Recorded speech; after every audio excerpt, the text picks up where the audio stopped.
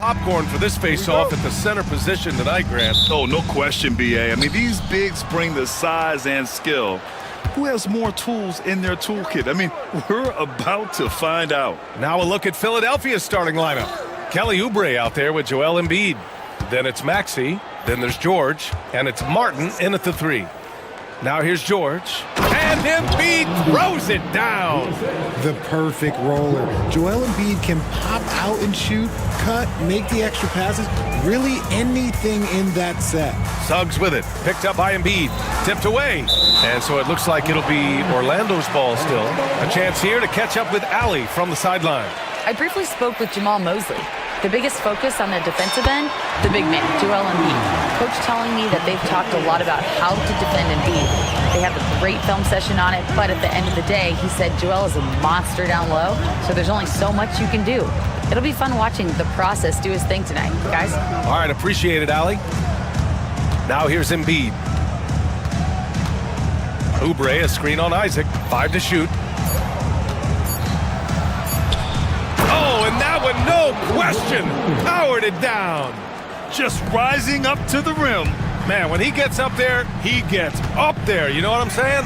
Well, after a decade of uncertainty, Magic fans now have a lot to cheer about. This is the most optimism they've had around the team since the Dwight Howard era. And it centers around their young star, Paolo Banchero. He is going to be a force for a very long time. Continuing to work, no give from Maxey, even amongst the bigs. Caldwell Pope against Maxey. Wagner for 3. And again, it's Orlando with a 3. And the lead just keeps changing hands. 5 times already, and we still haven't gotten out of the first half. Screen by Embiid. And the first quarter of action, 2 minutes in. Down low. Martin against Banchero. Back to Embiid. Oh, great D that time from Isaac. They timed up the layup perfectly. The D saw it develop and got there to bother the shot. Maxey against Caldwell Pope. Back to Banchero. Oh, Banchero throws it down. Yeah, with his bigger build, Banchero sets a solid pick, and then he quickly rolls into open position. It's George on the wing. He's covered by Suggs. Embiid, a screen on Suggs. Here's George. And he buries his first look. Attacking in the painted area. Clearly that was their game plan coming in. Suggs surveys the D. Banchero with a screen on George. Here's Suggs. And he makes no mistake. Slam dunk. So cunning and effective in screen and rolls. I really like watching Suggs operate in these sets. George against Suggs. George passes to Embiid. Pulls it. Orlando with the rebound. 1:36 left now in the first quarter. And Grant, I know you played a part in Embiid's decision to join Team USA. Yeah, B.A., I spent a lot of time talking to Joel Embiid and convincing him to play for us in the U.S. men's national team. And it's the Sixers with the ball. The Magic making their last shot. Embiid, a screen on Suggs. George drives in. And it's good. Fought through contact, hit the shot, and will go to the line. And a moment to look at the scoring approach in terms of where the points are coming from for Orlando. The ball movement has been outstanding so far. They've come out of the gate looking for that extra pass. And the other thing you notice is how determined they've been to get into the paint and get buckets around the rim. Now here's Suggs. 6 points for him. Pass to Caldwell Pope. Here he goes, and the layup is good off the glass. Caldwell Pope's got 5. 50 seconds left in the opening quarter. It's George on the drive. It's rebounded by Banchero. A rare miss for him at point-blank range. That's one he'd like to have back. The 3 is up. It's hauled in by Oubre. 76ers trail by 5. Pass to Embiid. From the high post. Philadelphia with another miss. The Magic have got 7 of 8 in the basket. And the foul called on Paul George. That's his first foul of the game.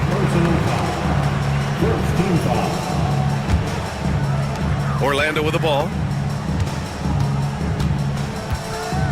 Suggs, right side. On the wing, Caldwell Pope. Suggs, left side. Nice one-handed jam. Simple and effective, B.A. Hey, with the lead, I'm surprised he didn't come up with something a little more creative. Well, we've seen some great shots in the first quarter. No shortage of offense. Orlando ahead, up 7. And we'll bring you the start of quarter number.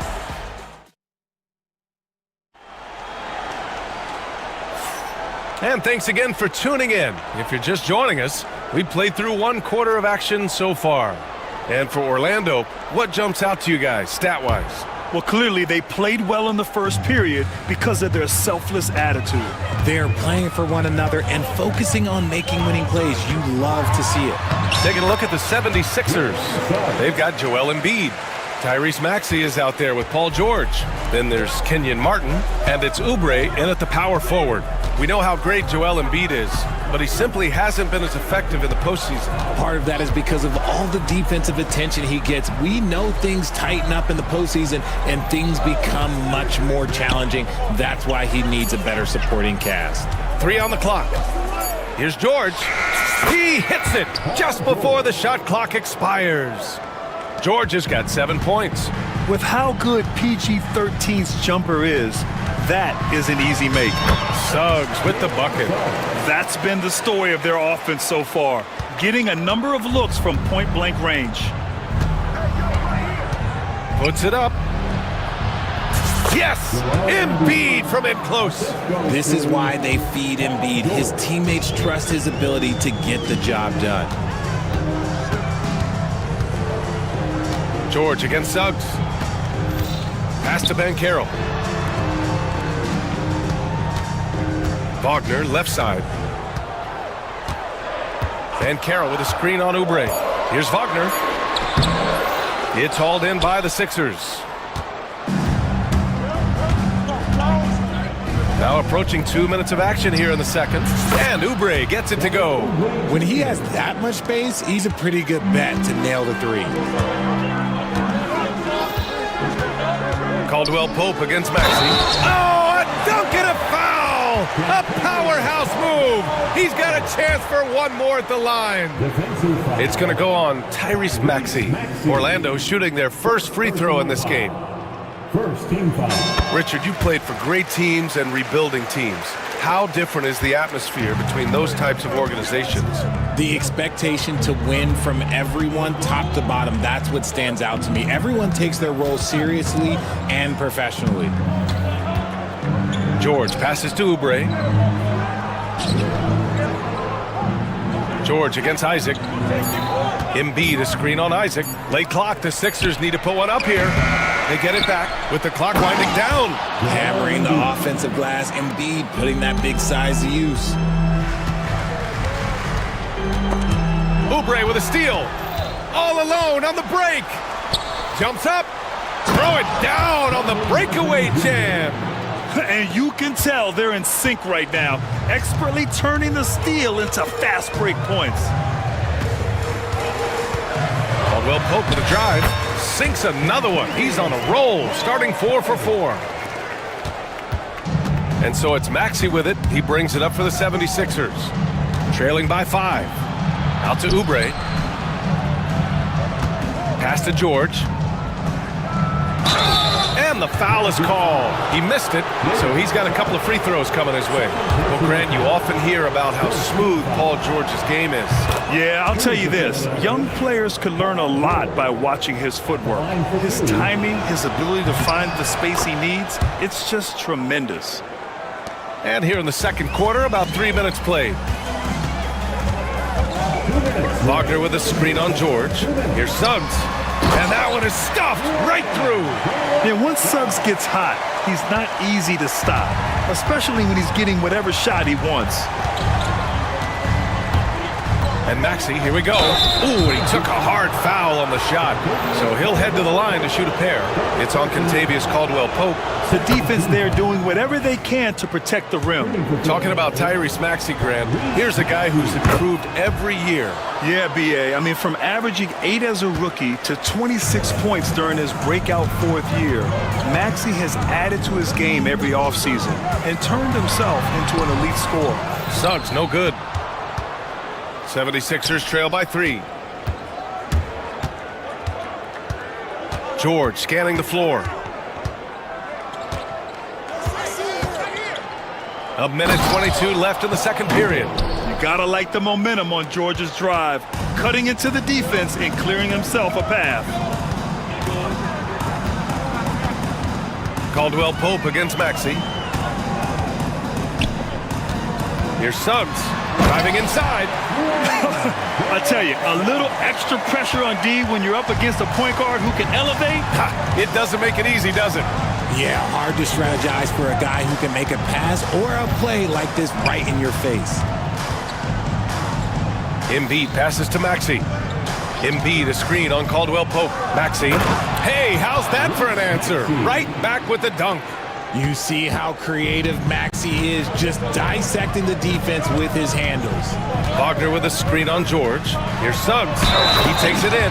Throws it down, and the official calls a foul. It may be a three-point play. It's going to go on Paul George, and he'll be shooting his first free throw. Second personal foul. Second team foul. That's good from Suggs. And what I like about Suggs is that he does many things well, and that's because he plays with so much confidence. 26 seconds left in the first half of basketball. It's George on the wing. He's covered by Suggs. George's shot is off. Banchero against George. From deep. And it's Martin with the rebound. Here's Maxey. And that's not gonna go. And we're through the first half of play here in what's been a good one. Orlando ahead, up by 4. And we'll be right back after halftime to get the third quarter underway. Fans, please direct your attention to center court. And get ready for the fan half-court shot.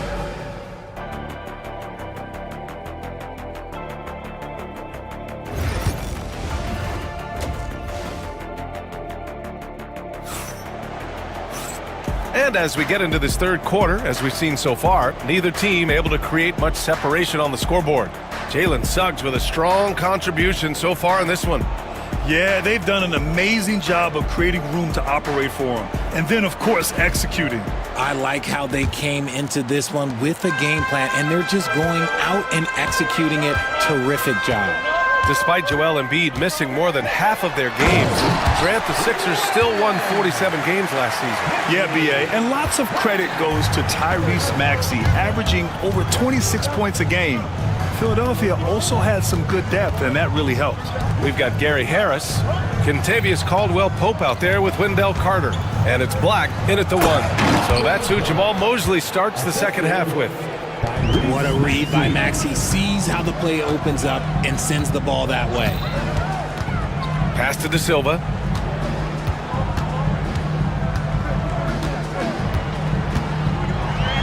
And he says right back at you with a big dunk of his own. Woo! Defensively, you can't afford to let him get to the rim that easily. Well, that might be why their deficit is what it is right now. Yeah, it's going to take better rim protection than that if they're going to climb out of this hole. Lowry, good.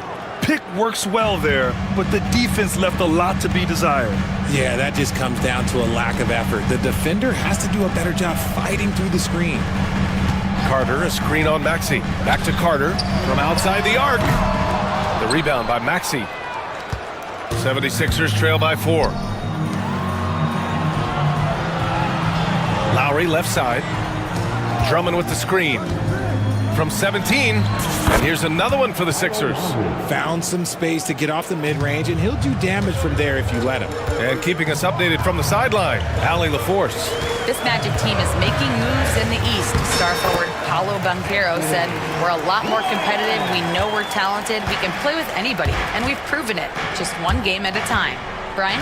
Got to take that simple approach. A team on the rise, Allie. Thank you. Maxey passes to Drummond. And the jam by Drummond. He finds a shooter in motion and is confident he can thread him with the lead pass. Well done. They set a pick. Pass to De Silva.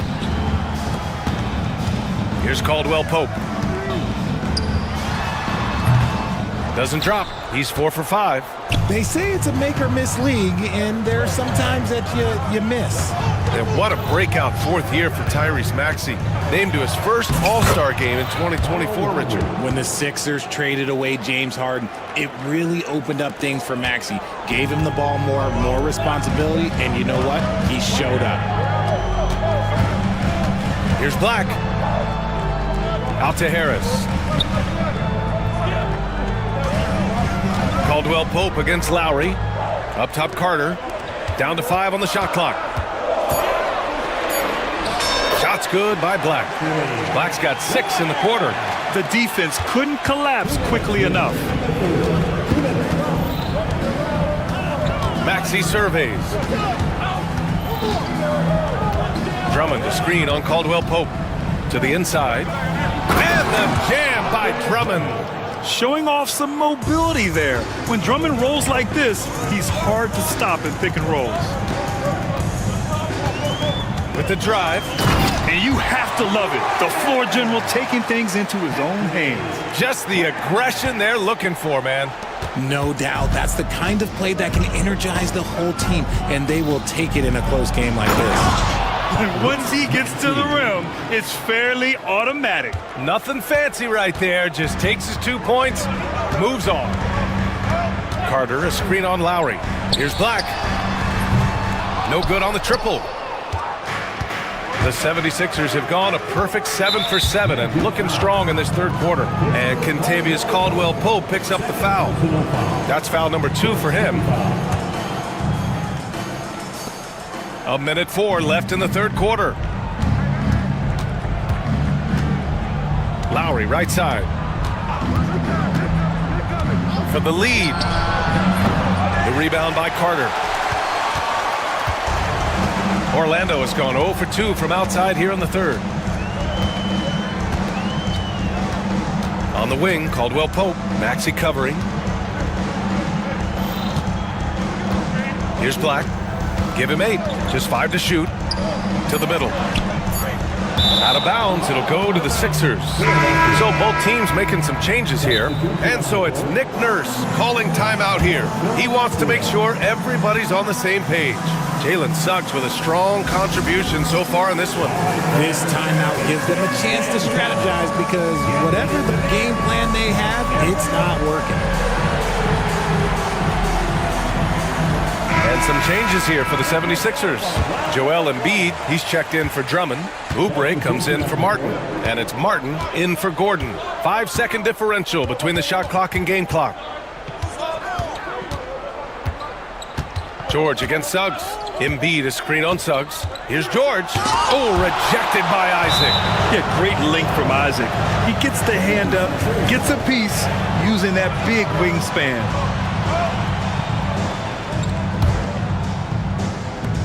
"12 seconds left in the third quarter. 4 on the clock.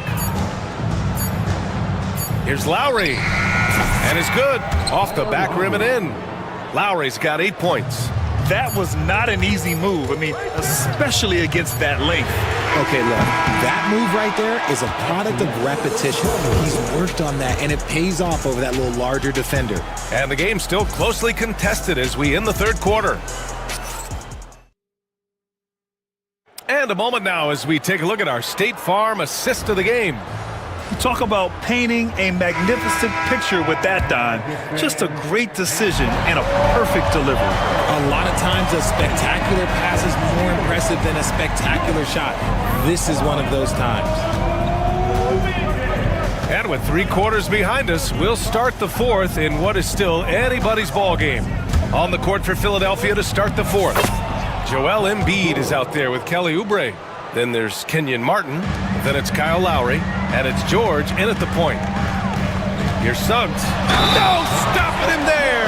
Jams it in, and he's fouled. And in a game this close, they're going to challenge the call. Coach does not agree with it, and he wants them to take another look at the monitor. Personal foul. First team foul. At the line for the Magic, Jalen. And even with the...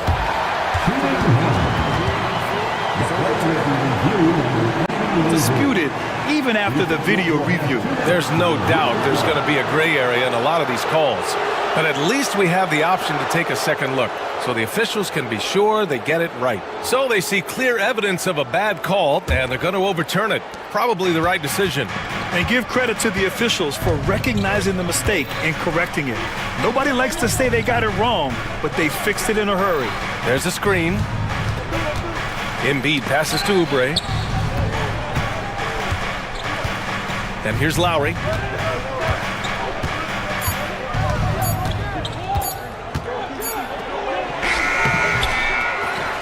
Second chance effort.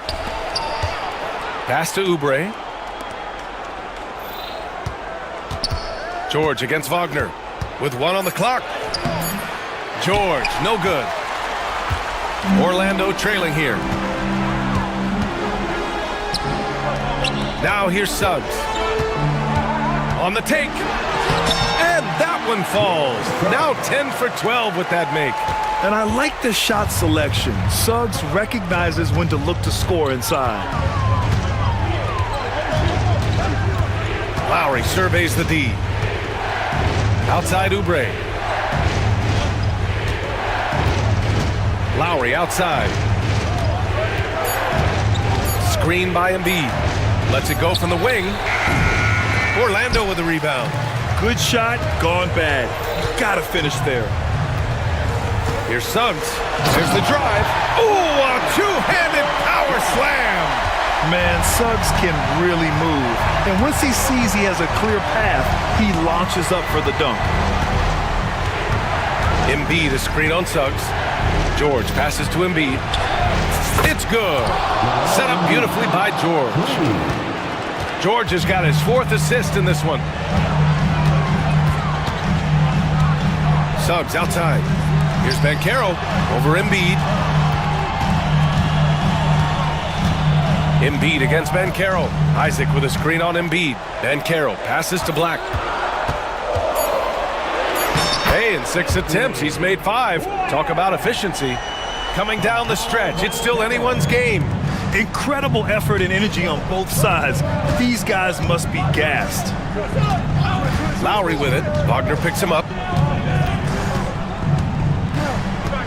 Lowry against Wagner. Embiid a screen on Wagner. George outside. Pass to Oubre. And the shot clock expires. 24-second violation. And this is the absolute wrong time to stop communicating. They have to get in sync. And the Magic making a change here. Caldwell Pope's checked in. Here's Wagner. Oh, he powers right through the defender for the dunk. Draws the foul, too. And he'll go to the line. Kelly Oubre picks one up. And a closer look here at the scoring breakdown for the Magic. Look, they're getting good looks inside. It's been a point of emphasis all night long, but I love this hard-nosed attitude of this team. And another thing that's impressed me has been their consistency with their two-point jump shots, getting it done from the mid-range. 5 on the clock. Martin a screen. Here's Embiid. On target from about 13 feet. The guy you want to have the ball. Embiid, this man is a superstar. It's Suggs with a drive. Oh, and he blocks it off the glass. Wow. To the wing on the left. And Carroll against Lowry. Pass to George. Embiid a screen on Suggs. Embiid with it. Puts it up from the high post. And he buries it. And he's tied it up. What a shot! Great to see guys who don't back down under pressure. He knew what they needed here and was determined to deliver. Isaac against Martin. Lowry outside. Here's Embiid. Oh, Embiid with the slam! And who else do you want in this situation? It's all about Embiid, and he's ready to carry that load. Deflects the pass, and it goes out of bounds. Last touch by George. He clipped the ball there, but not enough to nab the steal. That's fine. You love the effort, not making things easy for the opposition on offense. Outside, Caldwell Pope. Fires for three. And nails the tray. Big-time bucket to put him in front. Now they've got to put everything into their D and come up with a big stop. And timeout is called by Nick Nurse. And a great call on his part. This is the time you want to be in sync right here. All right, what are the considerations at this late juncture? It's always interesting to see what play a coach has saved for a situation like this. If they've got a surefire quick bucket play, let's just say now's the time to use it. Embiid, a screen on Caldwell Pope. Embiid inside. So a close game here sees Orlando taking this one. That was an incredible night of hoops.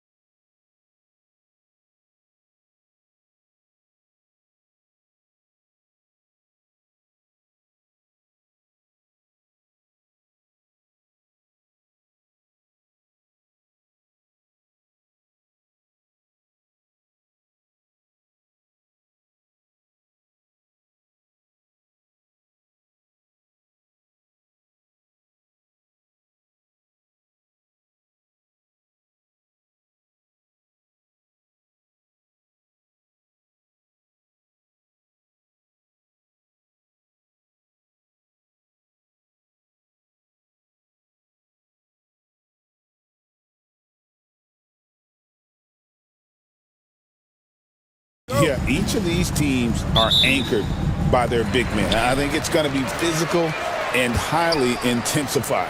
And checking out Minnesota's opening lineup. Jaden McDaniels is out there with Julius Randle. Then there's Reed. Then there's Anthony Edwards. And it's Alexander Walker in at the 2-guard. Now, here's Halliburton. 3-on-3.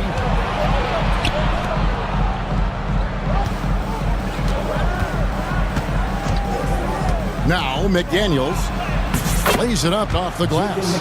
And once he got to the 10, I think he was surprised to find himself that wide open. Once he gets in deep on the defense, there is no way he's missing a layup like that. When he wants to, Halliburton can get to the hoop. Boy, he is tough to slow down. Edwards looking it over. Off on the layup. Excellent coverage defensively, making it hard on him. You know, Greg, when you look at the Timberwolves' history, the first round had been a problem for them. But not last year, as they swept the Phoenix Suns. And you got to look at it as being a tremendous success, right? Because going into the season, I don't know that anyone thought they would have made it to the conference finals. But, boy, that young group gelled well together, and the sky's the limit for the future. And it's the Pacers with the ball, following the bucket by the Timberwolves. On its way from Turner for 2. The shot's good on the assist by Walker. Makes decisive decisions on the hardwood. Once Turner saw the catch-and-shoot opportunity, he was locked and loaded. Now here's Edwards. And Edwards with the stop. Yeah, just solid work on the back end of that play. Yep, you're right. Finished hard with 2 hands on that stuff. Here's Halliburton. Tries again. Walker. Outside Turner. It's another look. Mathurin finds Halliburton. That shot wide open. Saw the defender closing, and Halliburton got it away in a hurry. McDaniels against Mathurin. Edwards can't hit. Well, I know he can finish at the rim, but the defense did just enough to force the miss. Siakam, right side. Mathurin, good. A young guy who is ready to attack. Mathurin gets the ball and goes straight into his shot. There's the pick. Edwards drives in. Falls through. He's now made 2 of 4. And I like to see this. They're calling his number early, and he's delivering. Yeah, well, his offensive contributions are going to be very important in this game. So it's good they've already got him in a rhythm. Here's Halliburton. Anthony Edwards making his last shot. Halliburton, that's good. Halliburton's got 6. For a skinny guy, Halliburton has a lot of confidence inside. In fact, he's confident at everything he does. Now here's Edwards. Pass to Alexander Walker. 3-pointer. The rebound by Halliburton. And I thought that was going to drop. It looked good from here. Randle against Siakam. Halliburton outside. From down in the low post, it goes. 8 points for him. And the all-around game of Siakam, so adept at working the ball to open guys. Reed with a screen for Randle. Second shot opportunity. Tries it again. In deep, Reed drops it in. Relentless effort creates the second chance opportunity. Halliburton outside. Inside. Lets it fly. Outside, Walker. Shot clock at 6. Here's Mathurin. That falls. Nice feed that time from Walker. Well, the defense can't lose track of him. He's just too talented offensively. 2-second difference between shot clock and game clock. Edwards. And foul on the shot. And yep, we thought we might see it. And the coach's challenge has been triggered on the personal foul call. Shooting for Minnesota, Anthony Edwards. And this is the time now where the officials can review it. Under NBA rules, there will be 2 minutes to review the play. Getting a different angle can sometimes make it a lot easier to determine. Indeed, and the one thing with replay review is that when you see the slow motion replays, you really get a new appreciation for just the immense speed at which these players are moving and how fast the action really is and how hard it can be sometimes, you know, Greg, to make the right call. And the announcement on the review is that the foul was called in error. So they have determined to overrule the original call. And guys, this is what it's all about, getting the call right. And I think in this case, the video review showed that while it was a tough call to make on the floor, they got it right with the review. And we've got a timeout called from Chris Finch, looking for a breather and maybe just 1 or 2 things to talk about. For 3, Edwards. And the last shot before the buzzer is off. And that concludes the first quarter of play. Indiana out in front, up 7.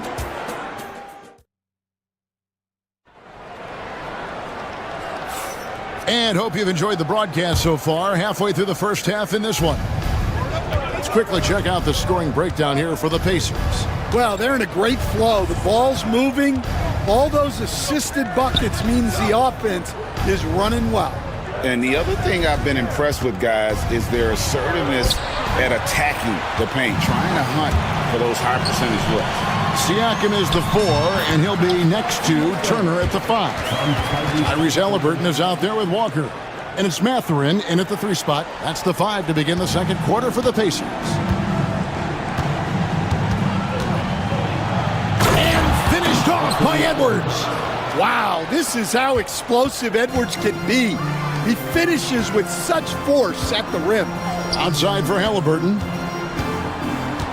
Back to Siakam. Pulls from the top of the key, and he hits the jump shot. Siakam's got the lead up to 9 now for the Pacers. Randall against Siakam.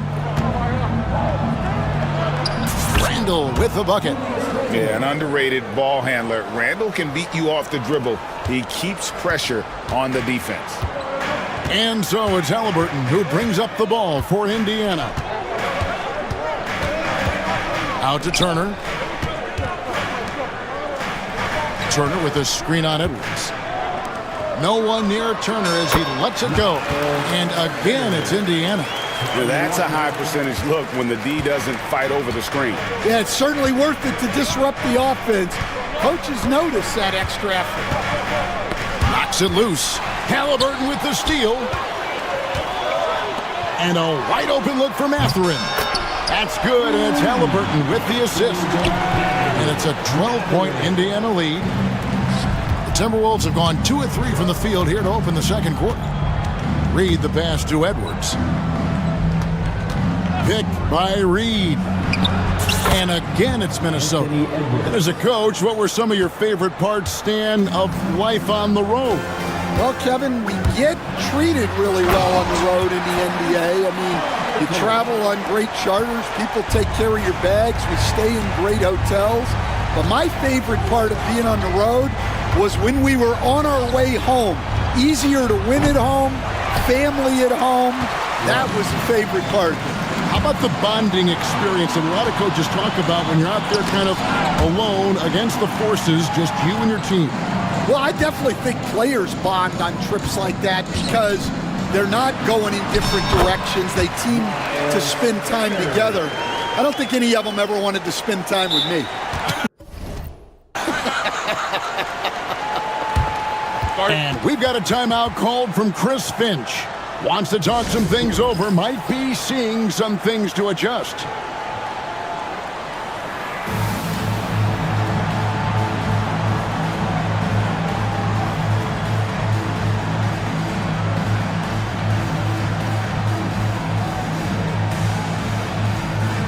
And Indiana making a change here. McConnell's checked in.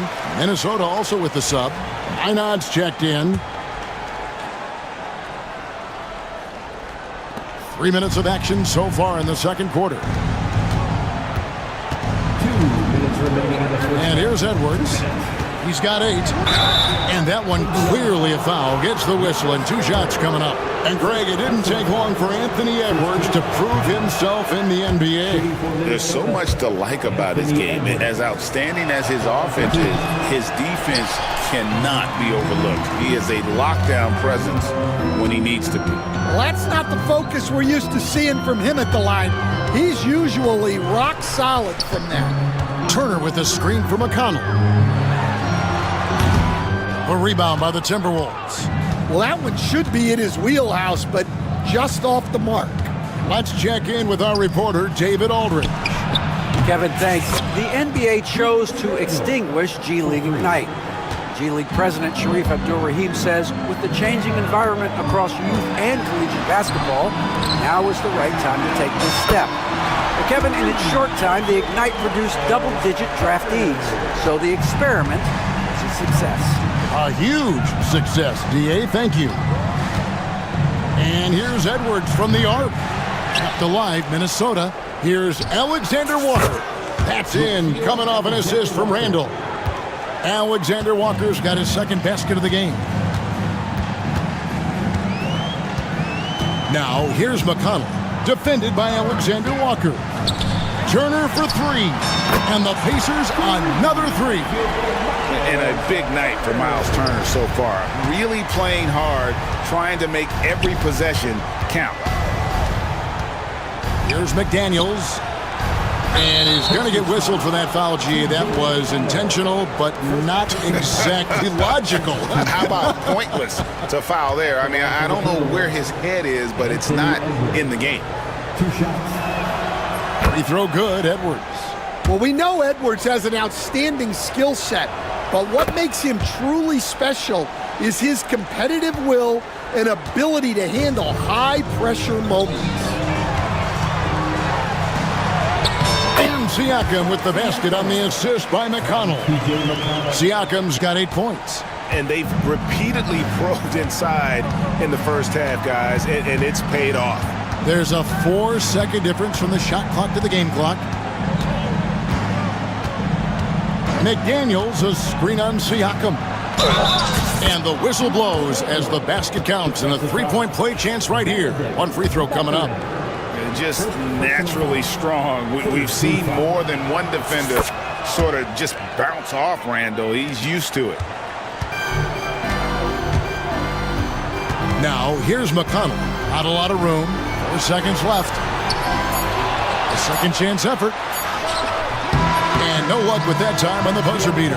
And so it's the Indiana Pacers up by a dozen here at the end of the quarter. They've been putting on a clinic in the paint. Shots are falling with regularity, and they are pounding it down low. And don't go away. We'll be right back.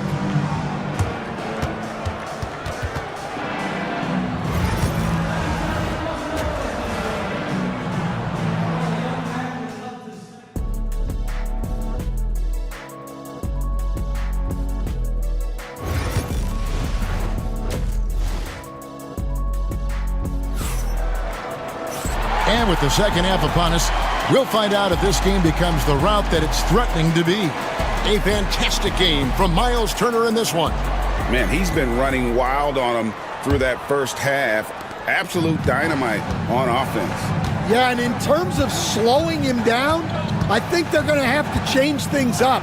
Give him some different looks.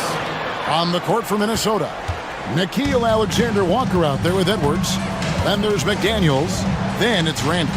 And it's Minot in at the 5, patrolling the paint. Turner with a screen for Siakam. Into the lane. And Siakam throws it down. And how about Siakam showing that he can turn on the Jets as well? McDaniels sets a screen for Edwards. Pass to Minot. Edwards, a screen on Turner. Back to Edwards. And we've got a timeout called from Chris Finch.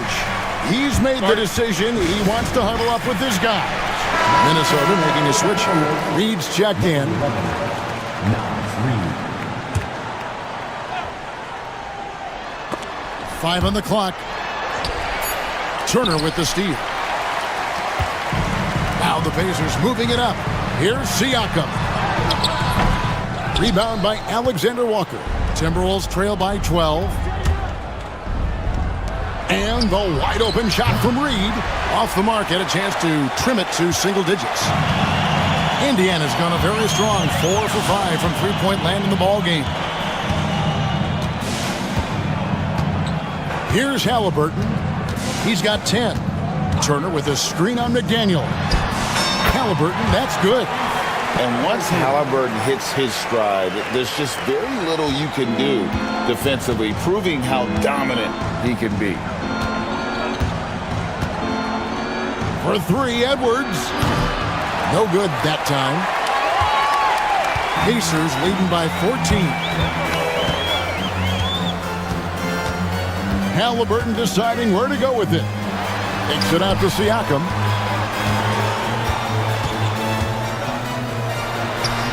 And the Pacers tack on two more.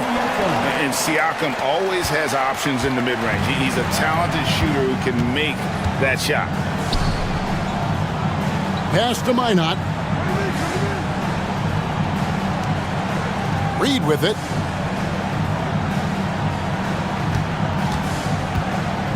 Clock at 6. And here's Edwards from the arc. Walker with the rebound. Not quite enough defense that time around. Just lucky he was off. And he commits the intentional foul. You know, Stan, we hear all the time about after timeout plays.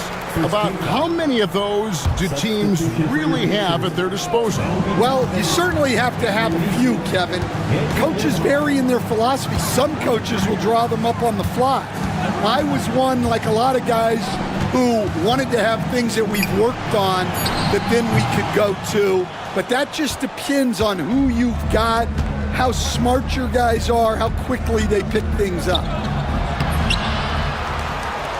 And the foul is called. He intentionally grabbed him there for some reason. I don't know. Kevin, all I can think of is that he's trying to slow the game down a little bit.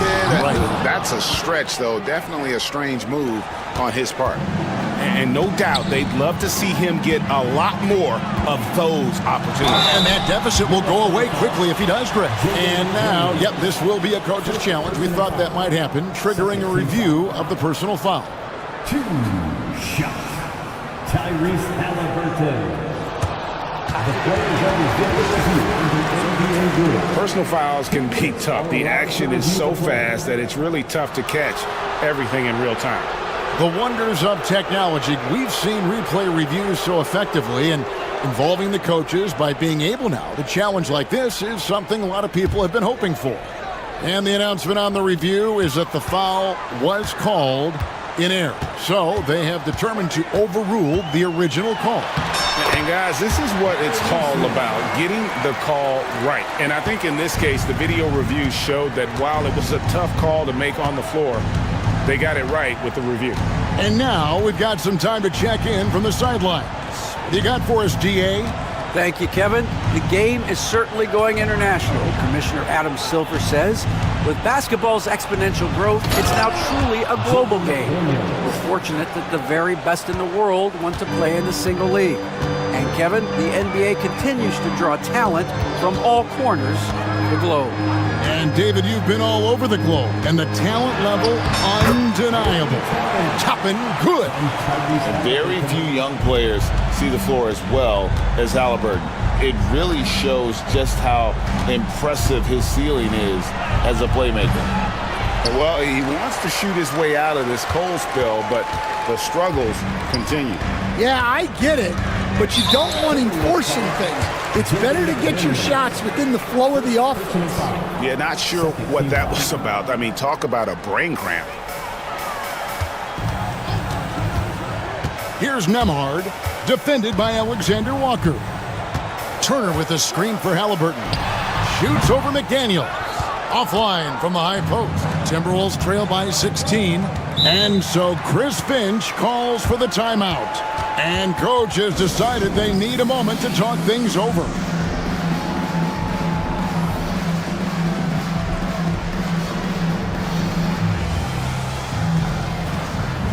So lines up with a new group on the floor.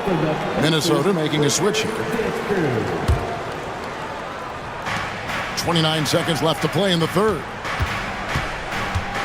That's a 2 from Randall. No good with the wing jumper. And so it's McConnell with it. He'll bring it up for the Pacers. 16-point lead, the largest margin in the game. And Walker kicks to McConnell. Wing shot on the way. And again, it's Indiana converting. And that pick takes the D totally out of the equation. Yeah, you've got to lock and trail hard. You can't allow him a clean look from that. I love the ball movement there. He put that on a silver platter. Just served him up. And as we end the third quarter, a double-digit deficit will make it tough to come back. Pacers lead. Now let's take a look at our assist of the game presented by State Farm. Yeah, an easy choice tonight. Look at the precision on this pass. Put it on a platter for him. Yeah, that's high-level playmaking. He makes it look easy, but it's not. And as we head into the fourth, we'll see if there's a comeback in the works or if it's more of the same from the first three quarters. Ryan is out there with Pascal Siakam. And it's T.J. McConnell. Then there's Benedict Mathurin. And it's Walker in at the 2. So that's the group out there for Indiana. Timberwolves trail by 15. DiVincenzo kicks to Randall. Here's Gobert. And that's good. A nice job in the glass as they pick up 2 on the second effort. And Gobert showing how much he wanted that basket. Outside, Walker. Mathurin for 3. That falls. Nice feed that time from Walker. And the Pacers lead by 16. Late reaction defensively. He quickly takes advantage, grows their lead. Yeah, look, the truth is he doesn't need much space anyway. But that one was too easy. And there's the foul. It'll go on T.J. McConnell. That'll be his second foul of the game. First team foul. A few possessions into the fourth quarter, just over a minute played. Here's Randall. Here's Gobert. And finished off by Gobert. And the slam. If Rudy gets that ball anywhere near the rim, he is going to finish it. Now, here's McConnell. Pass to Walker. McConnell sets a screen for Walker. Here's Mathurin. Shot clock at 5. And the call on the shot that sends him to the line. It's going to be on Rudy Gobert. Yeah, that athleticism of Mathurin is what makes him such a tough one to guard. And we're seeing some big paydays for NBA head coaches these days, Stan. Do you miss it? Do I miss the paychecks? Yeah, payday was always really good in the NBA. No question about that. What about now, though? What about now? Well, it's gone through the roof, but look, the trade-off is the paydays are big, but there's not a great deal of job security. An intentional foul committed, but for what purpose, Greg? I'm not sure. A scene of confusion right there. I can't imagine why he thought it was a good idea to foul there. Miles Turner, he's checked in for Indiana. Halliburton comes in for T.J. McConnell. Naz Reid, he's checked in for Minnesota. Edwards comes in for Dante DiVincenzo. Randall no good. Pacers leading by 16.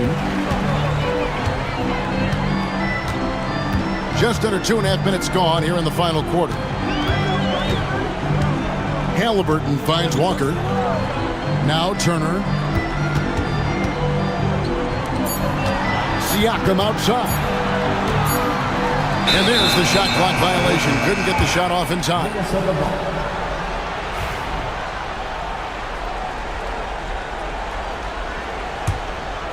Timberwolves trail by 16. Now Edwards. Pass to Randall for 3. Connects from three-point range. Well, it's a three-point shooting league. Guys like him are so important for spacing. Halliburton against McDaniel. Got it. Number 7 on the night. 7 for 11 from the floor. Man, just adding insult to injury. He just waltzes inside and extends this lead. Well, it's not going to get any easier if they can't improve their defensive intensity. They got to show some fight. And when Randall gets rolling on the drive, there's almost no stopping him. His size and athleticism are going to get him to the hoop. And let's quickly check out the scoring breakdown here for Indiana. Well, their passing has been just exceptional, and it's opened up the floor for them on numerous occasions. And another thing, the defense didn't clog the lanes. They took full advantage with their ability to attack the paint on a lot of those possessions. Dante DiVincenzo. He's checked in for Nickeil Alexander-Walker. McDaniels a screen on Walker. Randall passes to Edwards. Looking to get it going. And Edwards slams it in. Well, once Edwards saw his opening, it was game over. He delights in sticking it to you like this. Halliburton kicks to Walker. Halliburton sets the pick for Walker. And the Pacers can't get it to go. Timberwolves trail by 13. And these are the Oh, wow, what a great move inside. That is incredible. On the heels of this run, you wonder where was this effort earlier on? Yeah, it's so frustrating as a coach when it takes your team this long to get into a rhythm. Siakam, that's good. And you know they feel good giving their fans a show here while taking care of business. Yep, the crowd gets to go home feeling good about the win tonight. Their team looked impressive. Edwards can't hit. And they are really racking up the assists in this one. And their team chemistry is evident. These guys enjoy playing with one another. It's 9 seconds separating the shot clock and game clock. Halliburton. Reed with the rebound. And here's Edwards.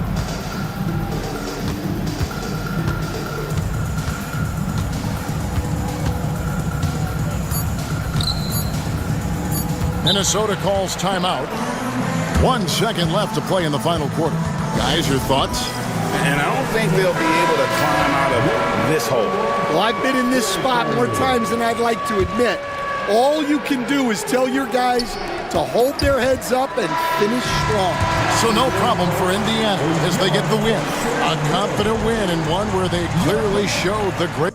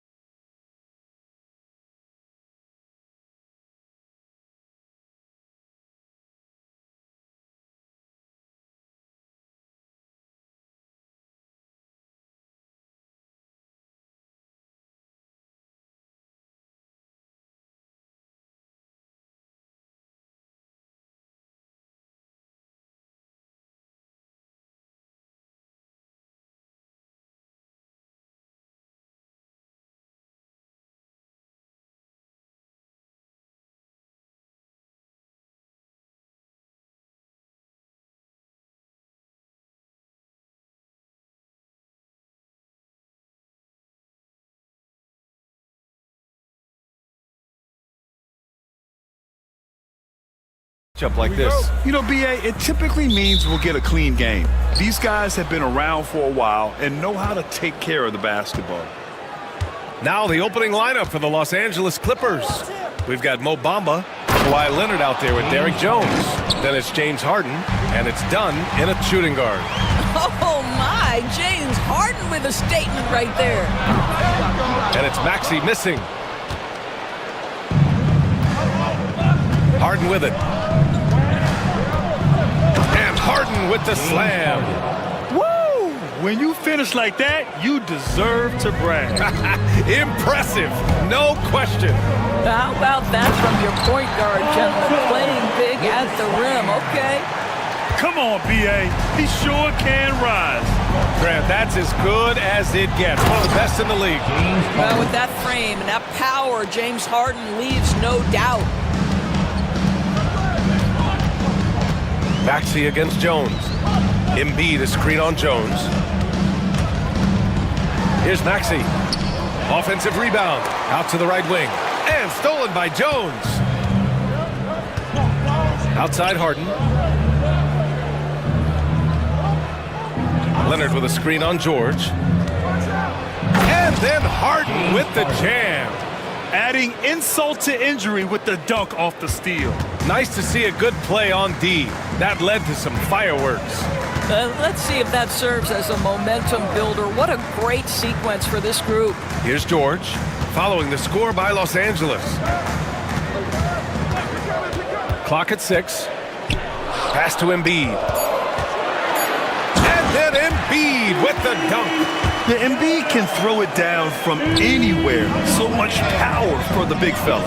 Doris, we've heard Paul George get a lot of praise from the next generation of NBA talent.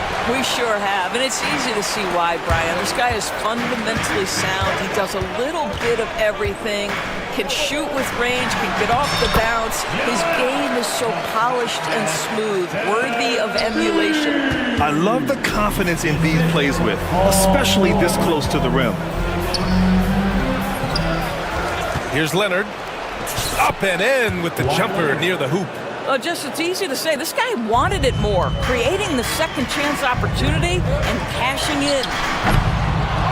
Embiid can't hit. Well, that's a blown defensive coverage, but it doesn't matter. He cannot answer the bell.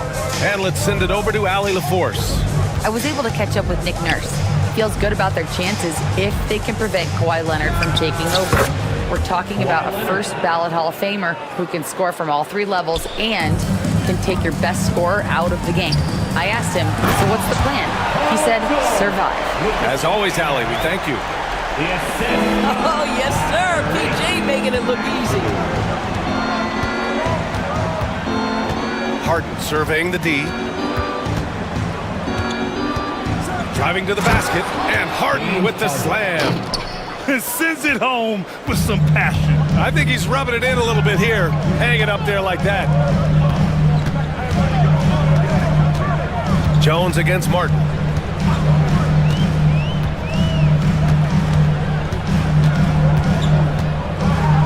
And the powerful one-handed slam. What he might lack in height at the 4 spot, he makes up for it with his burst. And here's Harden. 10 points for him. Here's Leonard. It's deflected. That's unparalleled defensive focus from Kelly Oubre. He's all over his man and just suffocates that shot. Embiid from outside. Pure from three-point range. Embiid's got 7. You don't want to let him get into a rhythm from out there. And the foul called on Paul George. Paul George. That's his first foul of the game. Personal foul. First team foul. Harden against George. And Harden with the slam. James Harden, with the ability that he has both from a smarts, IQ, and skill standpoint. Nice drive right there. Pass to George. There's 39 seconds left in the first quarter. And slammed it home. And a foul. The A chance. And they're not happy with the call here. Coach has given the signal. He's going to use his challenge. Probably a good idea in such a close contest. People were worried that this would slow the action down. But with so many close calls in every game, the NBA was smart to After the review, the play is under video review. This does for a coach is let his players know he's got their back. If they're adamant that the call was wrong, he'll back them up and make the refs take another look. So they see clear evidence of a bad call, and they're going to overturn it. Probably the right decision. and give credit to the officials for recognizing the mistake and correcting it. Nobody likes to say they got it wrong, but they fixed it in a hurry.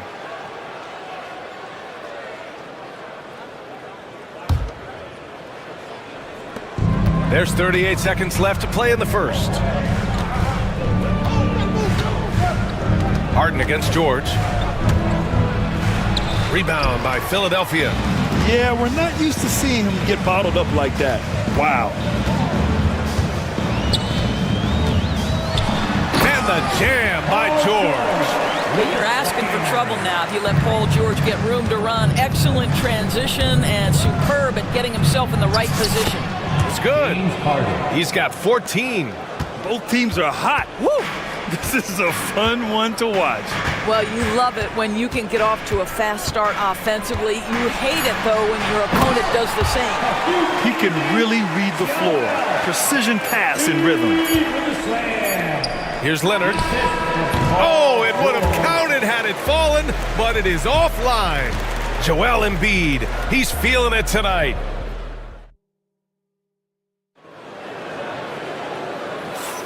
And this has been a fairly close game through the first quarter. We'll see what happens here in the second. All right, guys, what do you think so far about the offensive approach for the 76ers?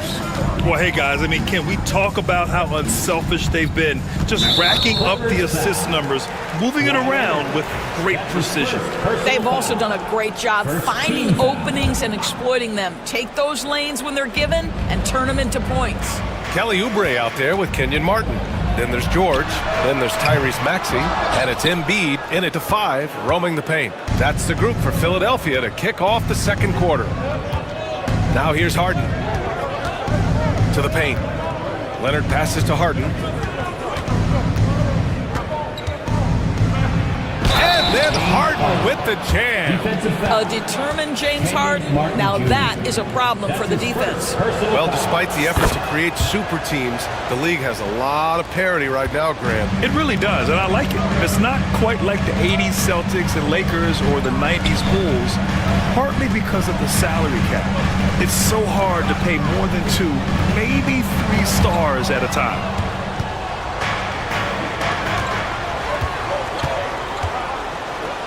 Leonard outside.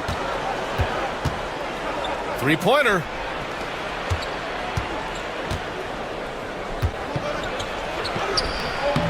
The shot, no good. And George with some nice D. Here's Embiid. Yes! Embiid from in close. Such a multi-talented threat on the offensive end, and you love his confidence. Harden finds Leonard. Oh, he drilled it. He's shooting 3 for 8 from the floor. This right here, whew, this is how you want to play the game. With passion, with energy, just great hustle play right there. Now here's Embiid.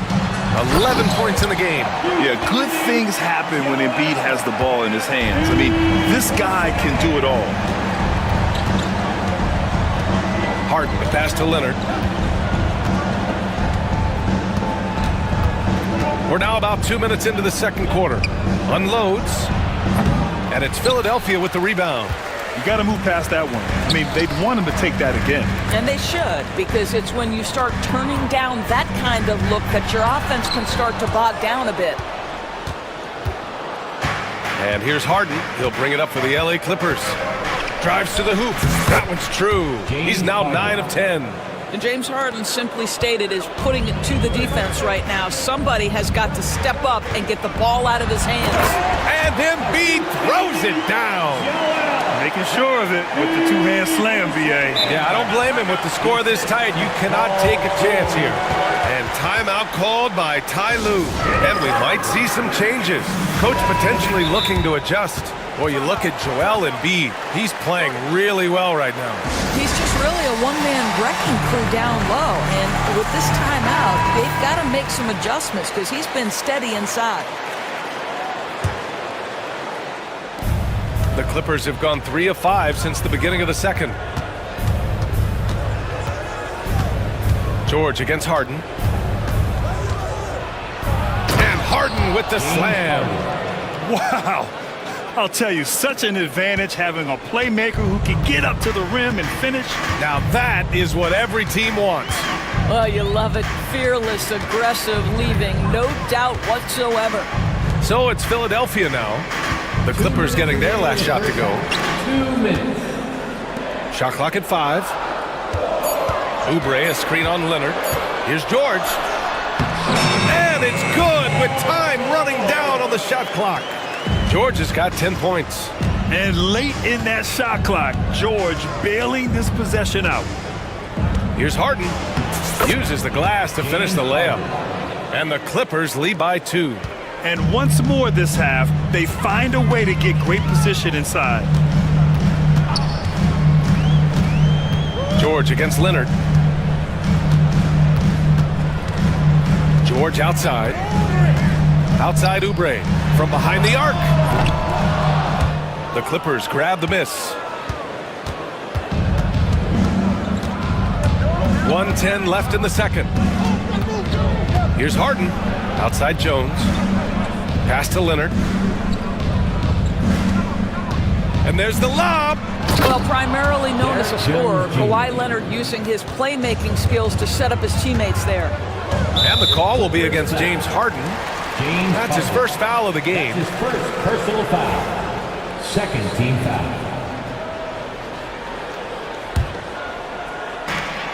There's 53 seconds left in the first half. Embiid, a screen on Leonard. George against Leonard. George passes to Embiid. It's good. Set up beautifully by George. George has got his 5th assist in this one. The Clippers in the lead. 29 seconds left to play in the first half. Leonard looking around. Jones with a screen on Martin. Shot clock at 6. Fires it. Boy, clanks that one off the back iron and it falls. Give him 8 points now. Well, what makes Kawhi so problematic in the pick and roll? He can do about anything he wants out of it, including keep the basketball.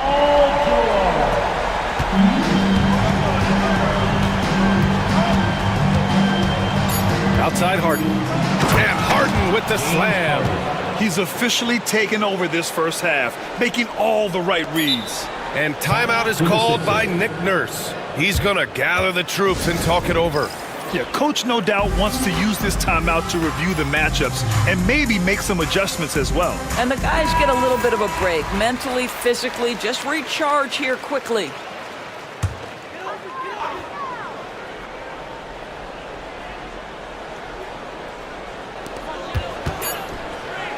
And the first half comes to an end. We've got a close game going here. It's Los Angeles up 3. All right, now let's check in with Allie LaForce. Allie, what do you have?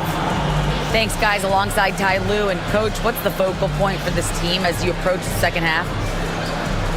Just playing hard, first of all, and then... Thanks very much, Allie. And folks, we'll be right back to start the second half of this game. Get ready for the fan half-court shot.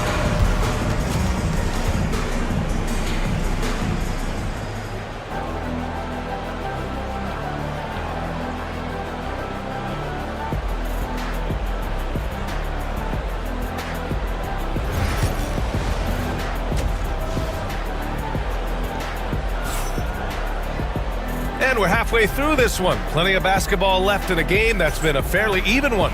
We are seeing an outstanding game from James Harden. Slicing up the defense, living in the lane.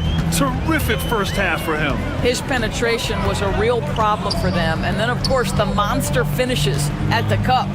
Checking out the group for Ty Lue to start the second half. They've got Derek Jones, James Harden out there with Chris Dunn. Then it's Mo Bamba, and it's Leonard in at the 4 slot. Here's Harden. Philadelphia getting their last shot to go. Pulls up, high post, and there's another one for the Clippers. Well, the mid-range is Kawhi's bread and butter. This guy can get to his spots and take whatever he wants. George against Leonard. And George with the jam. And slammed that thing through. A nasty two-hander. George against Harden. Takes it inside. Out to Leonard. It's good. Off the assist from Harden. Leonard's got 12 points. Showing great poise. Passes up his own shot for something better. And timeout is called by Nick Nurse. He wants a few moments to regroup with his players.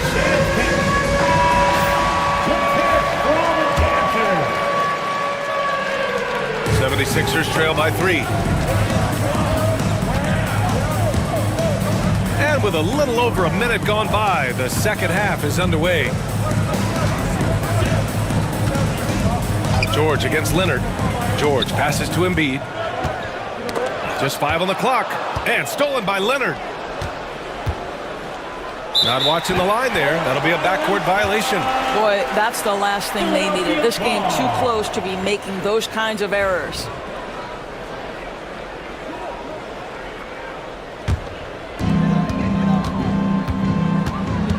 George against Leonard. George passes to Oubre. George scanning the floor. Back to Oubre for the tie. Knocks it down from distance. And this game is tied up now. But he's got NBA range. There's no doubt about that. Oubre with 3-and-D ability on the wing. Mamba, the pass to Jones. And it's flushed down. A nice jam. Oh, my. That's why we have those breakaway rims. Dude, he risked pulling the whole thing down to the floor right there. Now here's George. 15 points in the game. Inside, here's Embiid. Whoa, Embiid with the slam. The passing skills of Paul George are simply impressive. This guy is terrific at realizing when he needs to give it up. George against Harden. Pass to Leonard. And it's blocked by Martin. It's George on the drive. And the jam by George. Boy, you have got to love the energy Paul George is playing, but throws the hammer down. Out of bounds as Los Angeles keeps possession. He had the right idea, just couldn't come up with the swipe. Yeah, the anticipation was there, the hustle was there, very close to picking that one. And timeout called by Ty Lue. A moment to rest and confer on the game plan.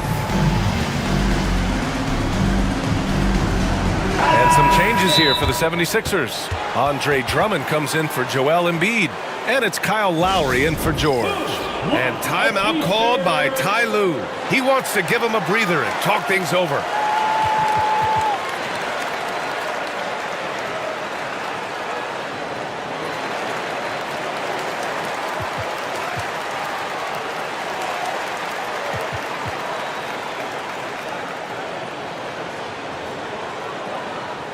All right, fans, if you want a t-shirt, then we need you to make the...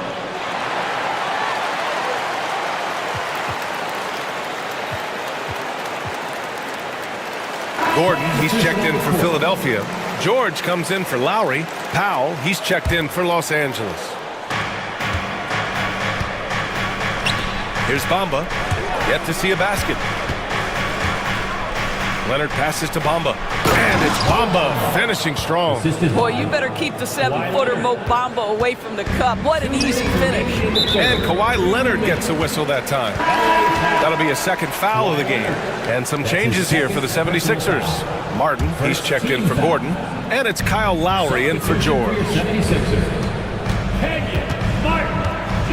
Now Lowry. Here's Drummond. And the jam by Drummond. Boy, how about the quick elevation by Andre Drummond? Doesn't miss an opportunity when it's that easy. Leonard with a screen on Maxey. Dunn takes it up with both hands and rips it down. And just a great screen. And they got a high-powered finish out of it. And my question is, where was the help? Someone rotate over and challenge. Now here's Maxey. Drummond to screen on Jones. Maxey passes to Drummond. And the bucket counts. And he is on his way to the line. He'll try to make it a three-point play. He's getting his first free throw attempt of the game here. Jones Jr. That's his first. 1:21 left in the third. Clippers trail by 3. Now here's Leonard. He's got 12. And so he draws the foul. And here comes the coach's challenge. He disagrees with the 2 shots. The play will be reviewed under pretty heated game. Every call matters. There will be And even with the coach's challenge in place, we've seen so many of these personal foul calls still disputed even after the video review. There's no doubt there's going to be a gray area in a lot of these calls. But at least we have the option to take a second look, so the officials can be sure they get it right. So they see clear evidence of a bad call, and they're going to overturn it. Probably the right decision. And give credit to the officials for recognizing the mistake and correcting it. Nobody likes to say they got it wrong, but they fixed it in a hurry. So it's Philadelphia now, following the score by Los Angeles. Drummond finds Lowry. 6 on the shot clock. Late clock, the Sixers need to put one up here. And the jam by Drummond. Showing off some mobility there. When Drummond rolls like this, he's hard to stop in pick and rolls. Leonard against Martin. And Leonard with the strong finish. Well, Kawhi Leonard might be quiet off the court, but on the court, he makes a lot of noise. Just 2 seconds between the shot clock and the game clock. These calls can be so difficult for officials to make. First trip to the free throw line for him in this one. That free throw good from Lowry. Both free throws good from Lowry. Here's Powell. Leonard on the wing. He's guarded by Martin. Leonard against Martin. Leonard inside. Leonard just muscles his way in.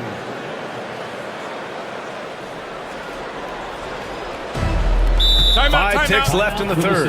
And timeout is called by Nick Nurse. We might see him looking to make some tweaks to the strategy here.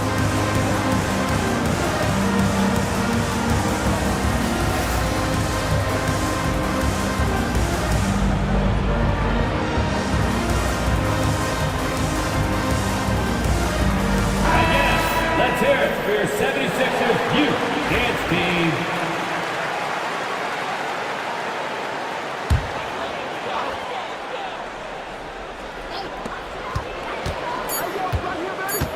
George outside. Over Leonard. Oh, he got it up in time, but it wouldn't fall for him. That concludes the third quarter. It continues to be an exciting neck-and-neck game. Sixers ahead, up by 1. And fourth quarter. And now we have a moment to reveal our State Farm assist of the game. And I'll tell you what, this was a no-brainer tonight. Take a look at the precision on this feed. Couldn't place it any better. And when you're the beneficiary of a pass that good, you better deliver. And he did just that. Man, I know I speak for all of us when I say I can't wait to see what kind of finish awaits us here in the fourth quarter. Time now to hear from our reporter, Allie LaForce. During that last break, Coach Tyronn Lue had some advice for the team, and he was adamant that they need to tighten up their D. That lack of communication at that end has led to breakdowns, wide open shooters, and easy buckets. He sounded pretty frustrated, guys. And Allie, thank you for that. We've got Kelly Oubre, Maxey out there with George. Then there's Kenyon Martin, and it's Embiid in at the center position, filling out the middle. That's the group on the floor for Philadelphia. Ooh, poked away and out of bounds. Los Angeles will have it.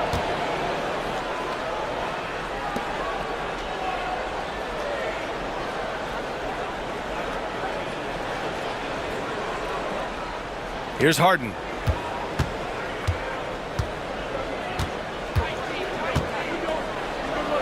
And then Harden with the jam. This is James Harden deep in his bag. Off the dribble drive. Put that defender in the rear view, James. Pass to Embiid. The three ball. And the 76ers get it back. And here's Harden. He'll bring it up for Los Angeles. They lead by 1. Maxey attacking. Soft touch off the glass. Maxey's got his first basket. While Maxey is an elite shooter, Tyrese is at his best using his speed, going downhill. Out to Leonard. There's the three. Oh, Leonard laces it in from distance. Oh, couldn't have asked for a more hotly contested game. These teams have swapped the lead 8 times. I believe it's coming down to the wire. And that one drops. George has got 19 points. What great body control from the all-star forward. Paul George, so skilled at keeping his composure under pressure. Leonard, right side. And it goes out of bounds. Last touch by Oubre. And just about a minute and a half gone by in the fourth. 6 to shoot. And there's the whistle. Illegal screen is the call. One of the trickier plays to judge, but it would be hard to argue against the call. It is really difficult to get your feet completely set, to stay completely still. It's almost surprising to me that it isn't called more often. The reverse slam, that was sweet. Ah, the finesse on full display. Harden with it. Harden picks him up. Fantastic look, but that's a bit redundant for James Harden. Philadelphia's gotten 3 of their 7 threes to find the net in this matchup. For 3, Maxey. It's hauled in by the Clippers. Bamba's got 4 rebounds now. Los Angeles has gone 1 of 2 from deep in this quarter. Harden into the lane, and Harden with the slam. What a big finish out of the backcourt. That might be exactly what they needed at this point of the game. Boy, as tight as this one is, that's a statement play saying, hey, listen, we're not here to back down from you guys. Embiid finds George.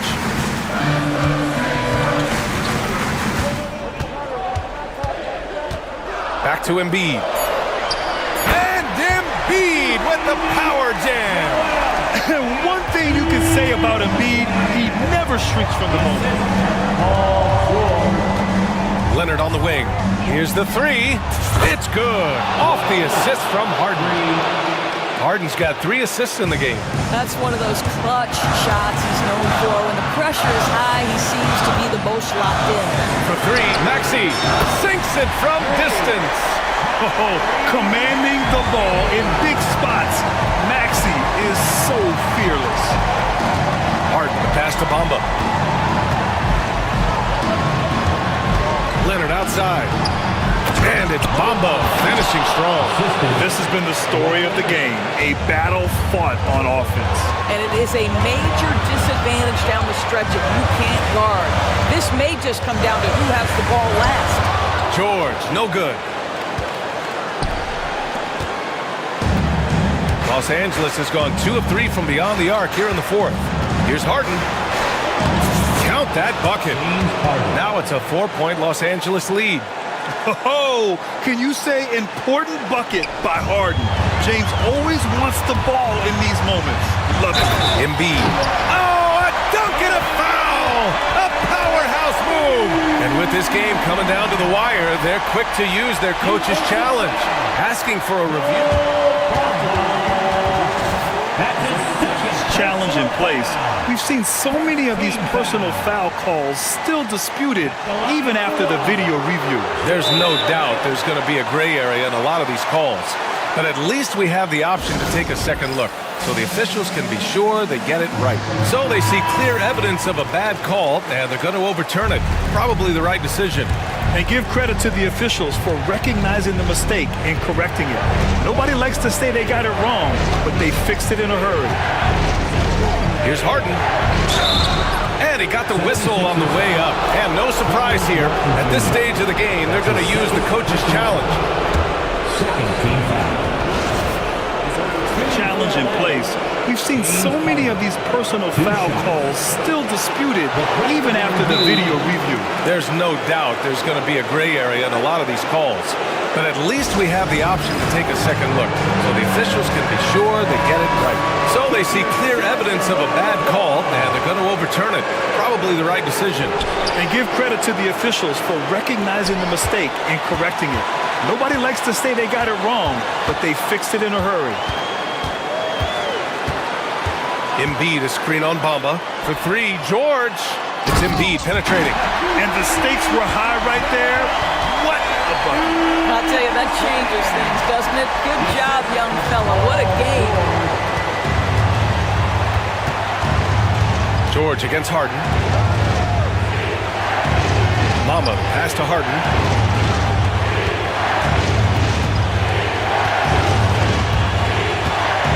Leonard outside. And it's going to be out of bounds. The Clippers will retain possession.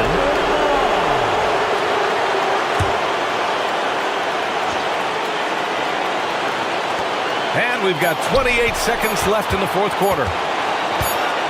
Here's Harden, and they forced the shot clock violation. Great D.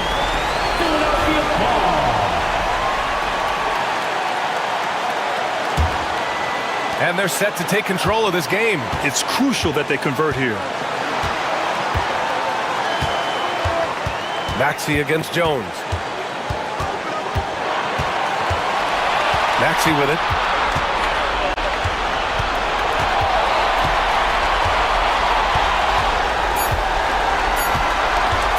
To take the lead. Oh, couldn't sink it, and we're going to overtime. Time expires. We're going to overtime. We've got more in store. Well, 4 quarters weren't enough to decide this ball game. Sit back and enjoy as we move on to overtime.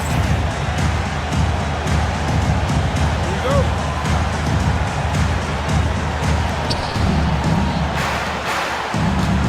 And here's Harden. We've got James Harden. Mo Bamba out there with Kawhi Leonard. Then there's Chris Dunn. And it's Jones in at the 3, small forward. George passes to Martin. George with it. Harden picks him up. George against Harden. Here's Martin. And he misses the go-ahead basket. And here's Harden. He'll bring it up for the LA Clippers. Pass to Bamba. The 3. Nails it from 3. Zero hesitation, guys. You just marvel at centers like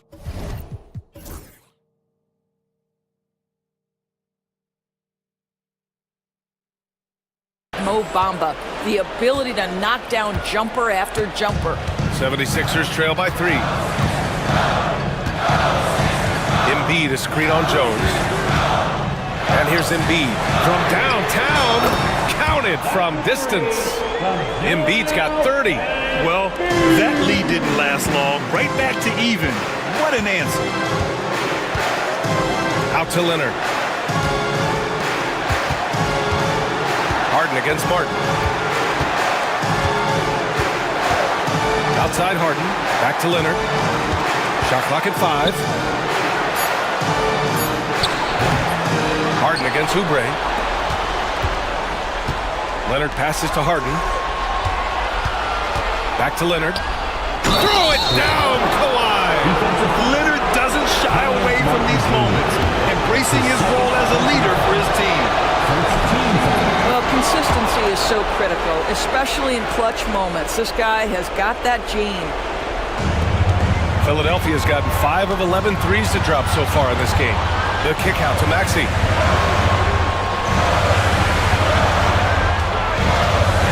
And there's the slam dunk to finish it off. Such an explosive athlete. Maxey saw his chance and took it right to the rim. Harden, the pass to Leonard. 4-3. Rebound by Philadelphia. Well, he won't miss many from that spot. The defense gets lucky there. And for some reason, he decided to foul there. Yeah, B.A., that's an odd move. Maybe there's something else behind it. I mean, I'm just not sure what he was thinking right there. I mean, he needs to get his head in the game. Leonard against George. Pass to Embiid.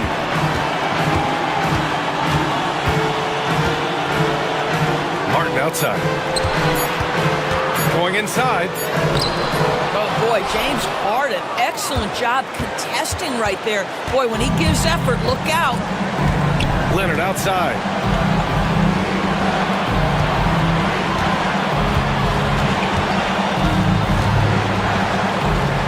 Outside for Harden. Leonard with a screen on George. And it's out of bounds. The Clippers able to retain possession here.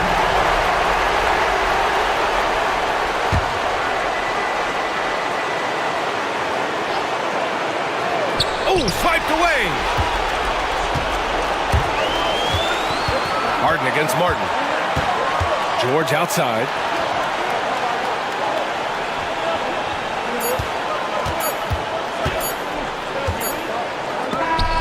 Oh, that shot had a chance, but the all-or-nothing shot. Thanks, Allie. Great interview once again. And that'll do it, folks.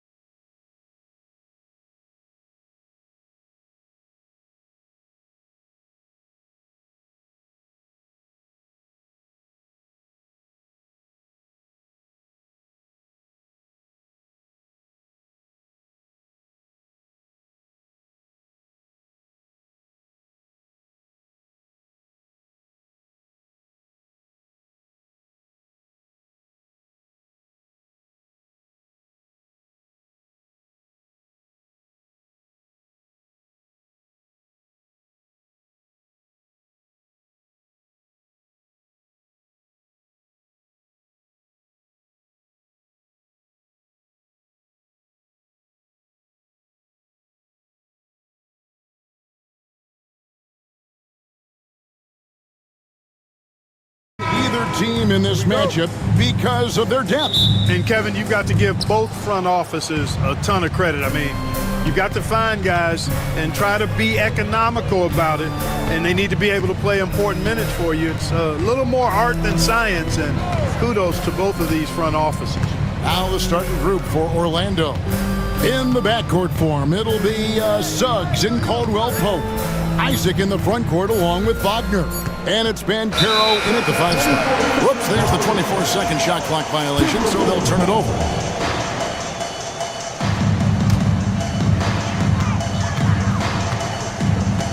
Now Randall.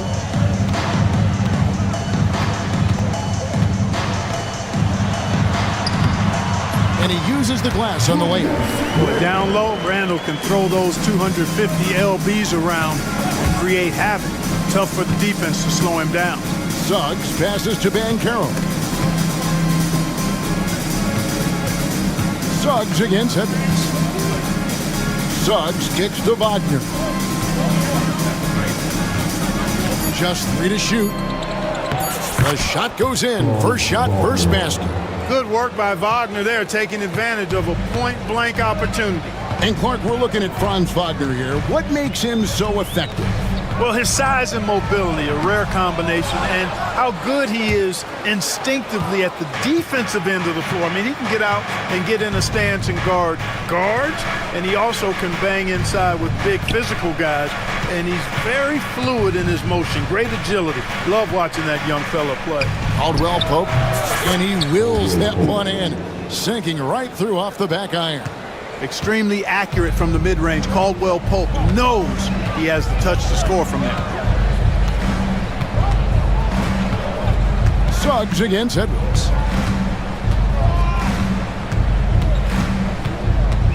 Pass to Minot. Edwards against Suggs. Edwards can't hit. Caldwell Pope feeling it out a bit. Edwards against Suggs. Ben Carroll has screen on it. And Suggs throws it down. Get up, Jalen Suggs. This guy also a terrific football player in high school. Edwards against Suggs.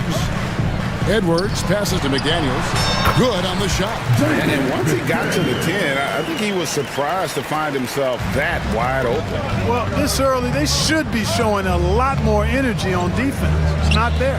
No one near Banchero as he lets it go. Off target from three-point range. And so Edwards will bring it up for the Minnesota Timberwolves. Trailing by 2. 1:57 left in the first quarter. Minot can't get it to go. Those are chances almost always you can rely on him to get you 2 points, but the D, just enough to keep him out of rhythm. Banchero was screened for Caldwell Pope. Down low. No good with the layup. And you can see the defenders afraid to kind of get in his way a lot of times when he's on his way to the basket. But on that one, they were there. A moment now to hear from our sideline reporter, Hall of Famer David Aldridge. David. Kevin, Franz Wagner grew up in Germany, but he says one of the reasons that I went to college in the U.S. was to learn a different mentality. The game is played more competitively. Talking trash is welcome. I had it in me deep down, but that brought it out more. That combination of styles has helped him to this day. Kevin? Great stuff, D.A. Thanks. Over in the corner, Edward. And the whistle blows. It's going to be on Jalen Suggs. That is his first foul of the game. First team foul.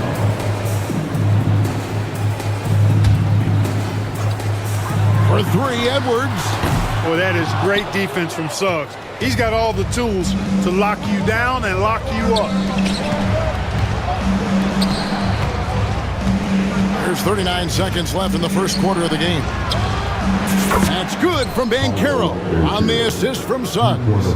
And they don't want to get in a habit of giving him open looks from 3. First quarter still, but not who you want to leave open. Edwards is a load to stop on the bounce simply because he's got a football player's build. Suggs kicks to Isaac. Banchero has screen on Edwards. Just 5 on the clock. Caldwell Pope finds Wagner. Shoots over Alexander Walker. And it's Wagner missing. And so Chris Finch calls for the timeout. He's ready to talk things through with the team.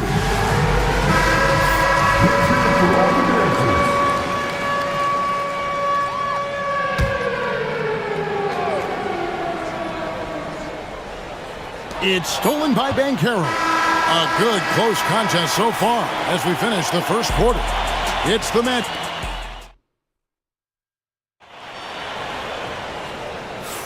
And if you're just tuning in, it's been a pretty even game through the first quarter.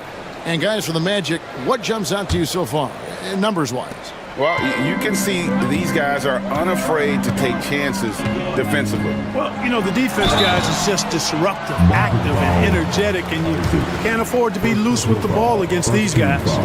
This is how the floor looks for the Magic start the second. In the backcourt form, it'll be Suggs and Caldwell Pope. Isaac in the front court along with Wagner.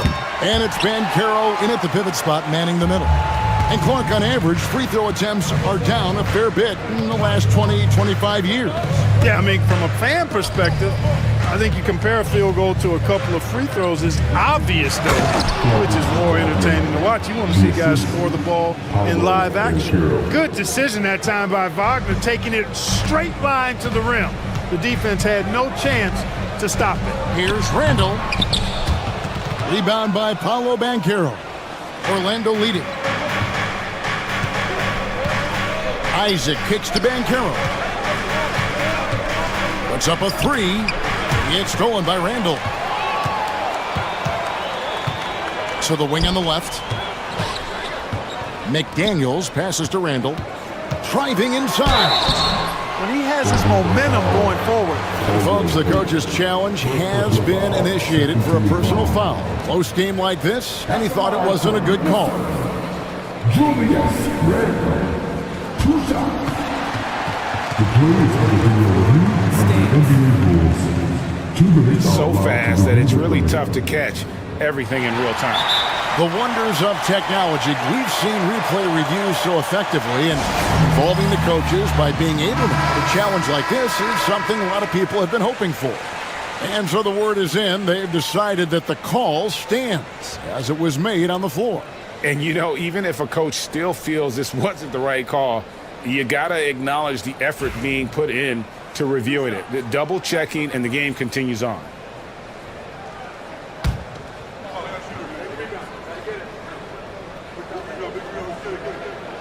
First free throw is good. And Greg, the way Orlando ended last season, that's really fueled their fire for this year. Yeah, I mean, a tough loss to Cleveland in Game 7 of the opening round. But it's hard to win in this league without first incurring some battle scars. No one near Isaac as he lets it go. Sinks the triple. Just focusing on the task at hand, that's all you can do. Yeah, these teams trading punches right now. I mean, it's table tennis. Back and forth we go. Edwards. And he sinks that one in the back of the rim on the way in. Edwards got his second basket. A minute and a half gone here in the second quarter. That shot by Caldwell Pope, no good. Alexander Walker on the wing. Good on the three-point shot. Alexander Walker's got the lead up to 3 now for Minnesota. Edwards has such good feel, knows when to get his own or move the ball. Here's Bancaro. Randall grabs the board. And so it's Randall bringing it up now for the Timberwolves. Outside Edwards. Edwards loves it in there. Man, he's got such a great touch and feel around the basket. He made that reverse look easy. Suggs finds Wagner. Shot to stop the run and finished off by Wagner. The finish was nice, but the setup was better. Yeah, GA, the pick working to full effect before the stuff. And, you know, not enough help from the defense there to compensate. He gets a clean look, and that's exactly how you draw it up. Jumps up, finishes the break with a slam. KCP is a guy who can pull up from 3 just as easily as take it to the cup. He's a tough cover in transition. Suggs against Edwards.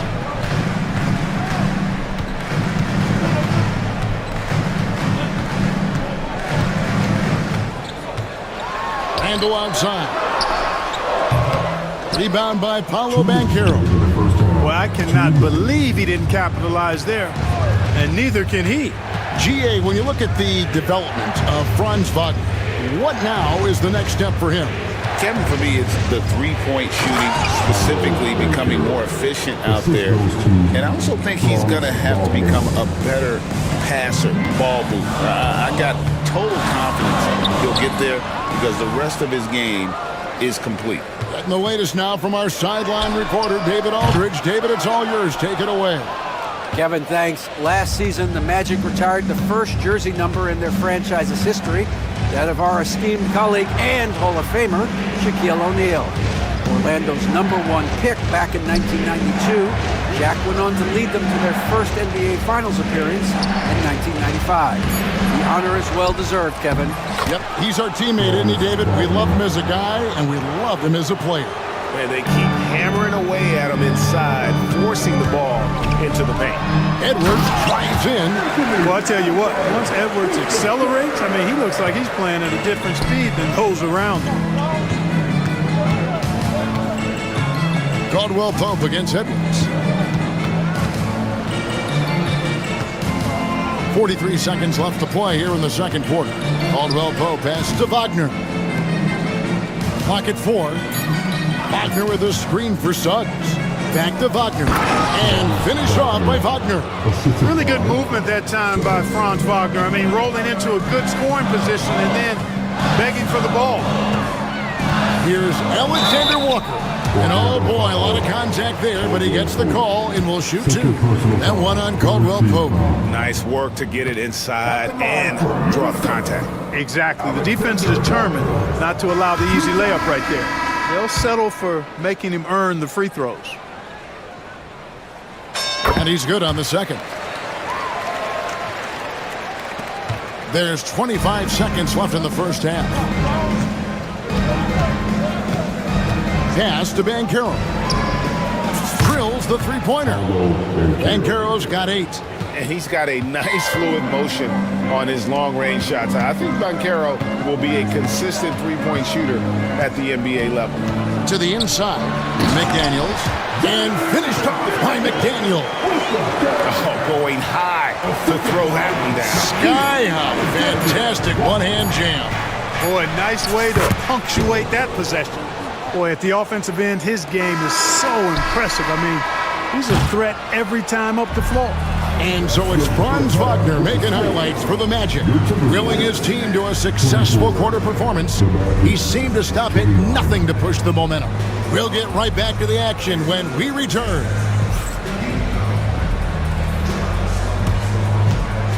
These are return seconds from the court.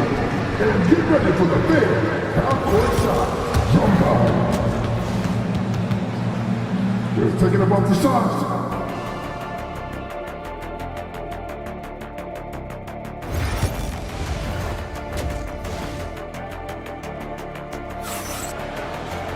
And as we get into this third quarter, as we've seen so far, neither team able to create much separation on the scoreboard yet.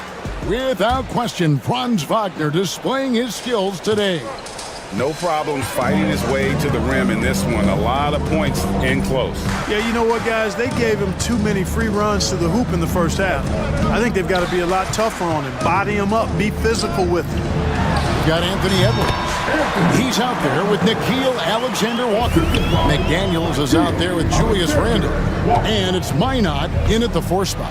That's Chris Finch's 5 as we get into the second half.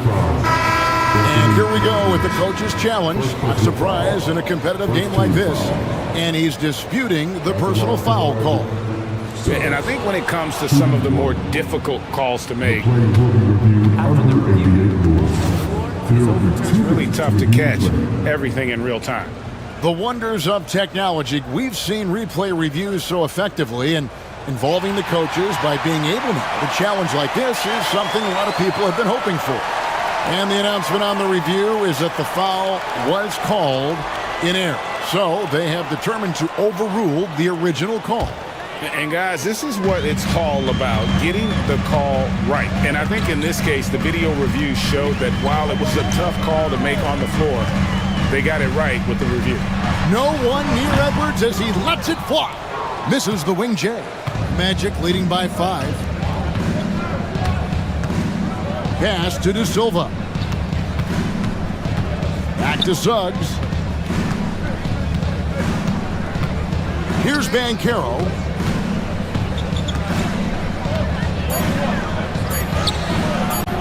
Reed with the rebound. Minnesota shooting an outstanding 53% for the game. Clark, I know you'd agree, Paolo Banchero has certainly lived up to the hype, being a #1 overall pick. Yeah, you know, I loved him when he was in college. Loved his size, his athleticism, his IQ, his tenacity. I mean, I don't think there's anything on the floor that he can't do. And Jamal Mosley has called timeout. Wants to regroup and go over the strategy.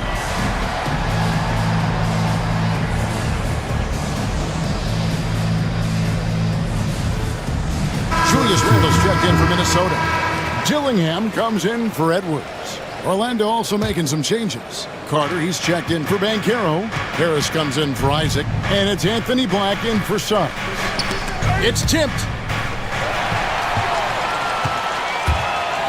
And we're about a minute and a half here into the second half. Back to McDaniel. Traps in the tray. McDaniel's got 7 points in the game. Attacking right away. McDaniel's wasting no time there. Here's Caldwell Pope, and there's the slam dunk to finish it off. And those plays could... And yep, we thought we might see it. And the coach's challenge. And I think when it comes to some of the more difficult calls to make, personal fouls can be tough. The action is so fast that it's really tough to catch everything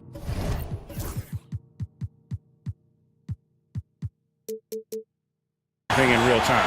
The wonders of technology. We've seen replay reviews so effectively, and involving the coaches by being able to a challenge like this is something a lot of people have been hoping for.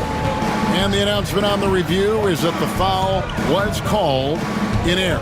So they have determined to overrule the original call. And guys, this is what it's all about, getting the call right. And I think in this case, the video review showed that while it was a tough call to make on the floor, they got it right with the review. Caldwell Pope with a wide open look, sinks the three-pointer. Caldwell Pope's got the lead up to 5 now for the Magic. Minnesota's gone 1 of 2 from beyond the arc since coming out of the break. Second half of play with just under 2.5 minutes gone. Dillingham, no good. Magic leading by 5. Here's Black.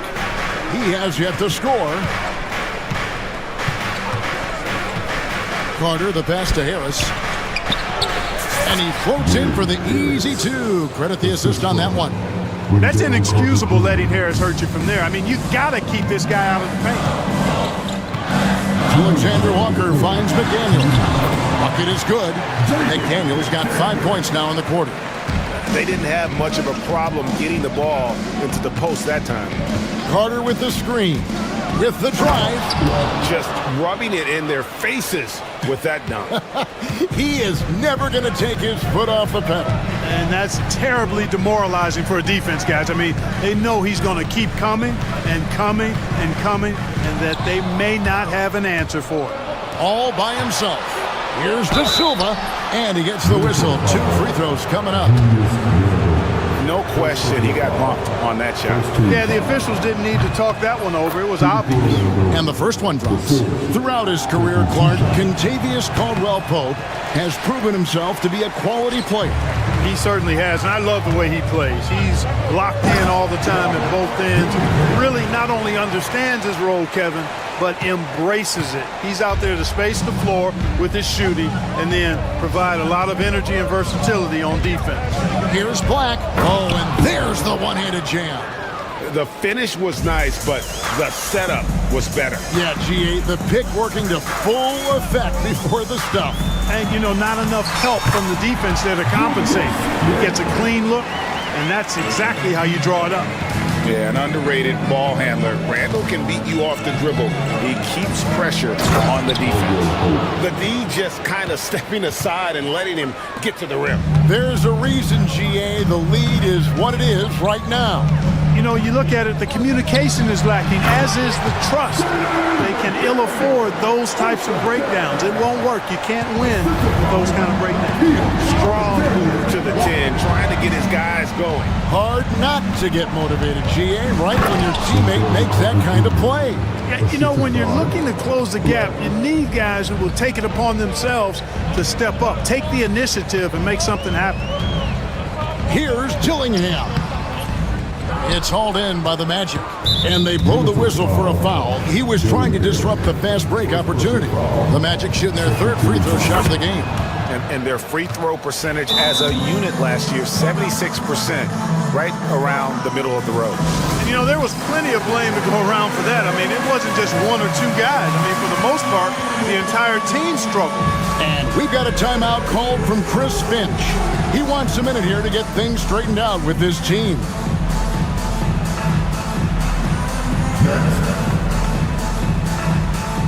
And some changes here for the Timberwolves. Einod's checked in, and it's Joe Ingles in for McDaniels. Orlando leading by 9. Drives to the hoop. Suggs. Here's Black. And that one is stuffed right through. Just rubbing it in their faces with that dunk. He is never going to take his foot off the pedal. And that's terribly demoralizing for a defense, guys. I mean, they know he's going to keep coming and coming and coming, and that they may not have an answer for it. And here at the end of the third quarter, it's a double-digit ball game. Magic lead by 11. And let's take this chance now to show you the State Farm assist of the game. And he may not be known as a pass-first guy playing out of the two-guard spot, but he shows here that he can dole out an assist or two when he needs to. That's right. I mean, that's not his primary duty, but when the situation calls for it, he can do it and does it well. And we reach the fourth quarter in a game that may be already out of hand. So on the floor for Orlando, Isaac in the front court along with Wagner. Jalen Suggs is out there with Black. And it's Banchero in at center. Really like how Wagner has really gone after it on offense. That's part of why he's hot right now. Rebounded by Isaac. Magic leading by 13. Suggs kicks to Banchero. Pass to Black.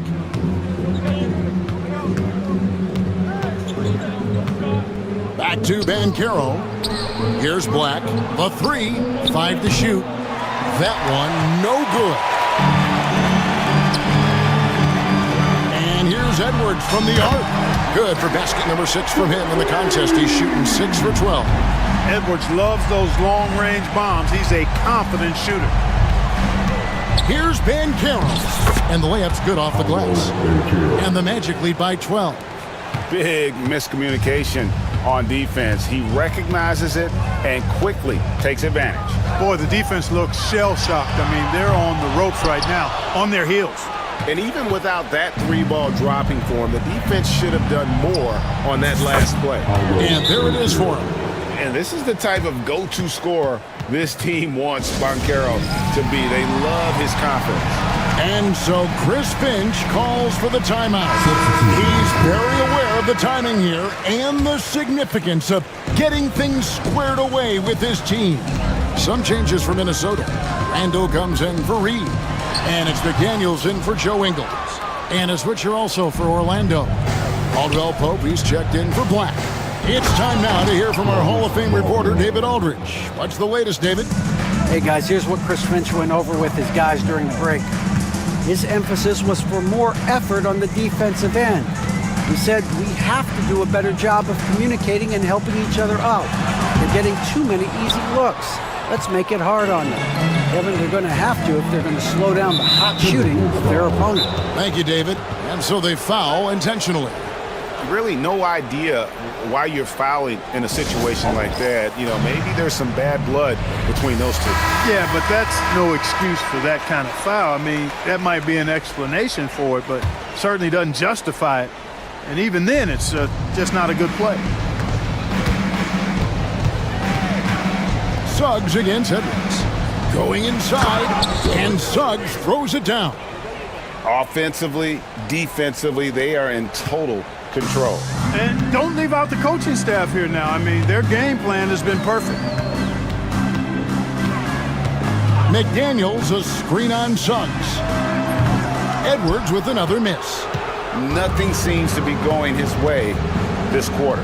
To me, it appears he's starting to lose his composure a little bit. We'll see if he can regroup and get back into a better rhythm. And it's sent back by Isaac.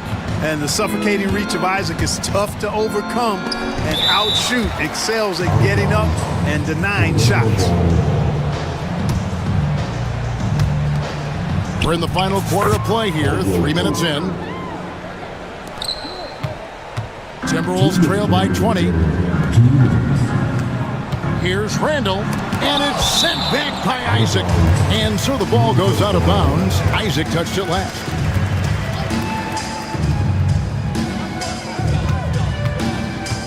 Edwards looking it over. Pass to Alexander Walker. 6 on the shot clock. Back to Edwards. Over Caldwell Pope. Caldwell Pope really good at staying in front of his man. He likes to make it difficult for whoever he's on. And there's the call on Nickeil Alexander Walker. That's his first foul. Second team foul. There's a minute 34 left in the fourth. Here's Wagner.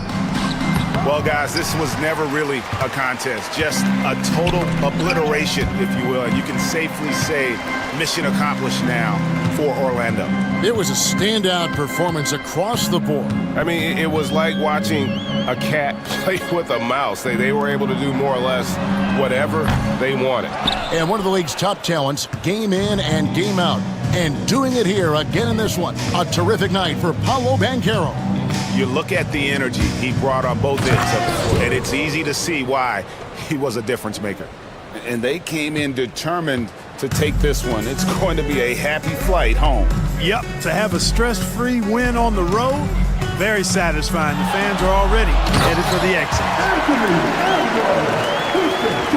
46 seconds left in the fourth quarter. Wagner outside. Isaac passes to Caldwell Pope.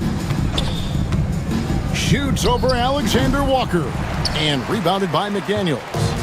And the Timberwolves with possession here. Out of bounds, Orlando takes possession. Here's Suggs, and it's Orlando's ball. They're on a 14-5 run.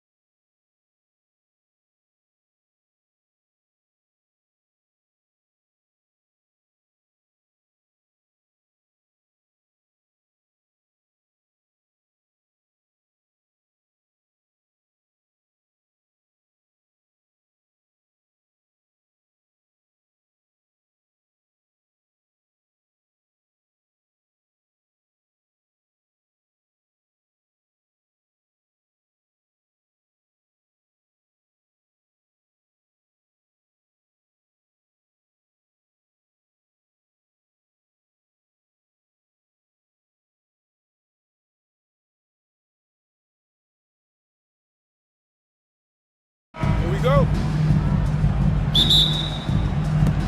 And it's the Pacers to start out. So a look at the starters for the Pacers. Siakam at power forward with Turner in at center. Tyrese Halliburton is out there with Walker, and it's Mathurin in at the small forward position. Siakam, that's good. Yeah, working the play to perfection. Siakam comes off the screen free to fire a shot. And one thing that Siakam has always had a knack for, Grant, cutting to the rim and finishing plays. Yeah, he plays so well when he has space to move. He's just great off the ball, and that fits with any team. His ability to convert at the rim makes his cuts that much better. The D giving him that shot, and that's probably not a good idea, but I guess they knew what they were doing that time. Pass to Halliburton.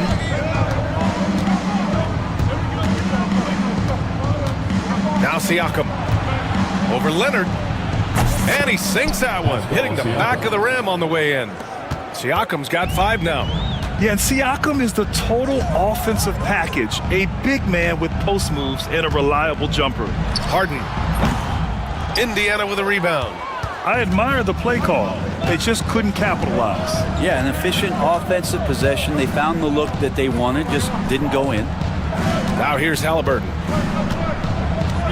Pass to Turner. Fires the 3. Rebounded by James Harden. And he probably thought he was going to bury that one. And now we've got an intentional foul. I mean, I'm just not sure what he was thinking right there. I mean, he needs to get his head in the game. First team foul.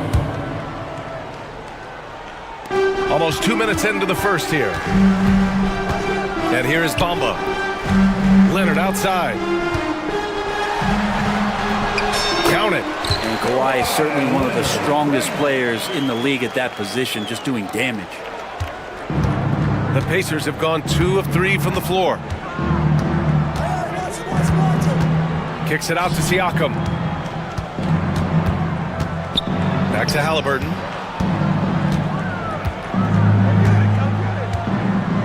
Clock at 6.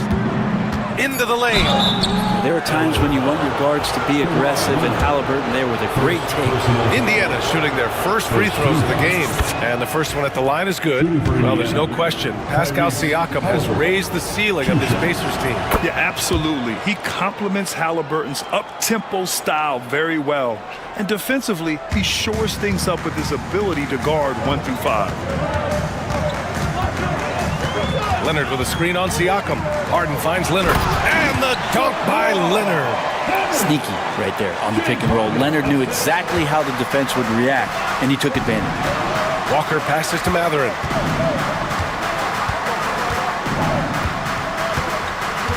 Pass to Turner.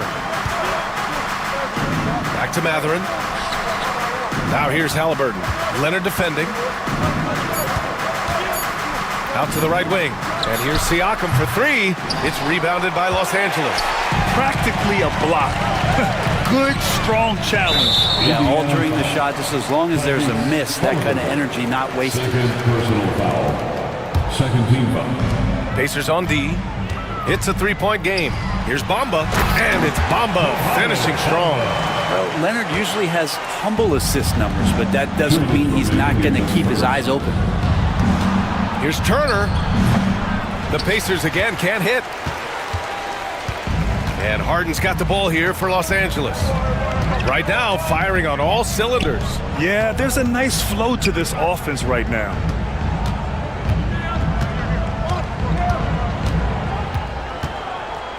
Five on the clock.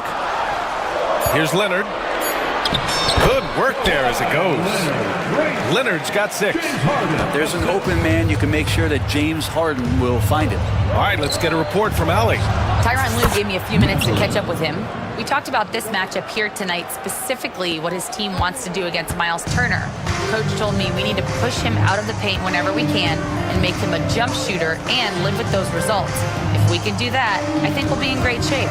Guys, back to you. Great work, Allie. Thanks. Oh, and a fast break for the Pacers.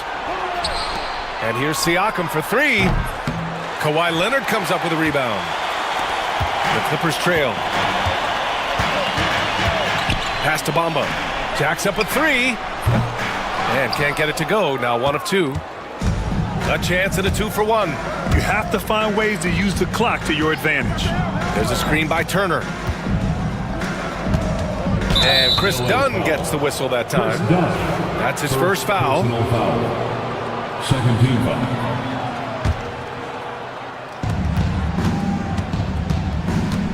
Leonard against Halliburton. Pass to Turner. 6 on the shot clock. There's a screen by Turner.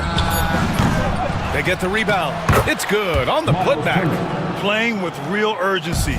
Turner keeps the play alive. That work ethic from him is just fantastic. Leonard outside. Here's Jones. Back to Leonard. And Turner with the block. And they'll get another chance. Good on the bucket.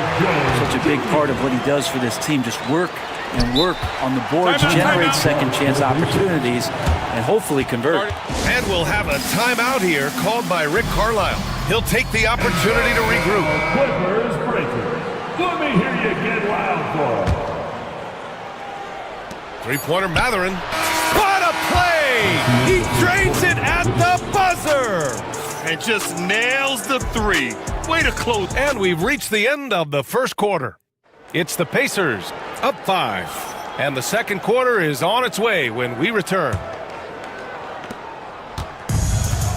If you're just joining us, we played through one quarter in this one. And some stats here, guys. The scoring breakdown for Indiana. Well, they found a groove, and it's from distance. So knocking them down from the three-point land never hurts. I love the passing that they displayed at the start of the game. Great ball movement that's opening up some chances without really getting deep into the execution. We've got Mo Bamba. Chris Dunn is out there with James Harden. Then there's Kawhi Leonard. And it's Jones in at the 3, the small forward. That's the group for the Clippers starting the second. Grant, there are such intense rivalries at the college level. Do any of those carry over to the NBA? Oh, BA, they sure do. I was part of some serious college rivalries. There was a lot of trash talk with the guys on the other side. It didn't stop that much after we got to the NBA. Shot clock at 6. Tries it from 19. And again, it's the Clippers converting. Just over a minute has passed here in the second quarter. Here's Siakam. Oh, plenty of contact on that shot. Officials call. And in a game this close, they're going to challenge the call. Coach does not agree with it, and he wants them to take another look at the monitor. Pascal Siakam at the line for 2. The play will be reviewed under NBA rules. There will be 2 minutes to review the last play. Was smart to adopt this challenge policy in 2019. You know, one thing this does for a coach is let his players know he's got their back. If they're adamant that the call was wrong, he'll back them up and make the refs take another look. And they've made their decision. The call will stand. And as much as it hurts to lose a challenge, I think Coach would challenge that call again if he could. He really disagreed with the foul, and he's still peeved.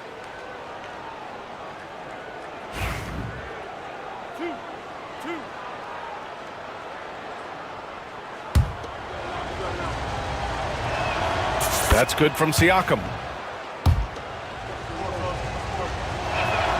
Both good from the line that time. Just over a minute gone here in the second quarter. Clippers trail by 4. Bamba, a screen on Siakam. Pass to Bamba. Harden surveying the D. Back to Bamba. Leonard with the ball. Walker covering. Here's Bamba. And he was fouled while in the act of and they're not happy with the call here. Coach is giving First team.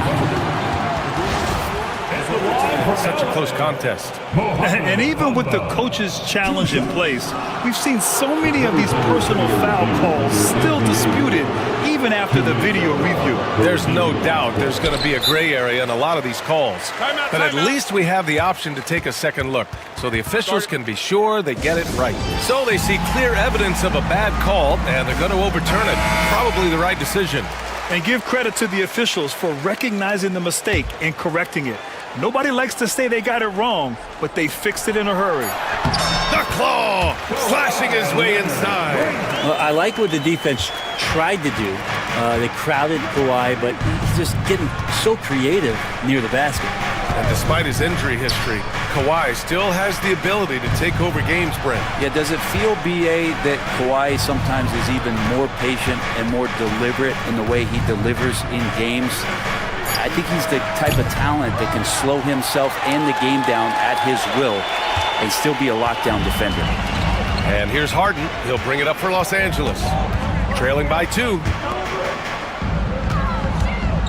Goes up from the top of the key. Leonard can't get it to go. The Pacers shooting a nice 50% for the game. Siakam, pass to Turner, puts up a 3. That drops, and it comes off an assist from Siakam. Turner's got 5. The defense better watch Turner more closely because he can strike that fast. And that's an intentional foul. First personal foul. First team foul. Here's Harden. And he banks in the layup. 7 points in the game. Well, Harden just outworking them inside. Could we say he wanted it more? Here's Halliburton. Halliburton using the vertical there. Slams it down with 2 hands. Man, they're really getting aggressive now. Outside Harden. And he commits the intentional foul. Pascal Siakam. Second personal foul. Second team foul. Now for those joining us now, we're in the second quarter, about 3 minutes gone by. Well, a careless foul. That'll send him to the line for 3 free throws. With those long arms and with the high release point, Leonard is practically daring you to foul him. The free throw drops for Leonard. And the second free throw is good.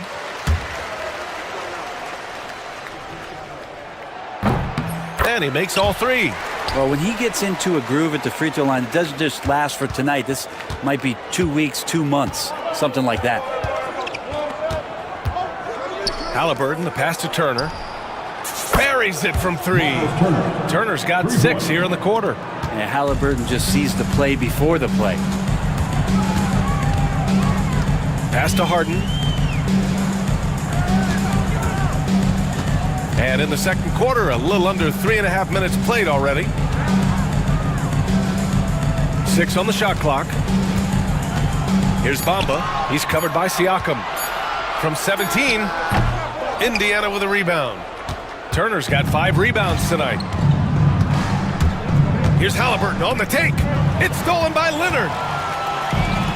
Here we go, 1-on-1, and a foul call. Looks like he had a clear path to the basket. They'll get 1 free throw, and they'll keep possession here. These are his first free throws of the game. At the line for 2. And he drops the first.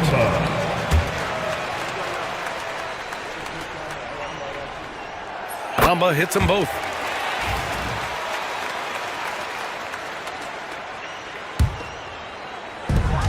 .110 left to play in the first half. 3-pointer, Harden hits the trifecta. Harden's got 10. Well, you better be right up on James Harden or else he's going to bury these threes, and he will do it in bunches. And then Siakam with the jam. I just love the aggressive finish. I'm thinking he's sending a strong message with that jam. 3-pointer, Harden. The Pacers pull it in. Turner's got 6 rebounds now in the game. From 18 feet away. Now here's Halliburton, defended by Dunn. Turner, no good. He didn't make them pay for that weak defense, but they just can't rely on him to miss those kind of shots. Jones against Siakam. Jones, the pass to Dunn. Leonard with a screen on Mathurin. 5 to shoot. Leonard inside, working on Siakam. He drains it as the shot clock ticks down. He's got 13. They're punishing those late defensive rotations, getting good looks inside throughout the half. It's one thing to prevent the layup. It's another to do it without fouling. Just terrific defense. It's all tied in Los Angeles. We'll see you after halftime for the beginning of the third quarter. Fans, please direct your attention to center court and get ready for the fan half-court shot. Give me a beat. They're thinking about the shot.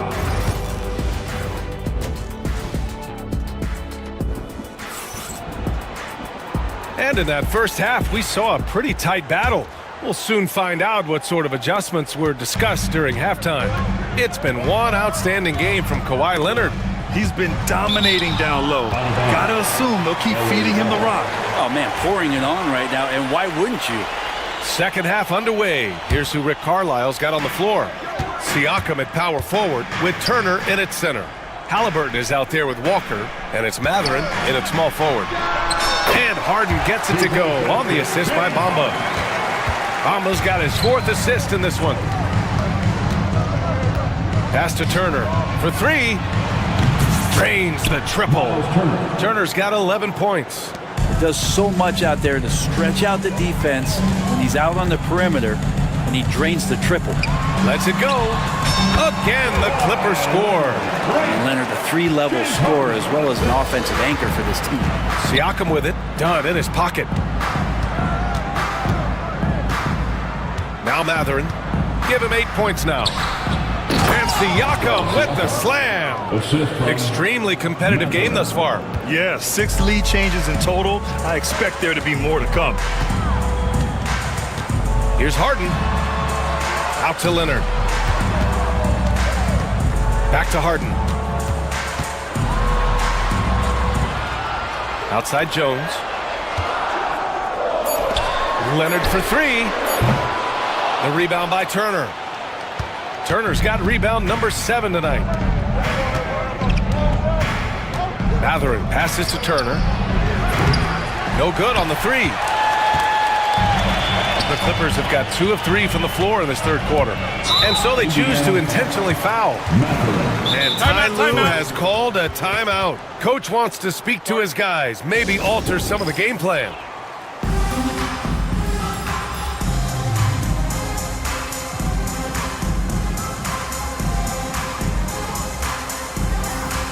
Tucker's checked in for the Clippers. And the Pacers also making a change. Bryant, he's checked in for Turner. Just over a minute and a half played in the third. Harden to pass to Tucker. Back to Harden. 4 on the clock. Oh, and Bryant with a block. All the length of Thomas Bryant involved in that block. Here's Halliburton. Second chance shot. Walker for 3. Rebounded by James Harden. Harden's got 4 rebounds in the game. And Harden's got the ball here for the Clippers. It's a 1-point game. And an intentional foul right there.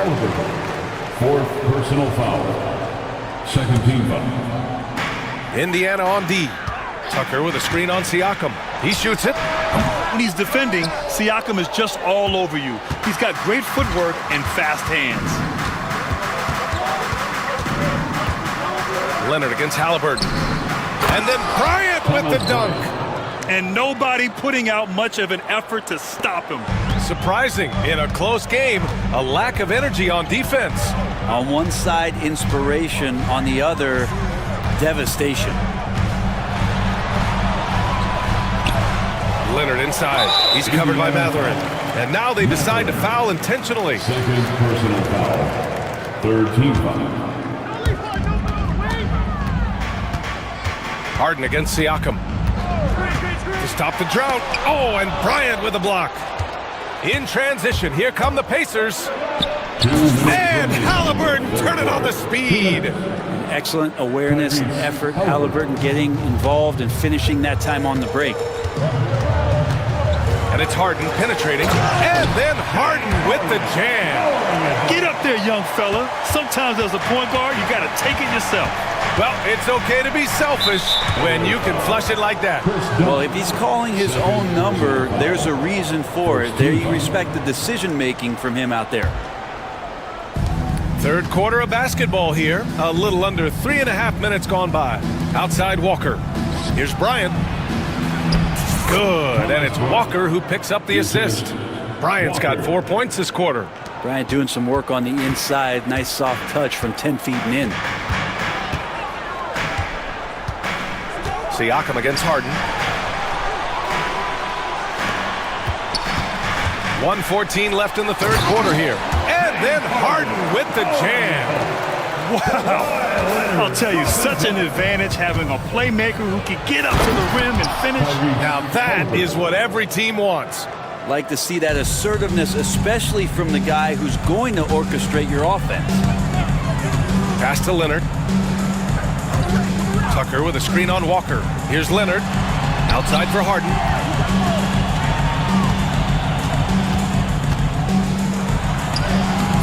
And the rebound goes to the Pacers. Three-pointer, Halliburton. Oh, you got to guard Halliburton from there. You know, Halliburton processes so many things out there. He plays one step ahead of the rest. Leonard on the wing. He shoots. And too long on the shot. Shot clock and game clock. 1 second differential. Boy, that foul looked intentional. Not exactly what you'd expect here. Yeah, I know. It just doesn't make sense given the situation. And this will be his third and fourth free throws of the game here. Pascal Siakam, shooting 2. And he makes the first.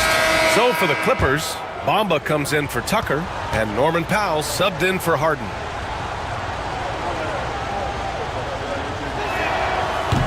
That one misses. Clippers trail by 9.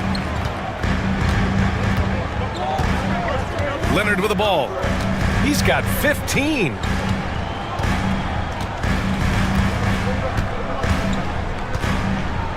Pass to Bamba. Launches it. Yes, and it's Leonard with the assist that time. Leonard's got 3 assists now in this one. And it's Rick Carlisle calling timeout here. He wants to review the game plan.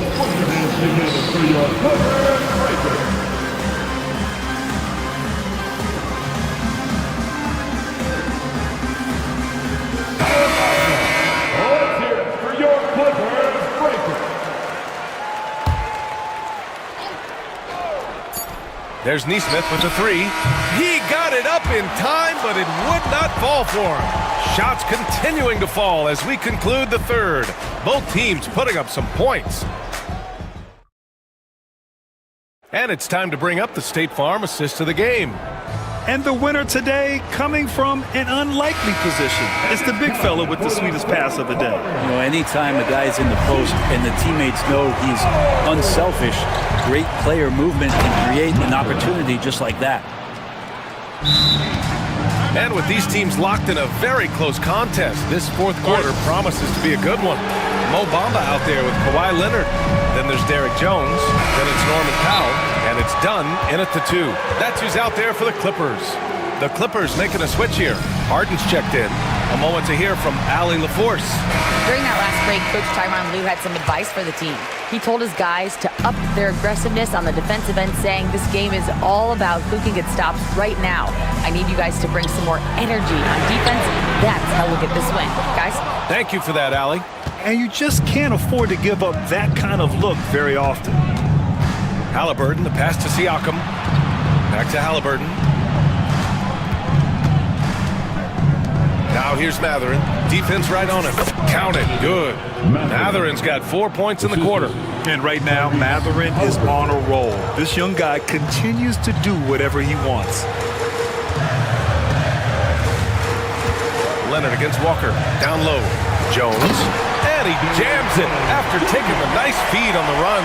Now, B.A., you know they would love for him to get more of those opportunities. Well, that would cut into the deficit quickly if he does. Halliburton, the pass to Matherin. Now here's Walker. Matherin, a screen on Harden. Walker. Rebounded by Dunn. Clippers trail by 8. Out left to the wing. Back to Leonard. Here's Jones. Yes, and it's Leonard with the assist that time. Leonard's got his 5th assist in this one. The Pacers have gone 2 of 3 to open the fourth quarter. And Walker, here we go. So it'll be 2 free throws. He was fouled in the act of shooting. James Harden picks one up.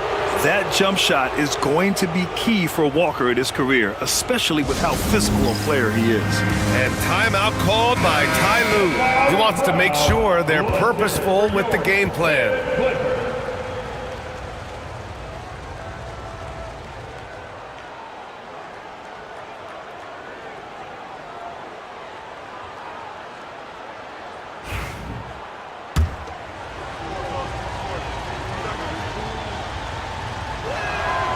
Free throw good, Walker. You know, between his skills, his motor, and his physical ability, Walker came into the league more ready for the NBA than most first-year guys. And both free throws good for Walker. Just over a minute and a half played here in the fourth. Harden against Siakam. Back to Harden. Pass to Leonard. Outside for Harden. Until they foul intentionally. Pascal Siakam. That's his 3rd personal foul. First team foul. So it's Los Angeles now, trailing by 8. Bamba, a screen on Siakam. Three-pointer, Harden. And the shooter had to have Turner's block numbers in his head. Miles is a rejection machine. Personal foul. Second team foul. The drive by Harden. Goes up again. That shot off the mark. Siakam with the defensive effort. Pacers leading by 8. Halliburton with the ball. Harden picks him up. Lets it fly. With nobody on him, he buries that jumper. Halliburton's got 9 points here in the second half. Halliburton, one of those guys who's always on his toes and plays the offensive end with a ton of energy. And he's playing the game with a certain flair right now. Oh, he caps off the move with a little hang time on the rim. Nails the 16-footer. Halliburton's got 4 points now in the quarter. Absolutely ruthless. He's not about to start showing mercy now. Confidence is sensational, and it feels like no one is going to stop him tonight from scoring. Leonard passes to Bamba. Shoots over Turner, and there's Bamba on the assist by Leonard. Well, Leonard drawing all the attention there. That's opening up some passing lanes, and guys are finding seams. Halliburton goes. Pass to Turner. Siakam outside. Turner, a screen on Jones. Drops in the 3.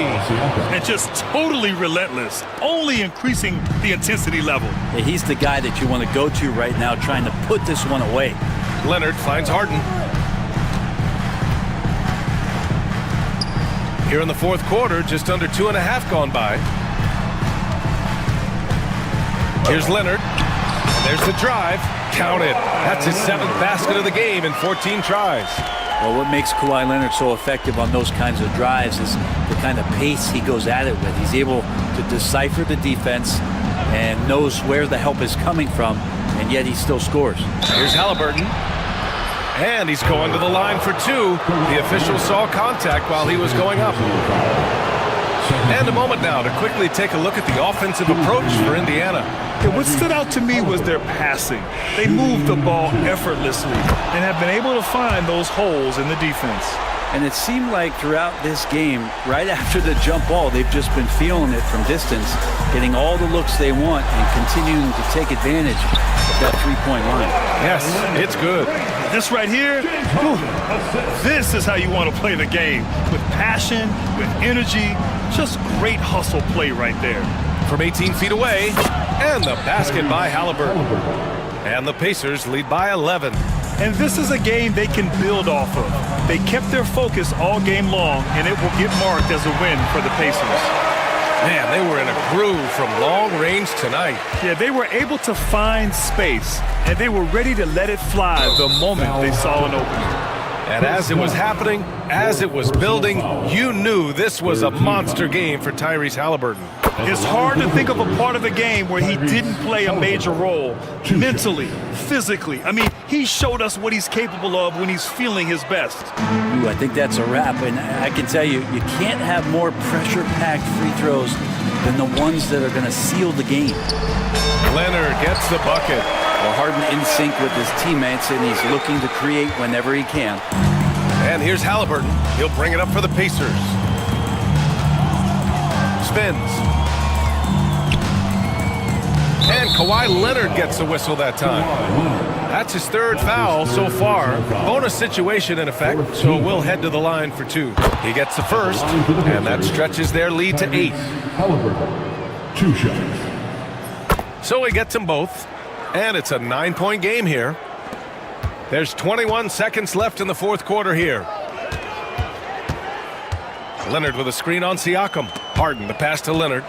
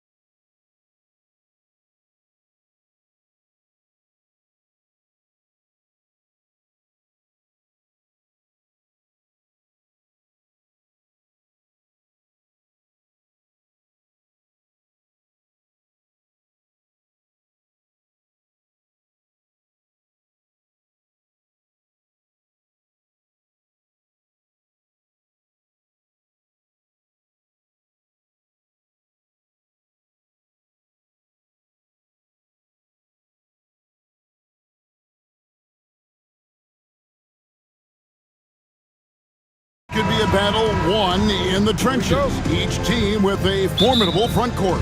Yeah, both these teams are loaded with a lot of skill down low. Kind of old school, should be a physical contest. Now the starting group for Orlando. In the backcourt form, it'll be Suggs and Caldwell Pope. Isaac in the front court along with Wagner. And it's Bancaro in at the 5, roaming the paint. First trip to the free throw line for him in this one. First personal foul. First team foul. A free throw drops for Suggs. And while Embiid was on record praising the importance of continuity, I don't know that, Richard, the 76ers front office felt the same way. Oh, yeah. What you say out loud versus your actions can be very, very different in this game. When you have a chance to go big game hunting, you do. The goal was to bring in some help for Embiid and Maxey, and they accomplished it. Now, here's Suggs. Paul George unable to get his shot to go, and he makes that one. And Caldwell Pope able to hit those mid-range shots consistently, but that's one the defense will live with. Maxey passes to Oubre, and it's off from three-point range. On offense, here are the Magic. Wagner kicks to Bancaro. Back to Wagner. Here he goes. Off to a good start as he hits his first shot attempt. And once he got to the 10, I think he was surprised to find himself that wide open. Easy possessions like that literally are just a gift. You just dream of them. He'll gladly take those. And giving up some inches inside, but makes up for it with an aggressive style. Yeah, you can give up some size, but that shows you how fearless he is, willing to attack the basket no matter who is in front of him. Now, here's Wagner. Bancaro kicks to Caldwell Pope, takes it inside, and finished off by Bancaro. And great attention to detail from Bancaro on the play, making sure he's there to get the ball and send it back. Oh, get out of his way. No way the D was going to slow him down. And it's the Magic with the ball. 76ers getting the bucket. It's Caldwell Pope with the drive to the left side wing. Wagner with a screen for Bancaro. And that one is good. Bancaro's got his second bucket. Excellent work in the screen and roll. Bancaro solid at knowing when to shoot in those sets. Embiid sets the pick for Maxey. Out to the right wing. No good from outside. Orlando, they've gone 4 of 5 from the field so far. From Rookie of the Year in 2023 to an All-Star grade in 2024. Paolo Bancaro. And Kevin, that really says it all, doesn't it? Few players hit the ground running like Bancaro has. Becoming an elite competitor, people fear almost instantly. Here's George after the Magic pick up 2. Oubre sets the screen for Martin. Down to 5 on the shot clock. Then jammed down as he goes right over Paolo Bancaro. Oh, let's go home. That was just ridiculous. I do not remember the last time I saw a dunk like that in a game. Now, here's Suggs. And there's the drive. And Suggs throws it down. Get up, Jalen Suggs. This guy also a terrific football player in high school. Bancaro against Martin. Pass to Embiid. Isaac with the steal. And now the fast break. Bancaro with the ball. Time now to turn to our sideline reporter, David Aldridge. David. Kevin, thank you. Paolo Bancaro is not skipping steps. Magic Superstar says it's like anything in life. It's a process. Having that perspective just makes you want to work every day because this is the best league in the world. If you become impatient, you're going to drive yourself crazy. It's a cliche, Kevin. Just keep pounding away. Back to you. Well said, David. Dedication to the craft. EA, thanks. Now George, after the missed 3 from Kentavious Caldwell-Pope.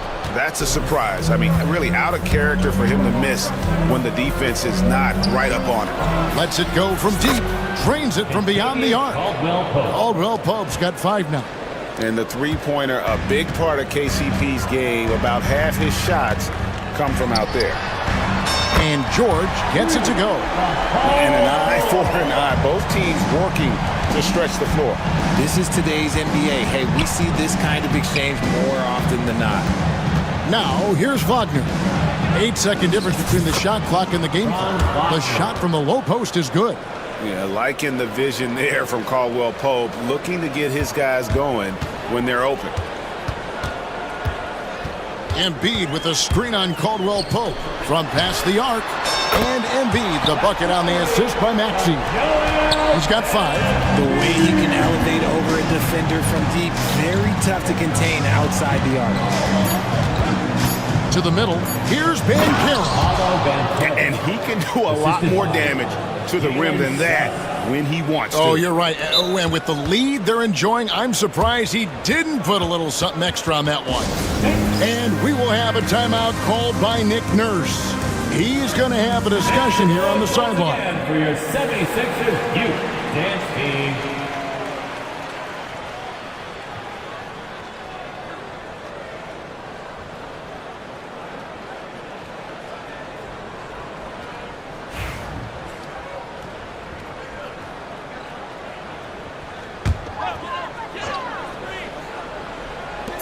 Got it off in time, and he was able to put it up in time, but doesn't fall.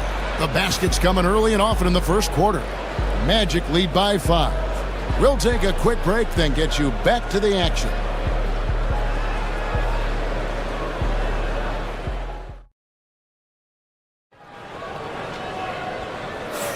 And for those of you just tuning in, the second quarter of action is where we're at right now. And some stats here, guys. The scoring breakdown for Orlando. Well, they're off to a good start getting it inside and scoring at close range. Solid fundamentals so far in this one. And also, guys, they're playing for one another right now. All those extra passes are leading to easy buckets. We've got Maxey. Kelly Oubre out there with Martin. Then it's Paul George. And it's Embiid in at the center, locking down the middle. That's the group for Philadelphia to start this second quarter. Now here's Embiid. After the miss from Contavious Caldwell-Pope. It's not going to fall. He's taken 4 shots and made 2. Suggs finds Wagner. Back to Suggs. And Suggs throws it down. Taking matters into his own hands. Yeah, we didn't expect to see that kind of finish. A point guard getting up like that, boy, that is special. Maxey looking it over. Back to George. 6 to shoot.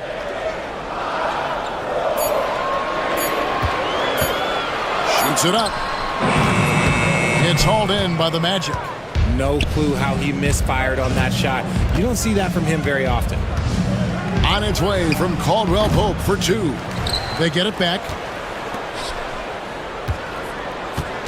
Suggs against Maxey. And that one's good. Suggs has got the lead up to 9 now for the Magic. And because it's so easy for him to get to the cup, Suggs doesn't shoot a ton of mid-range jumpers, but he has it in his arsenal. And something that every NBA player has now that maybe they didn't a couple years ago, RJ, their own personal trainer. Well, it's just a beautiful investment of your own resources back into your body. I love that players are hiring chefs, dietitians, sleep aides, and the teams are hiring them. I love every aspect of that. Here's Wagner. The rebound by Paul George. And here's George. He'll bring it up for Philadelphia. They trail by 7. Oubre sets the screen for George. Lets it go with the 3. And it's Suggs with the rebound.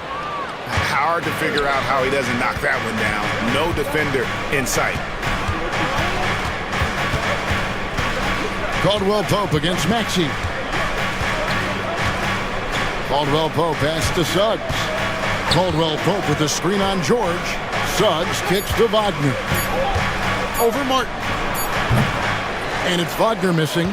I don't know if he got in his own head there or what, because the defense can't really take credit for that miss. Maxey attacking, and it's sent back by Isaac. And that long wingspan of Isaac aids him there in turning away shots, but it's also the timing he displays when he attacks the shooter. Now here's Caldwell Pope. 5 points in the game. The D just kind of stepping aside and letting him get to the rim. There's a reason, GA, the lead is what it is right now. Yeah, it's going to take better rim protection than that if they're going to climb out of this hole. And it's the 76ers with the ball. Following the bucket by Orlando. Martin kicks to Embiid. Shoots over Isaac. The 76ers again can't hit it. Well, they'll be happy with that look, even though it didn't fall. Tough to watch those miss. I'm sure they'll convert the next chance. Now, here's Banchero. They lead by their biggest margin of the game, 9. 2 points, that one goes. And great work inside. This is where Banchero feasts. Embiid sets the pick for Maxey. Fires the 3. The 76ers with another miss. Magic leading by 11. Here's Banchero. Kicks it out to Wagner.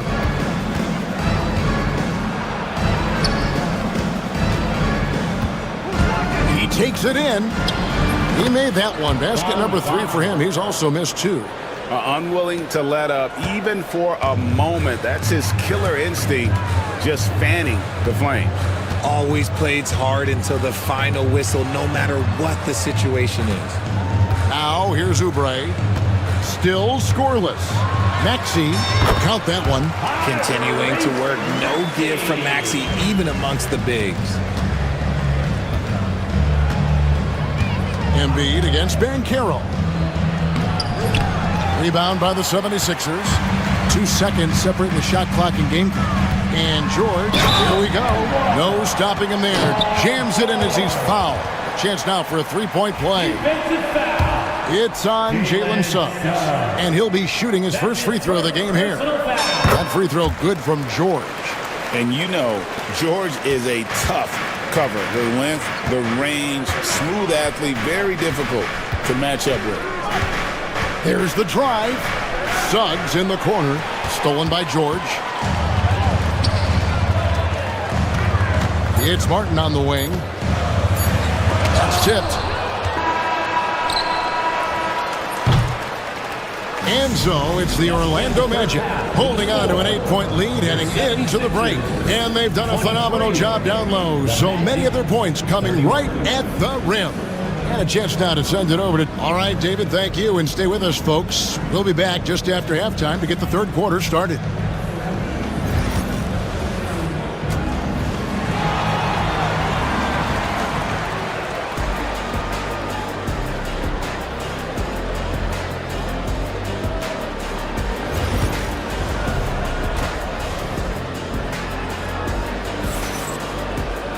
And if you're just joining us in this one, first half is in the books, 1 half to go.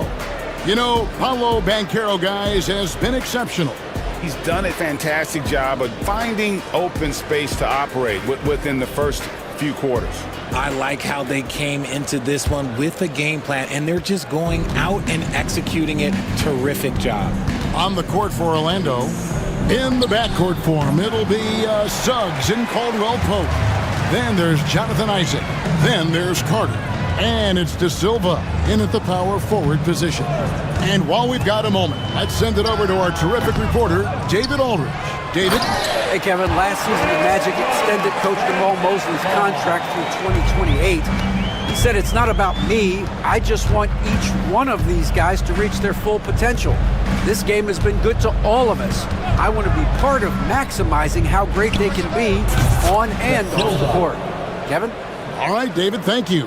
And the lack of effort to fight over the screen there makes that an easy shot. Yeah, as soon as these guys feel contact, they are just disappearing like they're not even there. You got to show some fire and keep defending. No good on the shot. Good work defensively by Carter. Orlando leading by 8. Carter with a screen on Lowry. Here's Suggs. Here's Caldwell Pope. It's hauled in by the 76ers.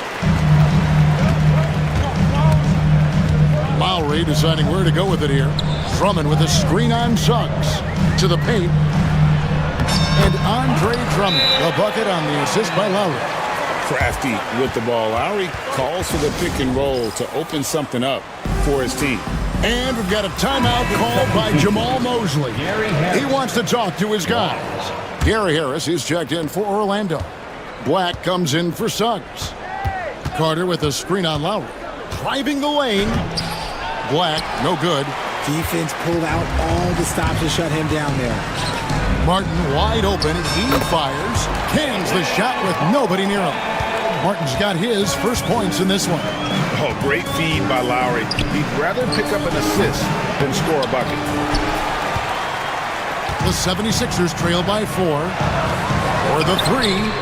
And that one's good.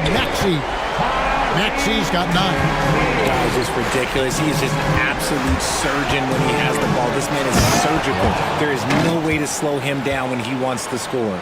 Oh, rising and punching it on the young fella. You know he loves having that much of a height advantage. Best chance to beat yourself on the highlight reel. And slam dunk by Maxi. That sudden move off the pick, Maxi is tough to stay with defensively. Back the pass to Carter.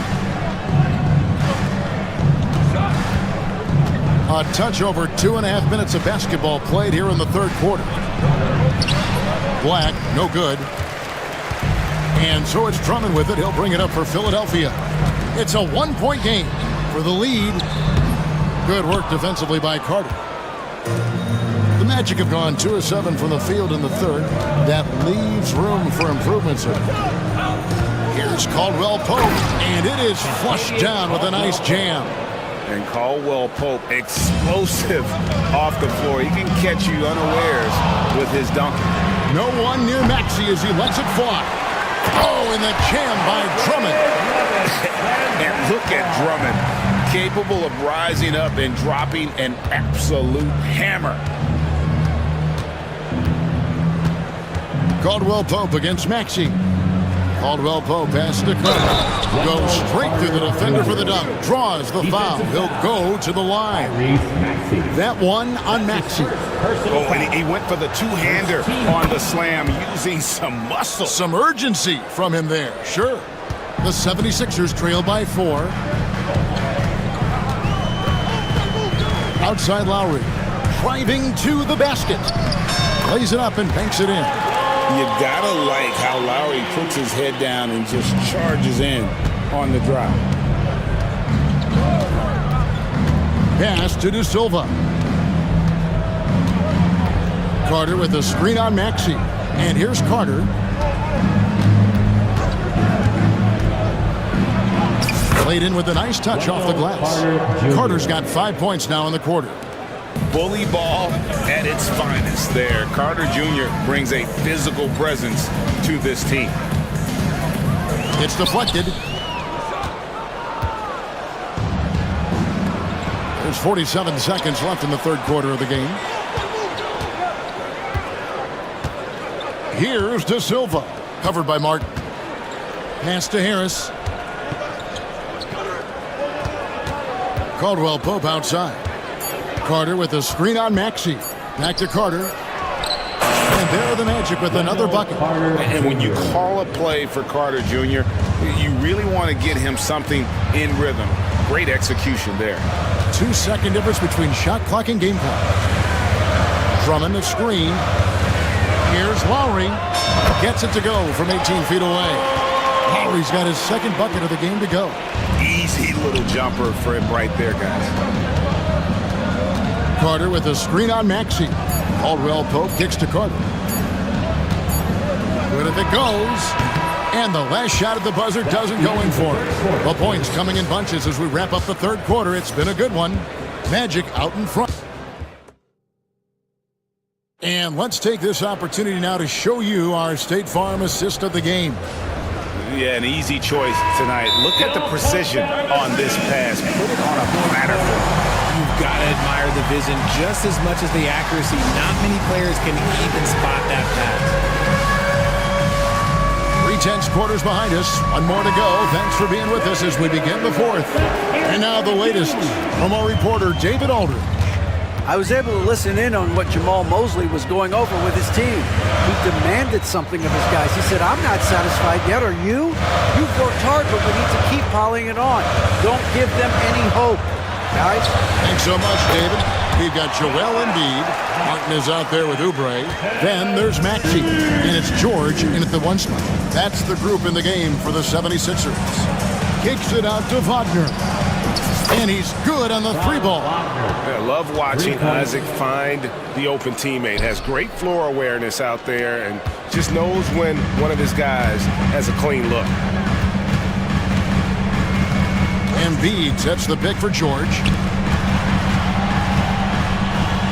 Pass to Martin. Embiid against Banchero. Embiid inside. He can't get that one. Great defense that time from Banchero. Out left to the wing.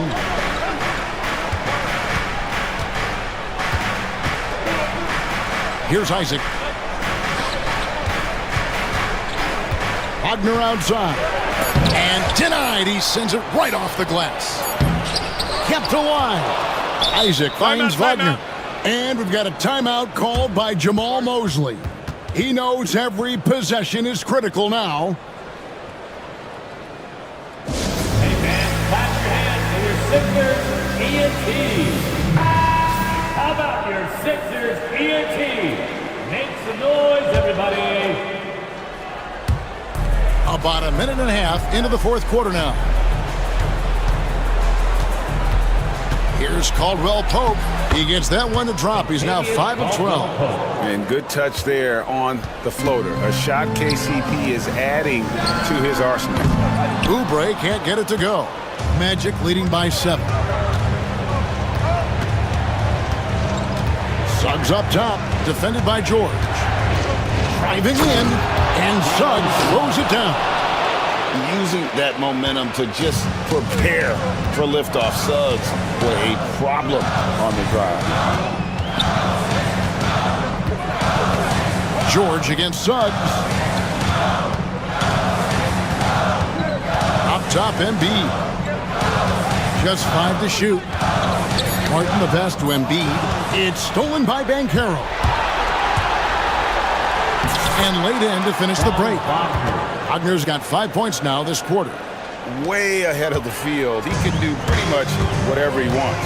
And those might be the easiest points of the month for him. Oubre, good. A legitimate sniper from distance. Love seeing Oubre Jr. shoot it with such precision. Banchero a screen on Maxey. There's the triple.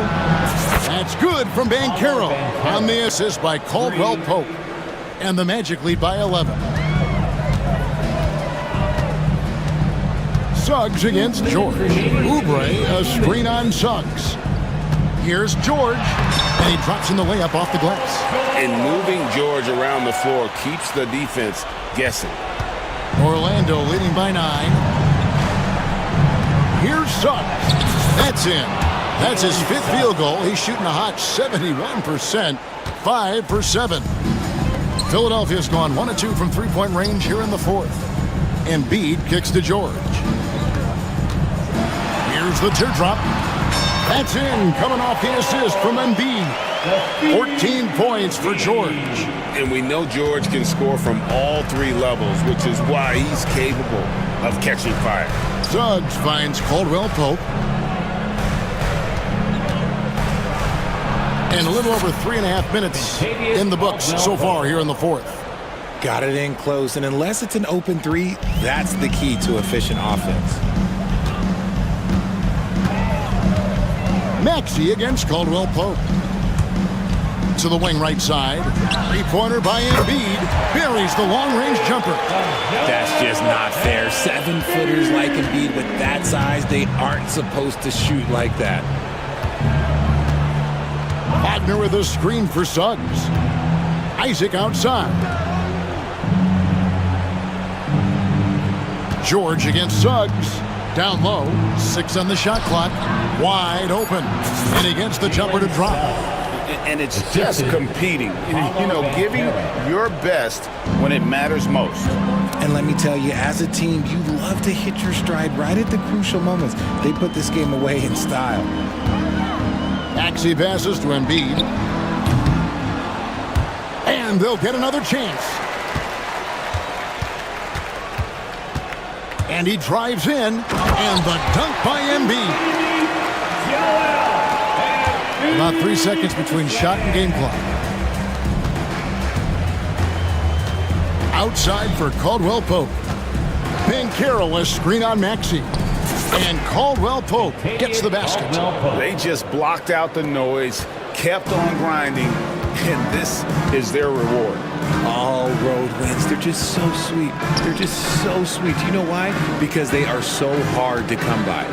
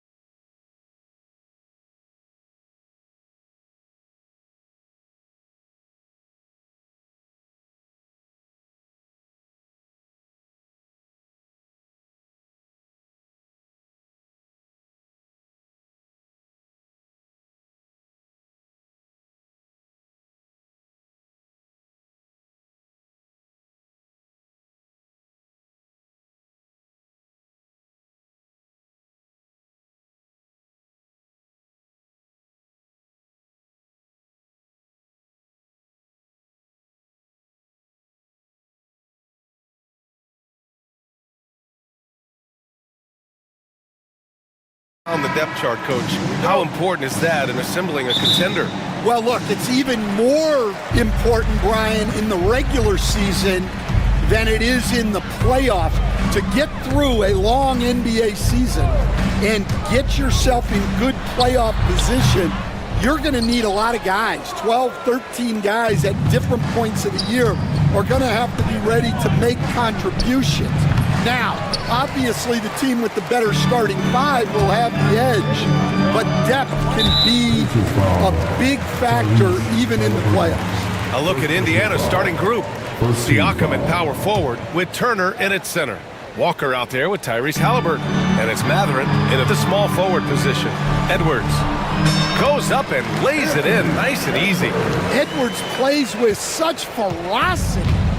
And Walker's got the ball here for the Pacers. Here's Siakam. And they pick up two. High percentage look right off the bat. Here's Edwards. Let's go now to the sideline and catch up with Allie LaForce. I briefly spoke with Chris Finch. He said one person we cannot overlook is Tyrese Halliburton. He said the guy has major impact on the game, even when he's not scoring, which he usually is. He sets the tempo for the team. He can defend, rebound, pass the ball. It's got it all. Guys? Allie, thank you. Okay, Miles. Getting aggressive and jamming it in. Randall, the pass to McDaniels. Book it. And it's Randall with the assist. And setting the tempo with an assertive move. Like, where was the defense on that play? Well, when you are the aggressor this early, it is intimidating.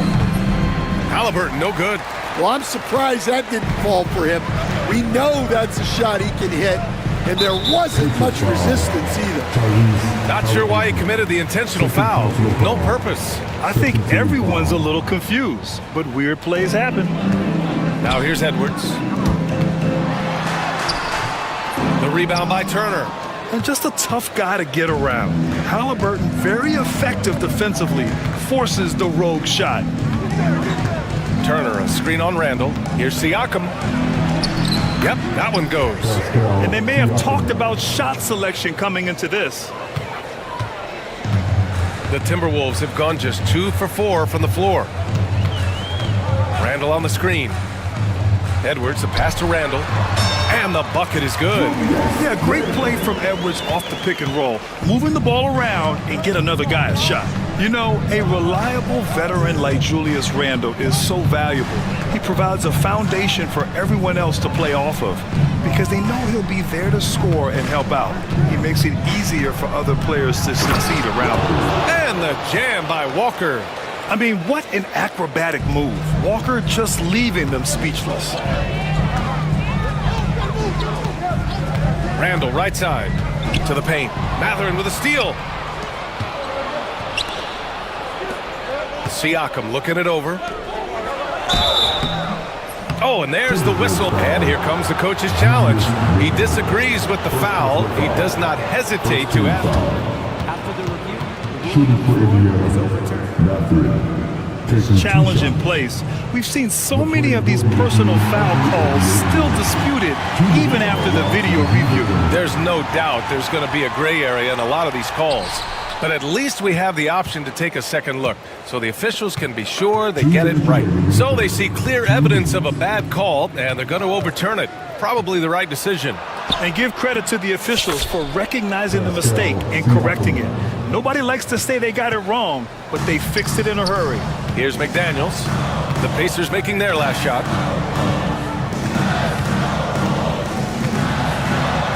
And that one makes him 2 for 2. He's in his rhythm.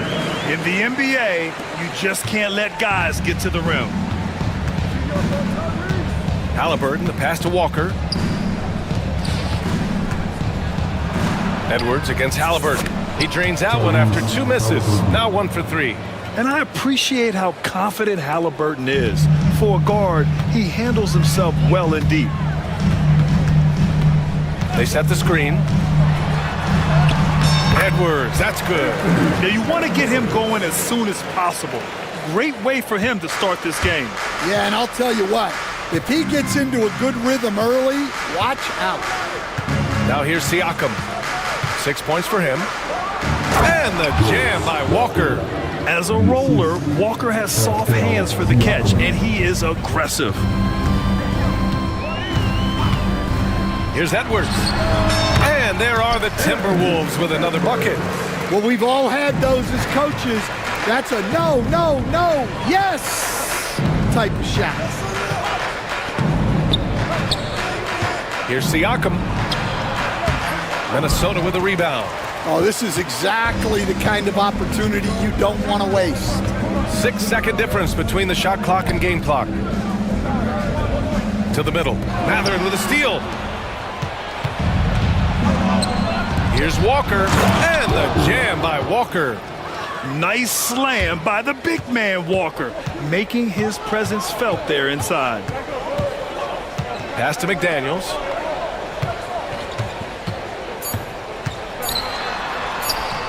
And he gets that one. McDaniels got 6. And we'll have a timeout here called by Rick Carlisle. I think right now he must be looking at some adjustments.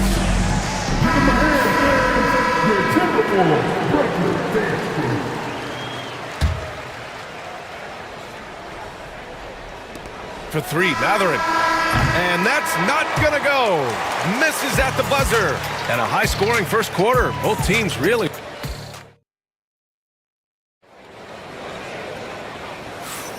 And close game underway so far. We'll see if either of these teams can jump out ahead in the second quarter. And a closer look here at the hustle stats for the Pacers. Well, our coaching staff has to be happy with how active they've been defensively, forcing turnovers and making the offense uncomfortable. And not only that, you like how they're turning defense into offense, forcing turnovers and capitalizing. Julius Randle out there with Naz Reid. Then there's Edwards. Then it's Nickeil Alexander-Walker. And it's McDaniels in at small forward. That's the 5 to begin the second quarter for the T-Wolves.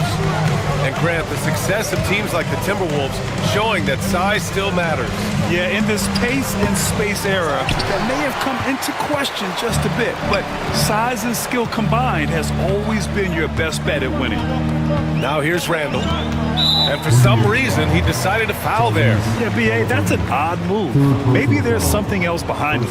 I mean, I'm just not sure what he was thinking right there. I mean, he needs to get his head in the game. Walker against Edwards. Randle on the screen.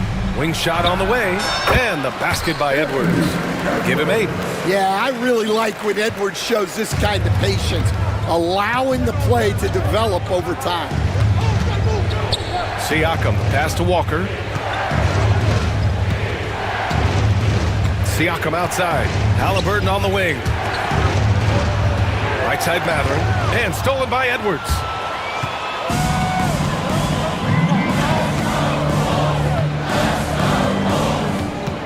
And here in the second with about a minute and a half gone by. On the wing, Alexander Walker. Beyond the arc. Mathurin with a rebound. Well, you can tell he thinks he should have had that one.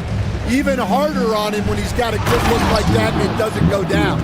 I want Halliburton running my offense. Tyrese is a fantastic decision maker. And Minnesota with possession here, following the bucket by the Pacers. To the inside, Randle. And it's Randle with the jam. Making sure of it with the two-hand slam, B.A. Yeah, I don't blame him. With the score this tight, you cannot take a chance here. Oh, rejected by McDaniels. Now here's Alexander Walker. Walker covering.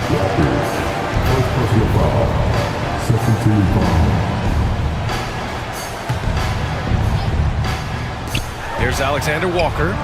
Well, Grant, with players getting bigger and more athletic, do you support moving the restricted area out? Yeah, B.A., I would. We've seen a lot of injuries when defenders slide underneath elevated players on the drive. So cutting down that risk makes a lot of sense. Now here's Randle. And that puts them just one foul from the bonus.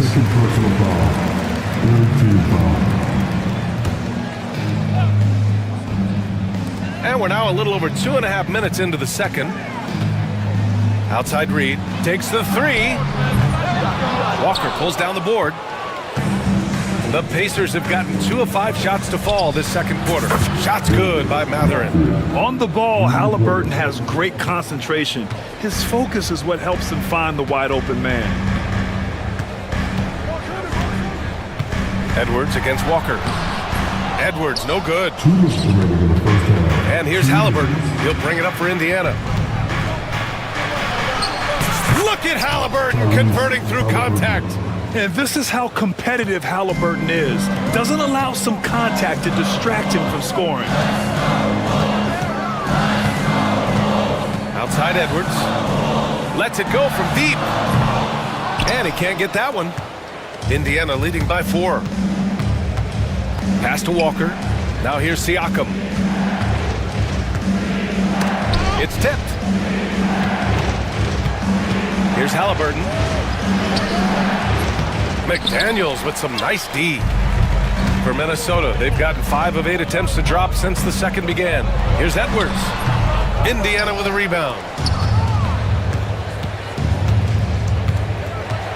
We've got 1:08 left in the half.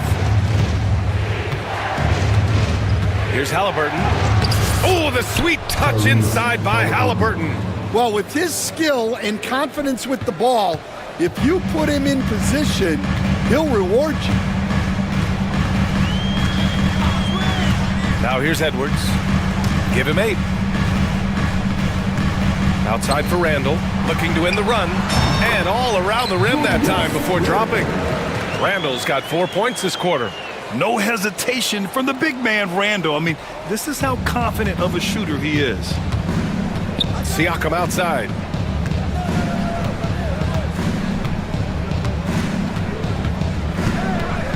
To the paint.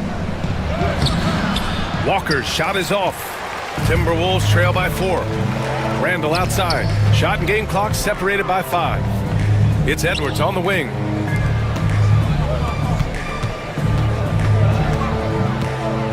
Tries a 10-footer. The putback.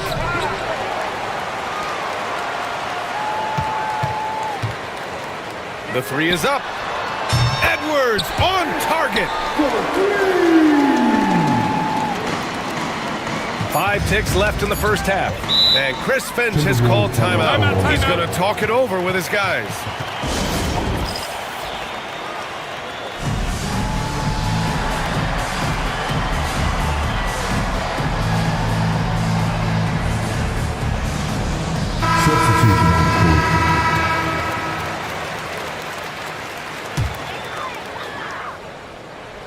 And Chris Finch has called timeout. I think right now he must be looking at some adjustments. It may be a players' league, but the coaches obviously play a big part as well. And this is when a coach earns his paycheck. Analyze the situation and give your players the information they need to succeed. No good. Would have counted had it gone. And a pretty tightly contested game here as we end the first half. Indiana ahead. Allie, as always, thank you. We'll be right back to begin the third quarter right after this.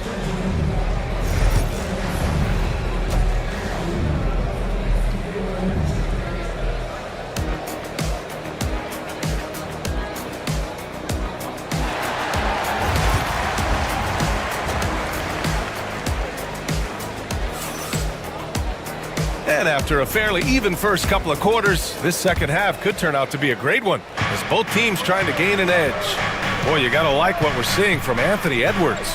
And how about his dime dropping in the first half? That was something else. Well, it's nothing new for him. They are at their best when he's setting the table like that. On the floor for Indiana, Neesmith and Siakam are the forwards. TJ McConnell is out there with Andrew Nimhart. And it's Turner in at the 5, down low.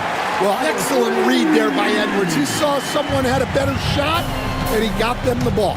Here's Siakam. And then Siakam with the jam. Yeah, his athleticism more than makes up for his lack of size. Allows him to compete even against bigger guys. Minnesota has gotten 3 of their 7 threes to find the net in this matchup. Edwards against McConnell. Pulls it from the top of the key. And another basket from Minnesota. Well, when Edwards gets this hot, all an opponent can hope to do is limit the damage. And Stan, while Edwards has pushed back, it hasn't stopped others from comparing him to his airness, Michael Jordan. And that talk is more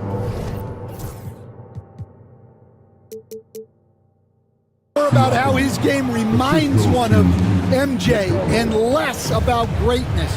Edwards' career is just getting started. Edwards, a pass to Gobert. Gobert hammers it home. When Gobert is close like that, you know he's going to try and ram it through. Pass to Nembhard. Outside for McConnell. Rebound Minnesota. And the defense gets bailed out by the miss. He usually converts that. Gobert with a screen on McConnell. And here's Edwards outside. The rebound by Turner. Turner's got 4 rebounds in the game. Here's Nesmith. And he'll draw the foul. He'll head to the line for 2. Well, some great scorers in the NBA right now, Stan. Anyone you think doesn't get enough credit for their offensive talents? Wow, Brian, that is a tough question. So many guys putting up such big numbers right now. Devin Booker maybe still a little overshadowed by Kevin Durant. De'Aaron Fox maybe overshadowed by Sabonis. And Tyrese Maxey certainly is overshadowed playing with Embiid. And just so mobile at his size. Once Gobert sets the screen, he rolls hard to the right spot. Inside, here's Nesmith, and he goes in for the dunk. Putting that pass right in his stride. Didn't have to slow up and was able to complete the play. Edwards, a pass to Gobert. Oh, and Gobert powers it home. Oh, man, the defender bites on the up fake, giving him a clear line to the basket. Hey, when it works, that move is just too pretty. That one falls. Assertive move. You can tell the game's heating up a bit. Gobert with a screen on Walker. Here's Edwards. Oh, the finish inside by Edwards. Nice execution by the offense, generating a good look. Walker passes to Nesmith. Fires the 3. And it's Gobert with a rebound. Just enough of a shot contest to bother him. And that's a foul called on T.J. McConnell. That's his first foul of the game. And Indiana with some changes. Toppin, he's checked in for Siakam. Matherin comes in for Nesmith. And Tyrese Halliburton subbed in for McConnell. Gobert with a screen on Walker. And here's Edwards outside. Indiana with a rebound. Turner's got 5 rebounds tonight. Pass to Toppin. And he was fouled in the act of shooting. Opportunity for a 3-point play here. Great job setting him up. The timing of the pass was key. The Timberwolves making a switch here. Randall is checked in. Second half here, and we're just over 3.5 minutes into it. The kick out to Edwards.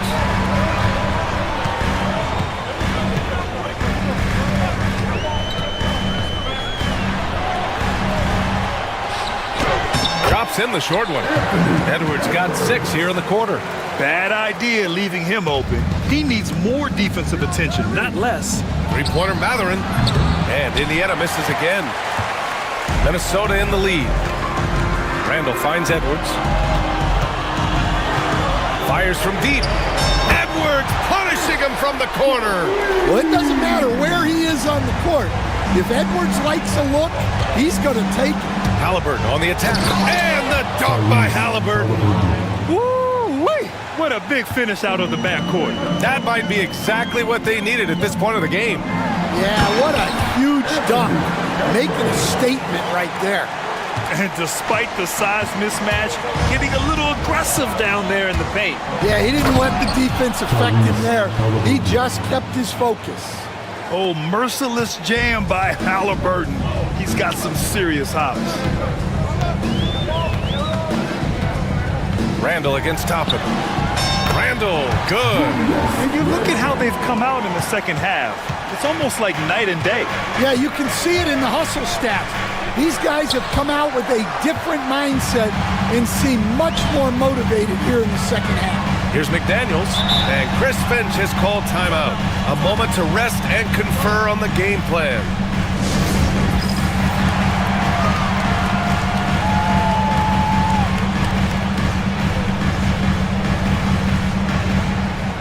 Substitution on the court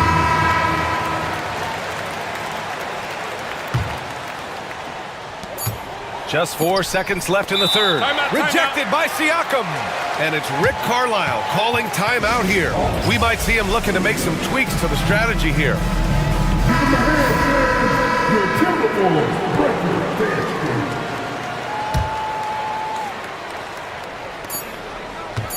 Here's Halliburton. No good. Misses at the buzzer. Anthony Edwards has been on display for Minnesota. 3 tense quarters behind us. One more to go. Thanks for being with us as we get ready for the fourth. Minnesota leading by 5. Julius Randle out there with Joe Ingles. Then it's Nickeil Alexander-Walker. Then it's Dante DiVincenzo. And it's Reed in at the center position. So that's the Timberwolves 5. The Pacers' shooting has been excellent so far, around 56%. And Minnesota with some changes. McDaniels is checked in for Ingles, and it's Edwards in for DiVincenzo. And Chris Finch calls timeout here, rallying his guys to make sure they all know the plan. And let's swing it over to the sideline and hear from Allie. Over that last break, I got a chance to hear what Chris Finch said to the team. Coach had a direct message for the team saying no matter the lead, no NBA game is ever over. Do not let your guard down. We'll see if they hold on. Okay, good stuff. Thank you, Allie. And we're seeing a great mindset from Halliburton on offense. He's attacking relentlessly and getting well rewarded for it. First team foul.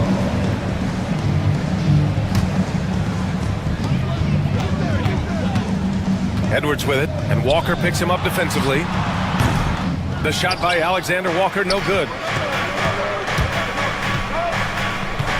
Halliburton against Randle. Siakam outside. To take the lead. Gets it. He's 6 for 10 and looking confident out there. Yes, certain nights Siakam takes over. He's been aggressive here from the tip. Here's Edwards. And a foul called on the way up. So he'll take 2 from the free throw line. All right, guys, what do you think about the offensive approach we've seen so far for the Pacers? Well, they've clearly been focused on getting the ball inside. And up to this point, the defense has not had an answer. Yeah, something else I love that they're doing is driving into the lane and getting the shots they want in penetration. Siakam outside for Halliburton. It's good. And give the assist to Siakam. Halliburton's got 10 points in just the second half. At the perimeter, Halliburton has a lot of confidence. He's just about always ready to take that shot. McDaniels against Matherin. Here's Edwards. And good. Got the friendly bounce off the right side of the rim. Edwards got 4 points this quarter. And this is just typical of him. Always making an impact at crucial moments in the game. Well, you know this is when they lean on him, and he delivers with a much-needed score. Nice shot by Walker. And such a strong guy. Walker could live in the paint. The Timberwolves trail. Outside, Alexander-Walker. Outside, Edwards. And it's off from three-point range. Defensive breakdown there, and they got lucky. He's not going to miss too many of those. Oh! Edwards with the highlight reel jam. Yeah, Edwards has some big bounce in his step. It's Matherin with a drive. Reed with the rebound. The Timberwolves have gone 2 of 5 from the field in this final quarter. Here's Edwards. And Edwards slams it in. Well, you need a bucket? Give it to Edwards. He's got that clutch gene. Pass to Walker. And the jam.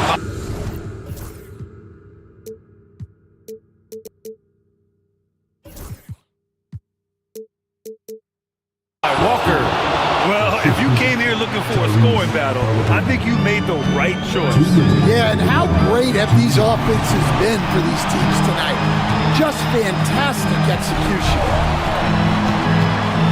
Here's Randle. Indiana with a rebound. Those are precisely the looks this team is trying to create. Yeah, quality offense will serve you well in the long run. You can't settle for bad shots. Siakam in the post, guarded by Edwards. Basket counts. Siakam's got 5 points now in the quarter. This is why this team turns to Siakam in big moments. They trust him to come through.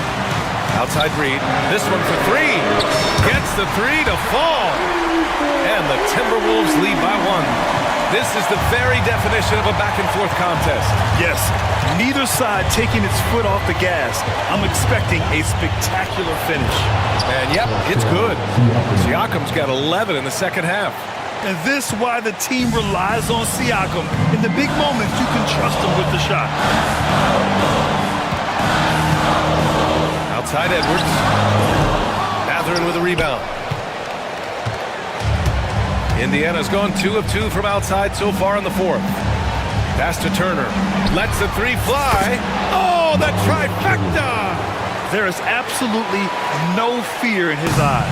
He loves the moment. Yeah, and I can say from experience, his coach just breathed a huge sigh of relief. Edwards can't hit. Well, I've been here before. You're looking to get back in the game, but desperation threes are not the way to do it. There's 31 seconds left in the game. Siakam with it, now guarded by McDaniels. And the basket by Siakam. Born in Cameroon, Pascal Siakam is yet another great NBA player out of Africa. Here's Randall to stop the run. And he sinks it. And now they trail by just 4. He's got a knack for finishing inside. That's easy money. And Jaden McDaniels picks up the fouls. That's his first foul. Getting a little desperate at this stage. I mean, the clock's the big factor. And here's Halliburton. Pass to Walker.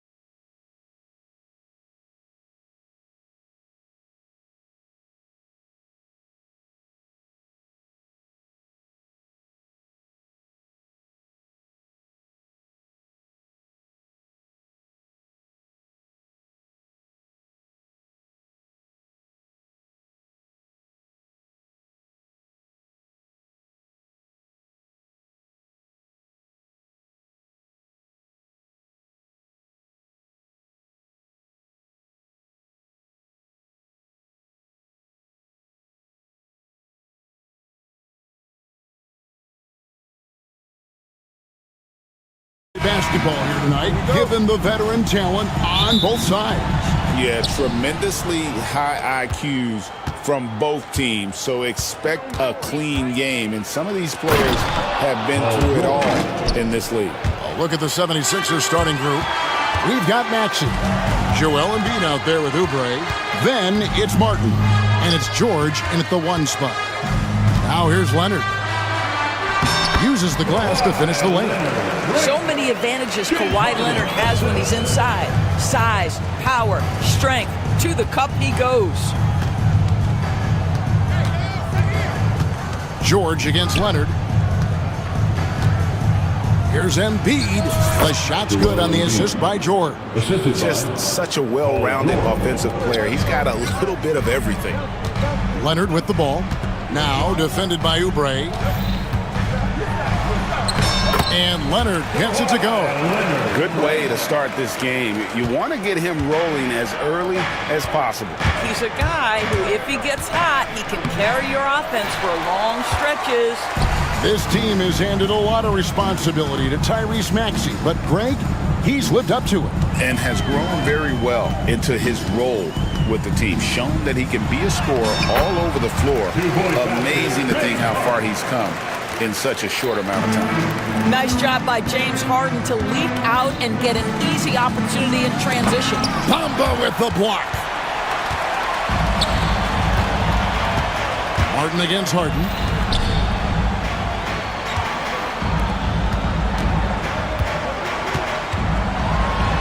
And the jam by Harden.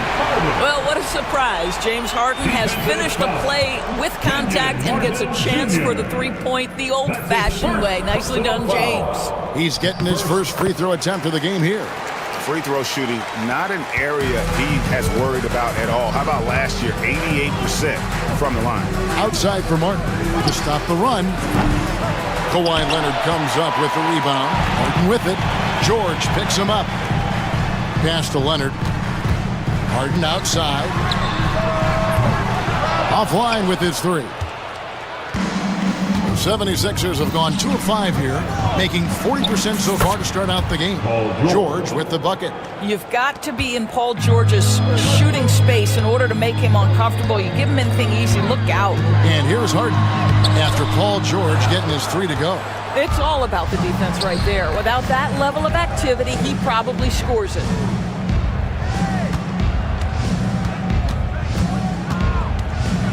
Pass to Embiid. George looking around. Just 4 to shoot. Back to Embiid. Launches it. The offensive rebound. Tries again. Oubre kicks to Maxey. Embiid sets the pick for Maxey. He's looking for Embiid and finds him. What a scary sight. Joel Embiid with all that momentum taking it to the hoop, looking like a freight train. Now here's Harden. 5 points in the game. Leonard, that's for 2. And it's good off the back rim and in. 6 points for Kawhi Leonard. And so it's Maxey who brings up the ball for the Philadelphia 76ers. Trailing by 2. Goes up and lays it nice and easy. And with how explosive Maxey is, he's not your average guard in the paint. And what about the evolution of Tyrese Maxey? Greg, according to him, he's just getting started. Well, Kevin, I'd have to agree. I mean, he's got some big shoes to fill with James Harden leaving, but each year this guy has just gotten better. And not only has he matched Harden's production in Philadelphia, I think he's exceeded it. Now George. James Harden missing on the 3. Got a piece of it. Outside Leonard. Pass to Harden.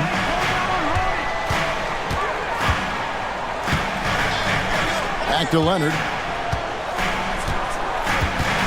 Jones sets the pick for Leonard. Hits it from 3-point range. Leonard's got 9. What makes Kawhi so problematic in the pick and roll? He can do about anything he wants out of it, including keep the basketball. And the foul on Harden. James Harden. That's his first foul. Personal foul. First team foul. 32 seconds left to play in the first quarter. And that one's good, George. This guy practically automatic. Paul George in the catch and shoot. Look out. Here's Harden. And Harden with the stuff. I mean, he's just making the D look foolish. I mean, that was one heck of a move to get himself the space he needed to operate. And how about the slam to finish it off? Not too shabby either. And the foul is called. He intentionally grabbed him there for some reason. I don't know. Kevin, all I can think of is that he's trying to slow the game down a little bit. Right. That's a stretch, though. Definitely a strange move on his part. You cannot give Paul George these extra chances. This guy is deadly from the free throw line throughout his career. Harden against George. Harden the pass to Leonard. And the foul called on Kawhi Leonard. That's his first foul. Yeah, way to get there first and be willing to absorb the contact.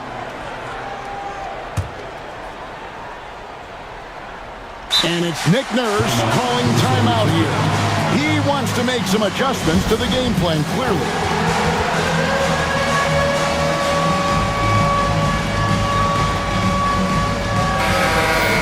Way to go, everyone. Let's hear it for you.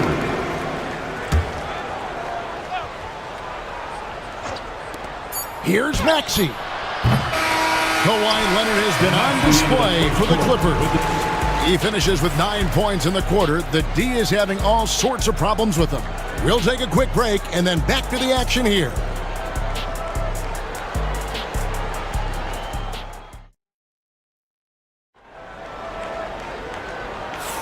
And some good action in the books as we get back to the game that's been pretty close here so far.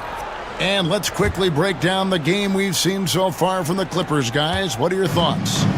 Well, you come in thinking they're going to settle for perimeter jump shots. Think again. They've certainly made the commitment to pounding the basketball into the painted area, and boy, is it paying dividends. So to begin the second quarter for the Philadelphia 76ers, Tyrese Maxey out there with George. Then it's Martin. Then it's Joel Embiid, and it's Oubre in at the 4 slot. The specter of injury seems to always loom over Paul George's career, Doris. Well, Kevin, I think it's very hard for Paul George fans to take out of their mind completely that gruesome injury he suffered. But we've got to give this young man a ton of credit. He has managed his play and his health to a very high level, and still one of the most gifted players this game has seen. 76ers trailing. Outside, George. Pass to Embiid. Tries it from the top of the key. Jump shot is good that time. Embiid's got the first points up on the board here in the second quarter for Philadelphia. Kawhi taking no chances. And Leonard makes it look easy. Incredible at getting inside and just finishing with physicality. George. Bamba with the block. And we're now about a minute and a half into the second quarter. Harden against Martin. Leonard, that's for 2. Los Angeles keeps it going. A new 14-second shot clock. And the whistle blows. It's going to be on Tyrese Maxey. That's his first foul. And the timeout called here by Tyronn Lue. He wants to check in with his team and regroup. We know the 90s were a different era, Greg. Either win the game or win the fight. Remember that? Do you miss that physicality? Well, I would say, Kevin, it made for some great stories, but I don't think we're missing much without all the extracurriculars. And I think we have a beautiful game now. A 3 from Leonard. It's good. Now he's shooting 6 for 7. Kawhi Leonard right now is cooking, folks. This guy has got a rhythm, and you better watch out. Maxey with it. Now guarded by Dunn. And slam dunk by Maxey. And he's an automatic finisher when he gets into that area. He is, and he picks the simple one-hand stuff to get the 2 points. And Harden with the stuff. Oh, my. James Harden with a statement right there. The 76ers trail by 4. And here in the second quarter of action with a hair under 2.5 minutes played so far. George finds Oubre. And finished off by Oubre. Oh, going high to throw that one down. Sky high. Fantastic one-hand jam. Leonard the pass to Bamba. Leonard looking over the floor. The ferocity inside by Leonard. This is a small forward who, because he's 230 pounds, can hold his own down in the low post. That is nicely done. Here's Embiid. Nice 4 for 7 from the floor with that shot. Boy, when he's this deep, it's going to be tough to stop him, especially with a smaller defender. Harden outside. Up top, Leonard. He's got 16. 2 open that time. Made it look too easy. Leonard's got 9 points now in the quarter. Embiid against Bamba. From 17 feet out. Bank shot. No good. And it didn't fall, but that's the kind of shot they want their offense to create. You know, it can be frustrating when you make the right play and fail to reap the rewards. You just have to stay with it here. It's hauled in by George. Yeah, you won't see him miss many dunks unless you've got somebody right in his face, as was the case there on that possession. Now here is Martin. Hasn't made one yet. Oubre outside. The shot's good on the assist by George. George has got 4 assists in the game. But he's got NBA range. There's no doubt about that. Oubre with 3-and-D ability on the wing. Bamba a screen on Martin. To the middle. Embiid with the steal. Puts it up from 12. Oubre can't get it to go. The Clippers in the lead. And George gets the whistle that time. That's his first foul. First personal foul. Second team foul. 34 seconds left in the first half of basketball. Leonard with the screen on George. And the jam by Harden. And some hang time on the rim. Puts a little cherry on the top of that slam. Well, those kind of displays of strength can get one team rolling. And stolen by Dunn. And this will be the last possession of the quarter if they're patient. Well, it's amazing. If you finish quarters the right way, it can have such a great impact on the outcome of the game. He's almost obsessed with drawing contact. And Harden has an endless number of ways to get to the line. And this will be his second and third shots at the line here. He's perfect from the line this time. Well, this guy has multiple ways to get to the free throw line. And boy, has his stroke been on the money. Embiid sets the pick for George. Shoots open. Sends it home! What a shot! You want drama? We've got drama. That's the way to end the quarter.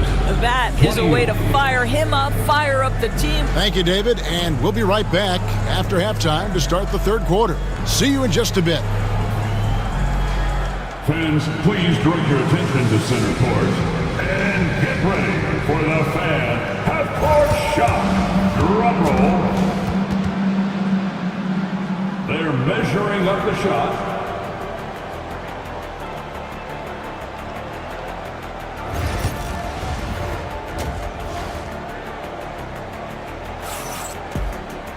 And we're halfway through this one. Plenty of basketball left in a game that's been fairly even so far. Kawhi Leonard really has his fingerprints all over this one. The way he was able to finish on the block was incredible there in that first half. It felt like his work on the interior really gave this offense a boost. Let's see if he can dominate the rest of the way. Kawhi Leonard is out there with Mohamed Bamba. Then it's Harden. Then there's Dunn. And it's Jones in at the 3 spot. That's who's out there for the Clippers. There's Embiid. Bamba with the block. Well, this is one of Bamba's big-time strengths. Send it back, Mo. Outside Leonard. And he slams it down right on top of Joel Embiid. Well, Kawhi Leonard might be quiet off the court, but on the court he makes a lot of noise. Out to the wing. Embiid inside. He's against Bamba. And Embiid throws it down. Whoa, that'll wake you up. He is such a great athlete. And you know, guys, with Embiid on the floor, it's not just about his individual play. He changes everything for everyone on that team. That's how dominant he is. It's not just statistics. His presence alone propels them. Embiid with the screen on Jones. Maxey kicks to Embiid. Maxey against Jones. Shot clock at 5. The 76ers need to get off a shot. Again, Embiid missing. Well, certainly not the best defensive effort, but this guy can't make them pay for their laziness. Harden dishes to Leonard. Good, Kawhi working near the hoop. Boy, the consistency he's had tonight has been impressive, really steady from the field. Oubre finds Martin. 2 minutes into the second half of play now. Back to Oubre. Outside, Maxey. Oubre sets the screen for Maxey. Back to Oubre. Martin wide open. He fires. Drains the three-pointer. Excellent recognition from Kelly Oubre right there. So solid, sensing when one of his guys is open. And George gets the whistle that time. That'll be his second foul of the game. And the timeout called here by Tyronn Lue. This will give him a chance to discuss some potential alterations.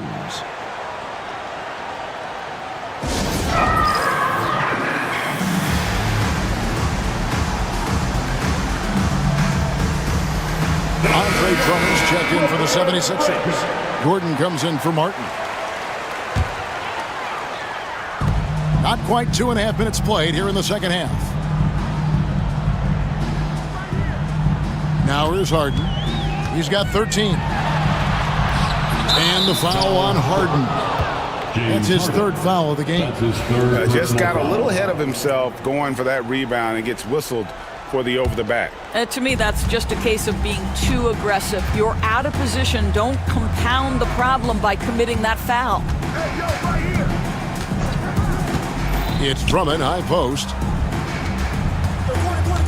Back to George. Leonard with the steal. Harden with it. He's against Gordon.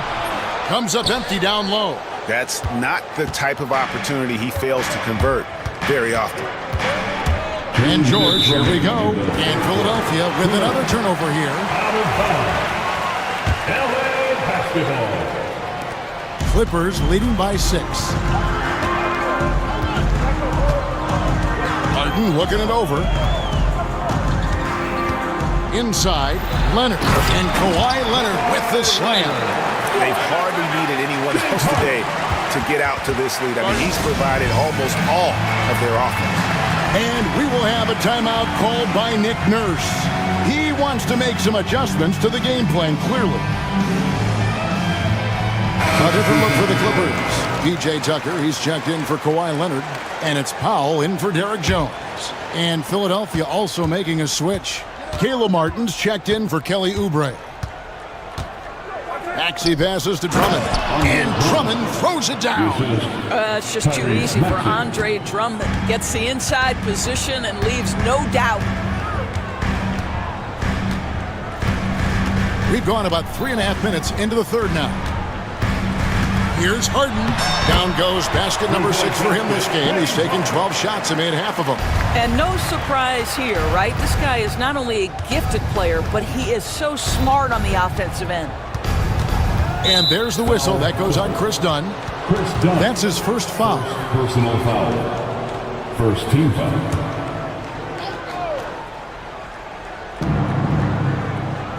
Gordon finds Maxey. And here is Drummond. Outside Martin. Clock at 6. Back to Drummond. Lets a floater go. This is the ridiculous wingspan of Mo Bamba. He's a problem for offensive players. Harden outside. Tucker a screen to the left wing. Harden against George. Bomb Bamba a screen on George. Here's Harden. Gets that one through the hole, make him now 7 of 13 in this game. James Harden's ability to finish with either hand, so crafty, understanding how to navigate around defenses when he's in the painted area. The three from George. Does not get it. Third miss. He's made 4 from the field. Here is Harden. He's got 17.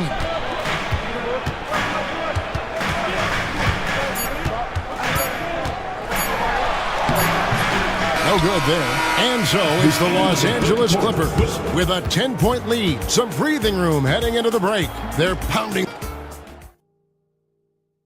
And it's time to bring up the State Farm assist of the game.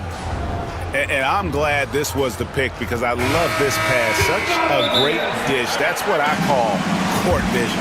Well, making the game easy for your teammates. All about putting them in a position to score. That's pretty. And with 3 quarters behind us, let's see what this fourth period holds in store for us. With a short break in the action gives us a chance now to send it over to David Aldridge. Kevin, I was able to listen in on what Nick Nurse told his team. They were asking the team to play faster, push the ball. Coach told their players, hey, look, in this league, fast break points are the easiest. We need more of them. Can't argue with that. Kevin? All right, David, thanks. Let me hear you get loud for it. And so it's Maxey with it. He brings it up for the 76ers. It's a 10-point game. On the court for Philadelphia to start the fourth. They've got Paul George. Martin is out there with Kelly Oubre. And there's Embiid. And it's Maxey in at the shooting guard. Embiid with the screen on Leonard. And George, here we go. And George with the stuff. Paul George is very difficult to contain on a dribble drive. He's got length, handle, and size. Good luck. Harden up top, defended by George. Jones kicks to Leonard. 5 on the clock.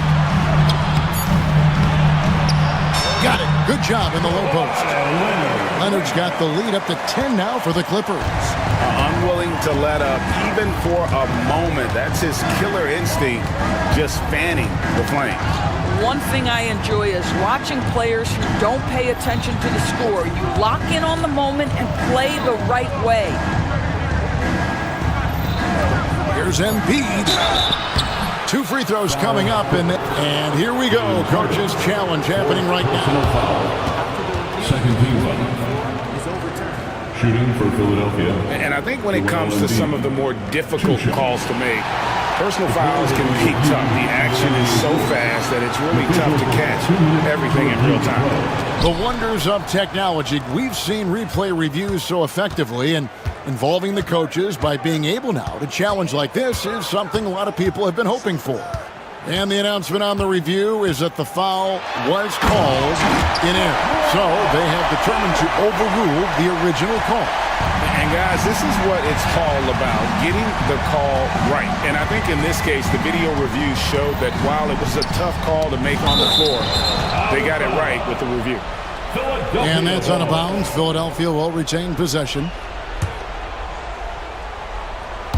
Final quarter of play, about a minute and a half off the clock into it. Embiid against Bamba. Just 5 on the clock. Embiid inside, and he hits it just before the shot clock expires. And boy, did they get bailed out on that possession. Embiid able to just make something out of nothing. Harden against George. And George hits the whistle that time. That's his 3rd foul of the game. That's his 3rd personal foul. First team foul. Game moves along. 2 minutes gone here in the 4th. Bamba setting the pick for Harden. Bamba wide open, and he fires. And it's the Clippers scoring again. Well, the decision-making getting better with more repetition. Mo Bamba starting to feel out the defense. And it's George finishing it off. No doubt about it, he has done a ton to help his team, but he's going to have to do even more if they want to have a chance to get back in this one. Leonard on the wing, covered by Martin. Oh, and the jam by Leonard. Wow. We are going to remember that one for a while. I know I will, Greg. That was special. That was really special. Maxey. Martin against Harden. They grab their own miss. Guys, a good chance for them to slow it down. Yeah, they definitely should use some clock here. 2 minutes from Pass to Leonard. 2 minutes. 1:56 left in the fourth quarter. No good. Shot missing. The 76ers trail by 12. Outside, George. Now Oubre. Ball's knocked loose, and it's out of bounds. Last touch by Jones. Philadelphia ball. And stolen by Leonard. 1:33 left in the game. Harden inside the three-point line. That's good, and it's Leonard with the assist. Harden's got 19 points. And a chance now to catch up on some numbers here. The hustle stats for the Clippers. I like their defense today. We don't talk about that side of the ball enough. You can really change a game when you get a bunch of steals and get out in transition. Those block shot numbers are big as well, guys, sending a clear message. We are not going to be scored on easily. That's just phenomenal defense. The defense feels like it's all over the place and knows exactly how to guard it. In the corner, it's Martin. Foul Clippers. Kawhi Leonard. Second personal foul. Third team foul. That free throw, no good. One for the 76ers.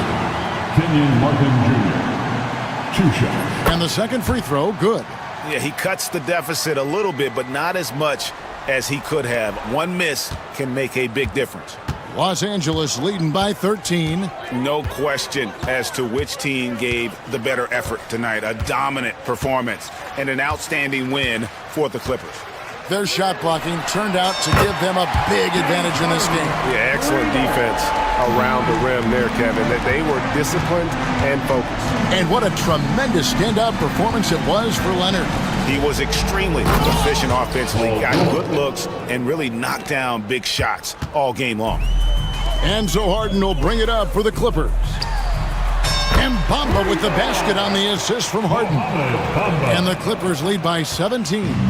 Saw the opportunity to put this away and did not turn it down. Yeah, playing with great energy and great effort. And as a coach, you'd love to see this from your team every single night. 24 seconds left here in the fourth quarter. George against Harden. Three-pointer. It's hauled in by the 76ers. Left side, George.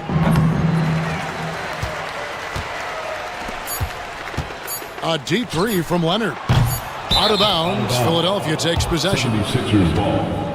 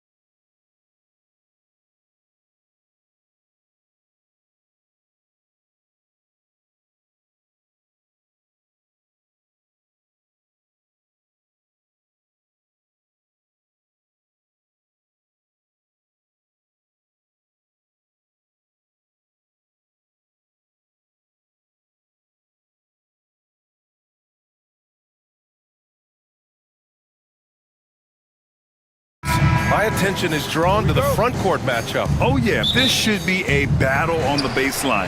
Great to watch skilled bigs trade blows and show off what they can do down low. Looking at the starting five for the Minnesota Timberwolves. We've got Julius Randle, Anthony Edwards out there with Nickeil Alexander-Walker. Then there's McDaniels, and it's Reed in at the 5. And Minnesota with possession here. The Magic making their last shot. Outside, Alexander-Walker. Three-pointer off the mark. Outside, Caldwell Pope. Pass to Suggs. Wagner with a screen on Edwards. Now here's Wagner. Reed defending from about 16. And the jumper is good. You like to see that from Wagner. I mean, as he continues to develop his mid-range game, I think we'll see more and more of that. Here's Edwards. That's in. Coming off an assist from Randle. Just taking it right to the rim, and no one was there to greet him. Well, this early, they should be showing a lot more energy on defense. It's not there. Now here's Caldwell Pope. Pass to Banchero. Wagner with a screen. Over McDaniels. And it's Wagner missing. And the shooter had very little space on that attempt. And guys, that's exactly the kind of high-impact defense they want to see out of him. Outside for Randle. Launches a three. And it's Orlando with a rebound. And he almost made them regret defending him so loosely.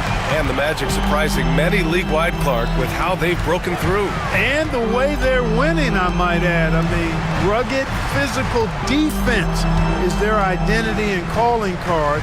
Not necessarily what you expect to see from a young team, B.A.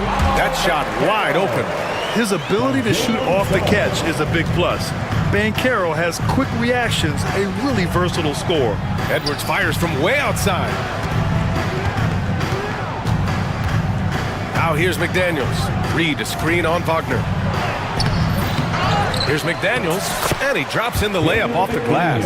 Strong work inside by the 6'9" Jaden McDaniels, showing how effective he can be down there. Caldwell Pope, the pass to Banchero. Oh, Banchero throws it down. That's serving it up on the platter there. What a nice pass. A high percentage look was the result. All right, let's check in with Allie LaForce. I briefly spoke with Jamal Mosley. I asked him directly about facing Anthony Edwards, and Coach said he's just so dynamic, right? Our hope is that we can control the pace, make this our kind of game, and he'll be a little less explosive. So the plan is to stifle Edwards by not letting him play at his tempo. Back to you. Good job there, Allie. Thanks. Yeah, with this bigger build, Banchero sets a solid pick, and then he quickly rolls into open position. Randle, the pass to Reed. Back to Randle. Driving in. And the shot counts. He's fouled, and it's a chance for a three-point play. And he'll be shooting his first free throw. First team foul. Shooting for Minnesota, Julius Randle. One shot. Free throw drops for Randle. And Suggs has got the ball here for the Magic. Three-point lead. Caldwell Pope with a drive. Suggs outside. Wagner with a screen on Edwards. Here's Suggs. And he jams it home with authority. So cunning and effective in screen and rolls. I really like watching Suggs operate in these sets. One thing this team loves about Jalen Suggs, he is one tough guard, Clark. Hey, he was the state football player of the year in high school. And you don't just forget about how to be tough when you've done what he's done on the gridiron. And it translates extremely well to the hardwood. I think he's one of the better on-ball defenders in the league right now. 1:05 left in the first. Drills it from deep. Nice smooth three-point shot by Edwards there. Boy, he's got confidence from behind the arc. To the middle. Here's Banchero. Oh, Banchero throws it down. Throws it down emphatically. He's got serious hops, right? You add that to his ability to penetrate, that's 2 easy points. A lot of bounceability there, guys. I mean, well above the rim. That's what makes him dangerous. Just owning the painted area. If it's working, no need to change. Van Carroll finds Wagner. Van Carroll against Randall. Now here's Suggs. Not a lot of room. McDaniels with some nice D. Randall with it. Now guarded by Suggs. Randall, the pass to Alexander Walker. Edwards a screen on Isaac. Outside Edwards. A chance there to take the lead, but a miss.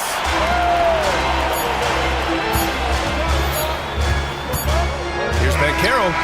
Oh, no good on the last second attempt there. So at the end of one quarter of play, still a close game.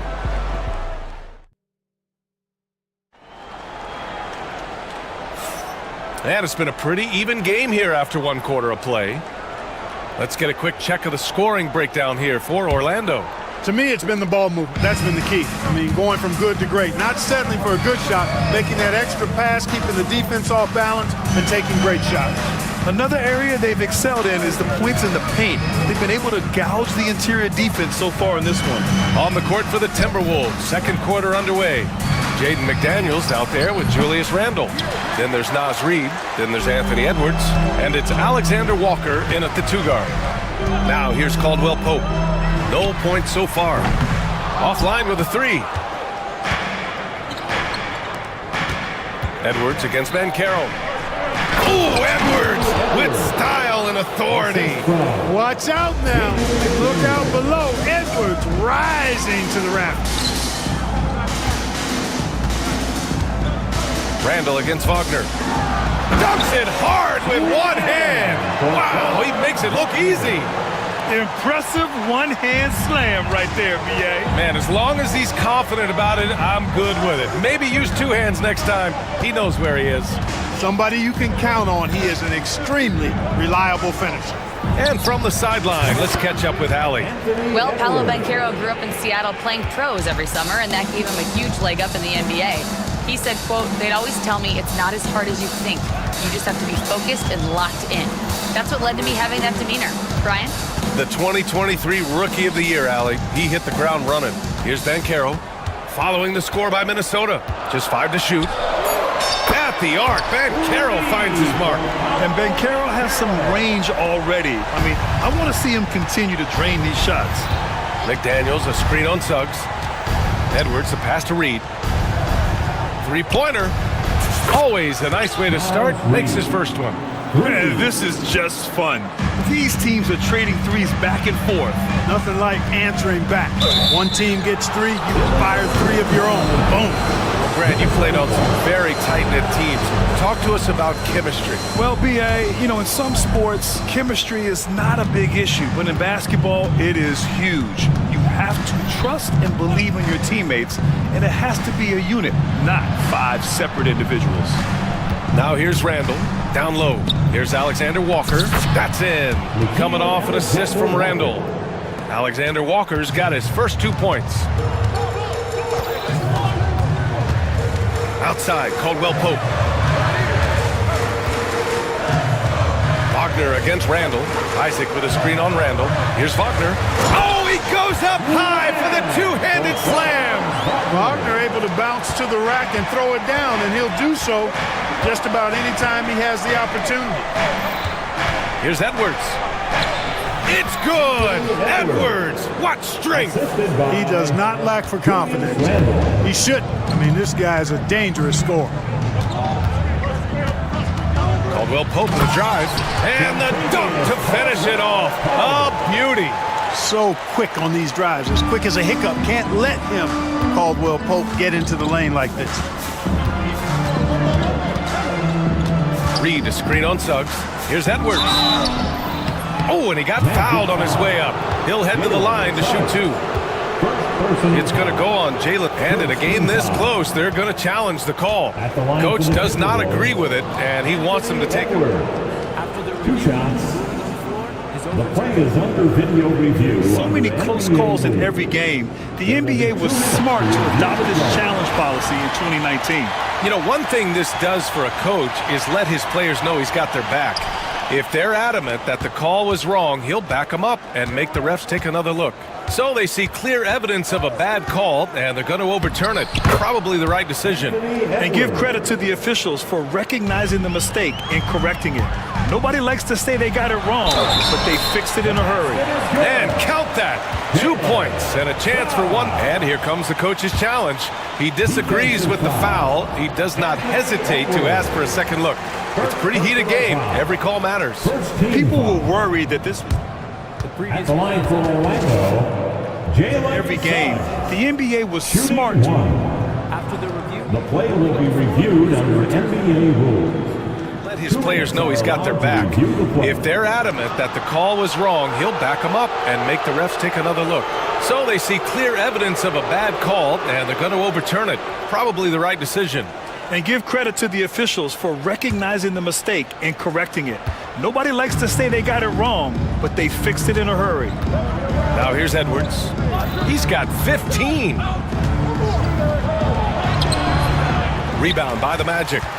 Isaac's got 4 rebounds in the game. Pass to Ben Carroll.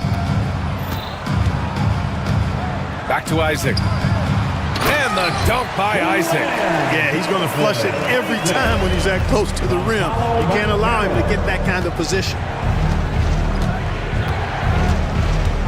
Randall, a screen on Wagner. McDaniels passes to Randall.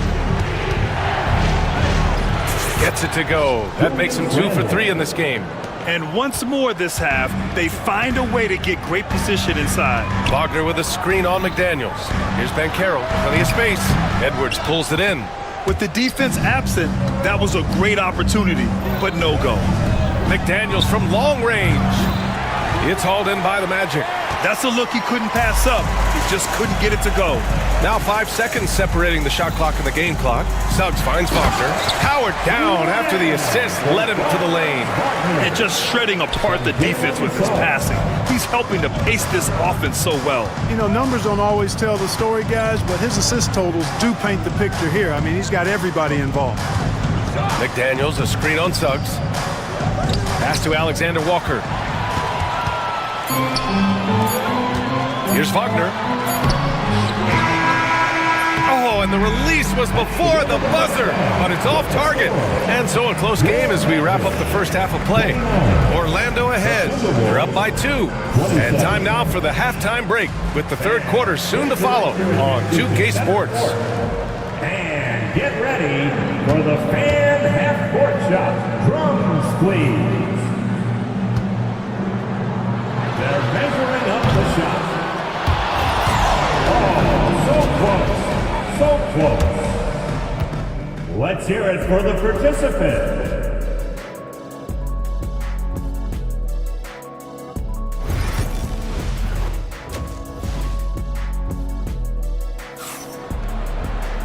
And if you're just joining us, we played through the first half in a game that's been fairly even so far.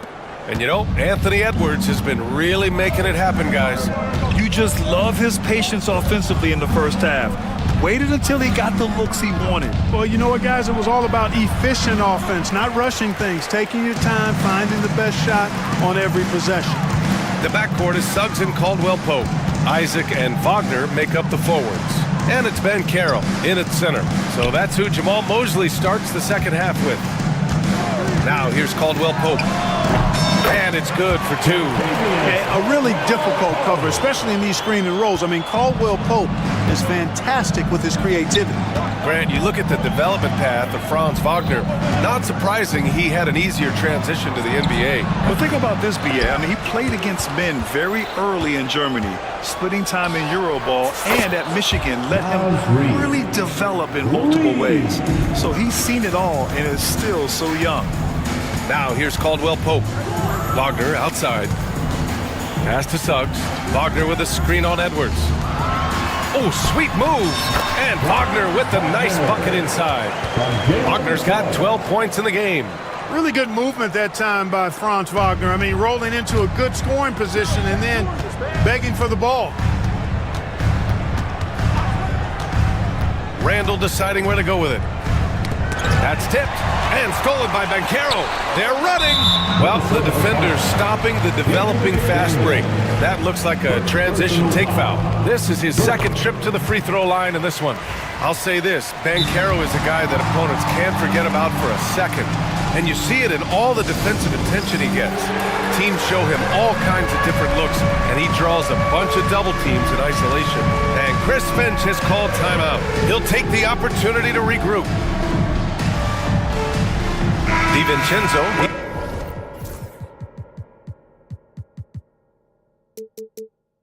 He's checked in for the Timberwolves. Let's hear it for you.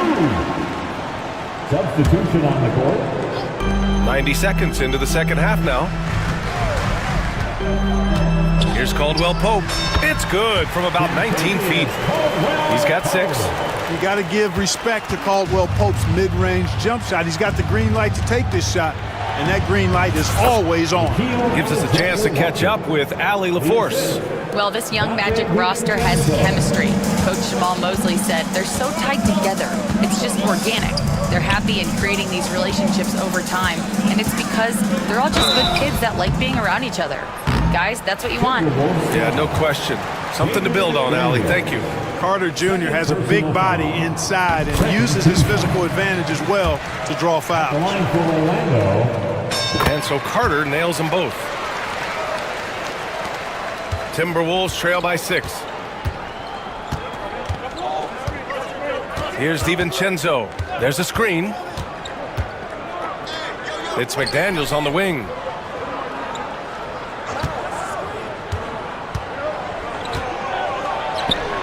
And he comes up with a bucket. Basically just ignored that contact inside. Really tough finish by McDaniels. Inside, De Silva. And that one is hammered home. Woo! Defensively, you can't afford to let him get to the rim that easily. Well, that might be why their deficit is what it is right now.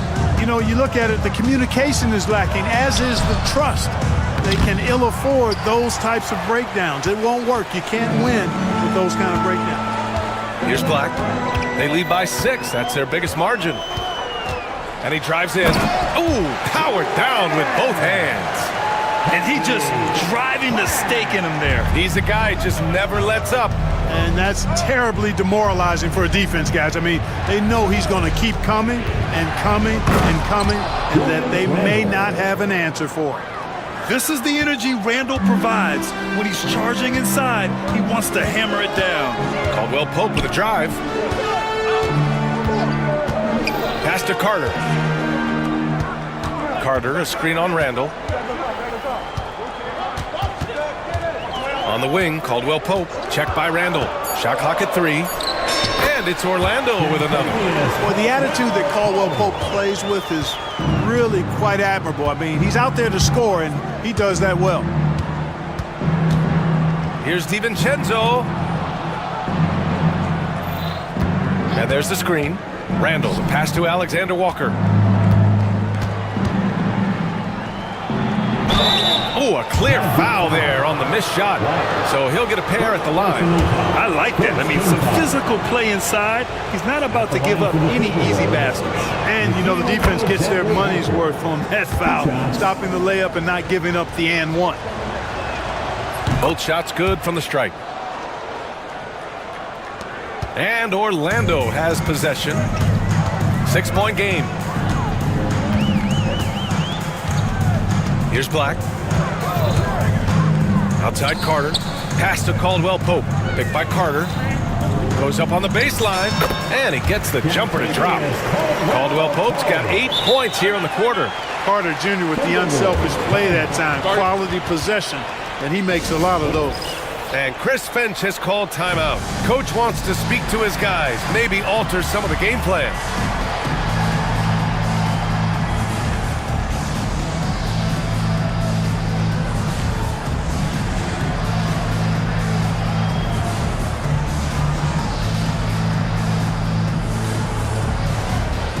Orlando making some changes.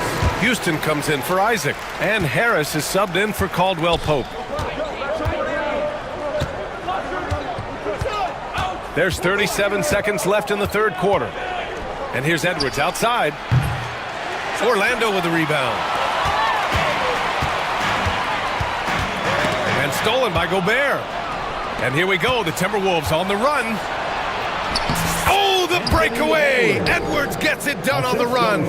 Yeah, you know, once Edwards flips that switch, now he stays fully engaged. His offensive arsenal is on full display. Pass to Carter. Here's Houston, guarded by Edwards. Carter, a screen on Edwards. Houston passes to Carter, and it's slammed in by Carter. There is no doubt what's going to happen once he reaches the rim. 4 seconds left. Inside, Edwards lays it in.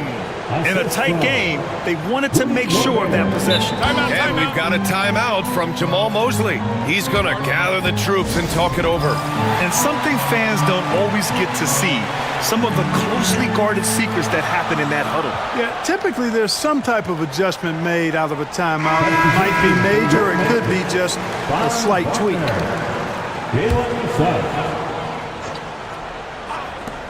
Long range from the inbound. No good on the buzzer beater. And so it's the Orlando Magic with a 6-point lead at the close of the quarter. Just pound. And a worthy candidate tonight as we take a look at our State Farm assist of the game. And he definitely deserves the award. Reading the defense like a point guard. Terrific versatility coming from a big man. Not something that the majority of big guys possess. And it's been a very competitive game so far as we get rolling here in quarter number 4. And a look now at the 5 for the Timberwolves to start the fourth quarter. We've got Nickeil Alexander-Walker. He's out there with Anthony Edwards. McDaniels out there with Rudy Gobert. And it's Minot in at the 4. Suggs against Edwards. Gobert with a screen on Suggs. Outside Edwards.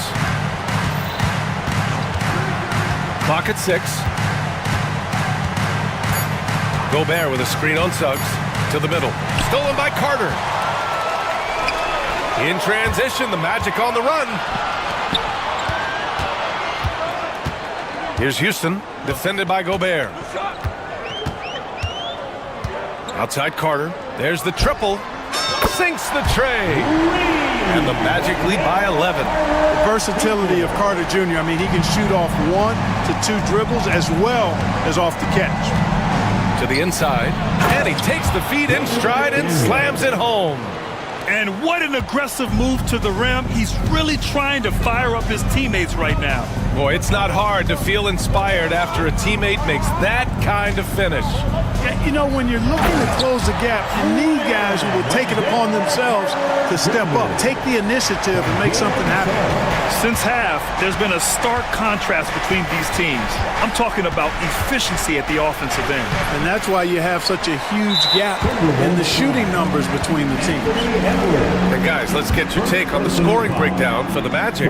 Well, you know, they've been tremendous, I think, when it comes to sharing the basketball. You know, getting guys involved on the plays and creating offensive opportunities for everybody. Equal opportunity offense is fun to watch. And another thing that's impressed me has been their consistency with their two-point jump shots, getting it done from the mid-range. Reed's checked in for Minnesota. Julius Randle comes in for Minot. Here's Suggs. And Wagner gets it to go on the assist from Suggs. Wagner's gotten 4 this quarter. Randle against Isaac. Randle inside. Edwards looking it over. From the arc. The triple hits for Edwards. Really like what Edwards did there. Assertive in the two-man game. Suggs with it. He's picked up by Edwards. And down it goes. Jam that one home. What a finish. I mean, he just took over himself. What a show of power right there from the point guard. Man, sweet. And you know, guys, when your point guard is making explosive plays at the rim, I really do think it sets the tone for the rest of the team. Edwards, no good. Magic leading by 13. 2 minutes remaining in the game. 2 minutes. Suggs outside. Wagner on the wing. Off the mark there with a three. Here we go, one-on-one. Edwards finds Randall. Back to Edwards. That's in. Coming off an assist from Randall. Randall's got 4 assists in the game. A composed and cool effort from Edwards inside, not rushing himself or forcing a bad shot, taking what's available. Caldwell Pope, the pass to Wagner. And here's Isaac. Suggs outside. And Carroll with a screen on Edwards. Puts it up from 15. And Carroll no good. Well, you've got to be there defensively. I mean, that's an easy mid-range jumper that he'll typically drain. Here's Alexander Walker. No good there. That would have cut it to single digits. And Suggs has got the ball here for the Magic. They've allowed just 7 points here in the fourth. Well, now it's just a matter of watching the sand fall through the hourglass. This game is wrapped up in a strong showing for the Magic. They were the more accurate club, and in the end, that made the difference, Grant. Yeah, BA, you have to love their strategy. And even more, you love the execution. We've come to expect big-time games from him. Just another day at the office for Franz Wagner. I have to say, he was totally unleashed tonight. Flying up and down the court, helping out however he could. He made a big impact on both ends. The three from Banchero, and the three-pointer goes. Stepping up and nailing an important shot to put this away. And, you know, this run shows what kind of attitude this team has. I mean, the win is there. Go get it. It's a 4-second differential between the shot clock and game clock. Puts one up from 19. And it's good as he snugs it right through the net. 12 seconds left in the fourth quarter.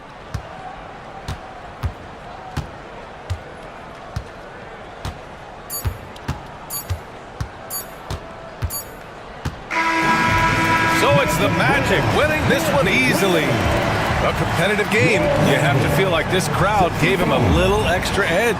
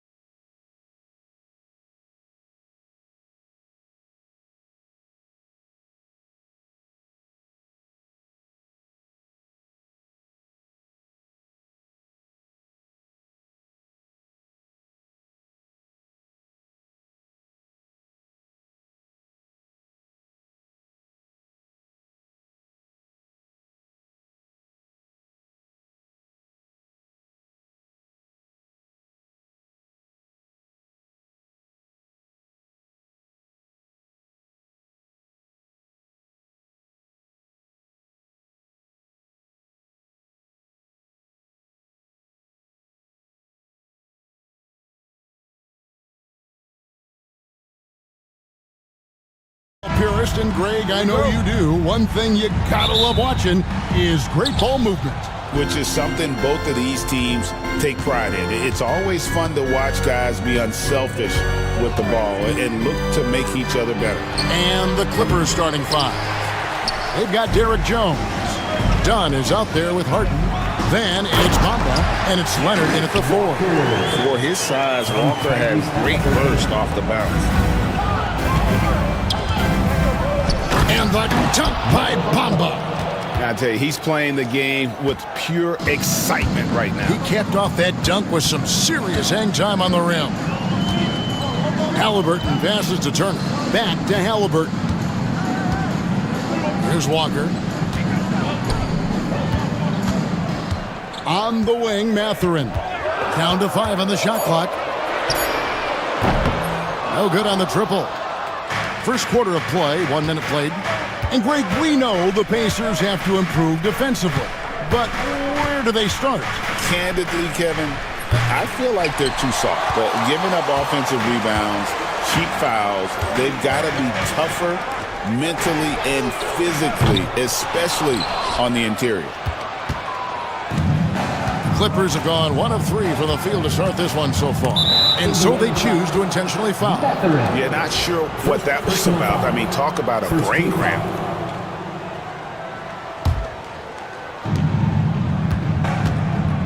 It's Harden with the drive.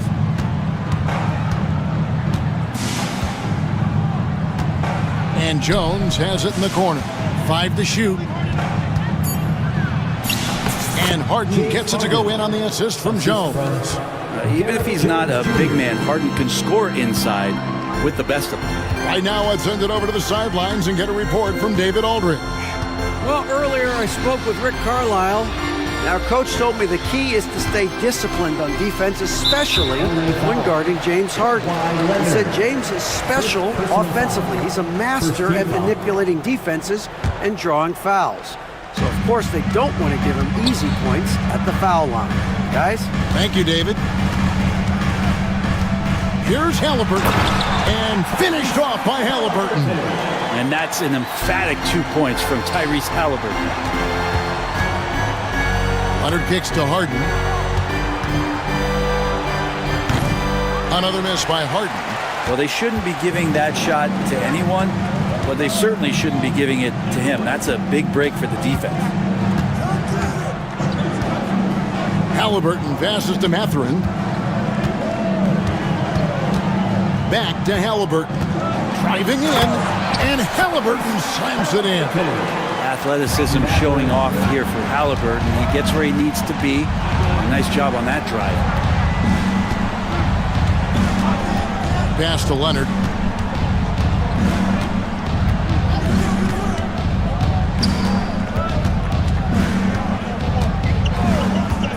Right at the free throw line, and it's in there. Totally dialed in. Leonard makes quick work from that mid-range. The Pacers have gone 3 of 5 shooting the ball so far. Brent, Kawhi Leonard seems to be at his best. He is his most incredible when it matters the most. Yeah, I think we sometimes tend to forget about how dominant Kawhi was in the performances at the biggest moments during the NBA Finals with his MVP awards, and it's mostly due to the fact that injuries have taken him away from those moments. But it's all in there. He is capable of dominating a game on both sides of the floor, Kevin, and I hope that there's another opportunity for us as fans to see him have one more crack at that, if not a couple more, before his career is over. Harden outside. He takes it in, kicks it out to Leonard. Over Mathurin, and the Clippers getting another bucket right there. And that's usually a solid strategy. Get the ball into Leonard's capable, large hands and let him go to work. And it's Halliburton missing. He's so good at getting to the rim. Maybe tries to get a little bit too cute with that one. I thought he laid straight up and in. Harden gets the bucket. And they've done well at taking advantage of some late defensive rotations and getting the ball in the paint. Leonard against Halliburton. Turner dishes to Walker.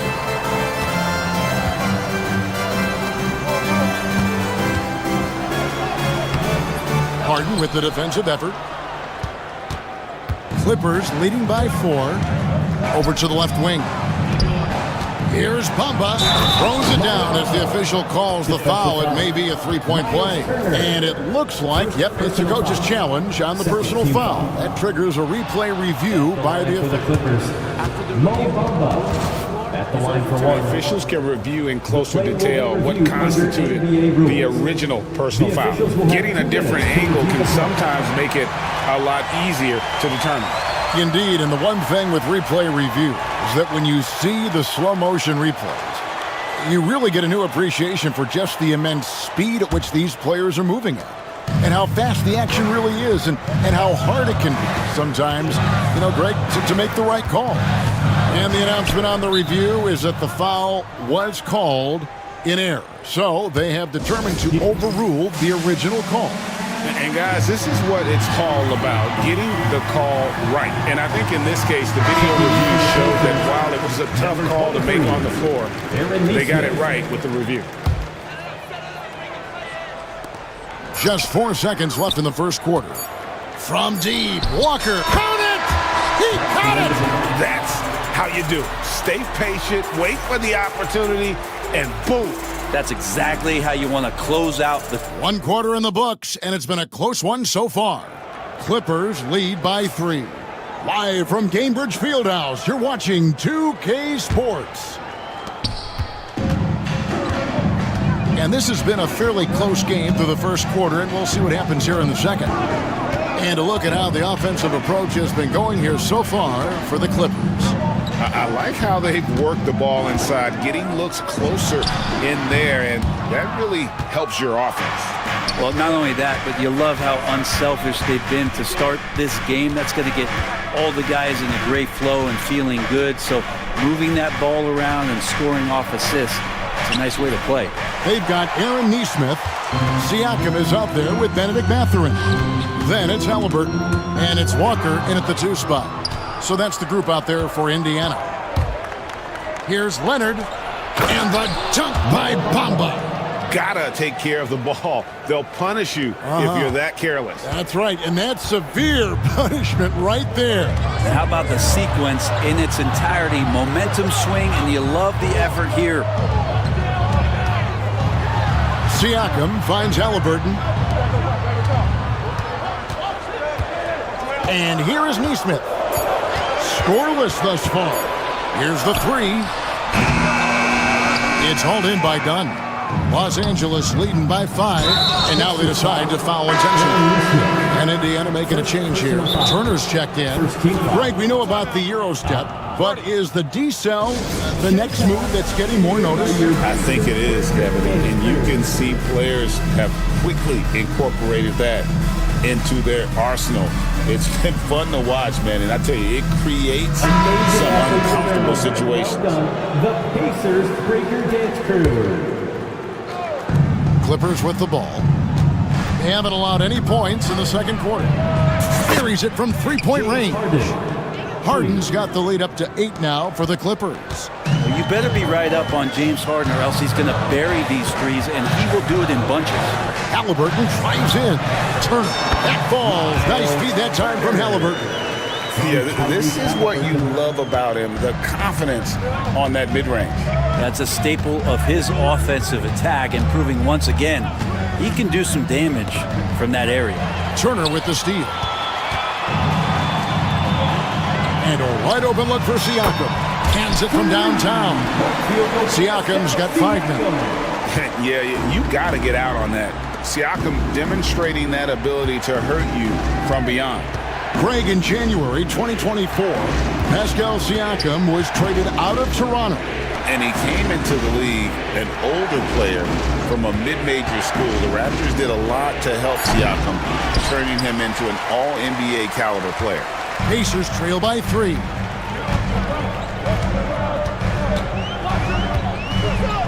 And we're now a little over 2.5 minutes into the second quarter. And now we've got the intentional foul. And Teron Lue calls timeout. Wants to talk some things over. Might be seeing some things to adjust. Now on the court is your...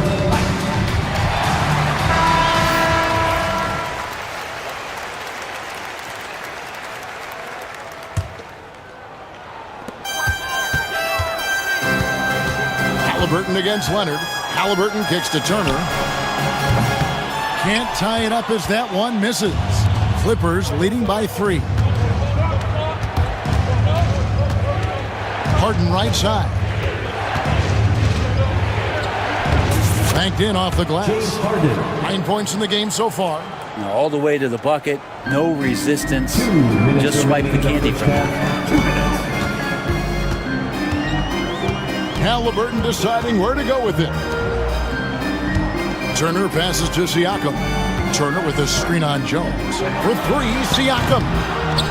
Gets it to go from beyond the arc. Siakam's got a couple of three-pointers in the second for Indiana. Here's Leonard. Kawhi, confident inside. Kawhi is certainly one of the strongest players in the league at that position, just doing damage. Halliburton against Leonard. Halliburton outside. Leonard with the steal. We've got 1:13 left in the first half of the game.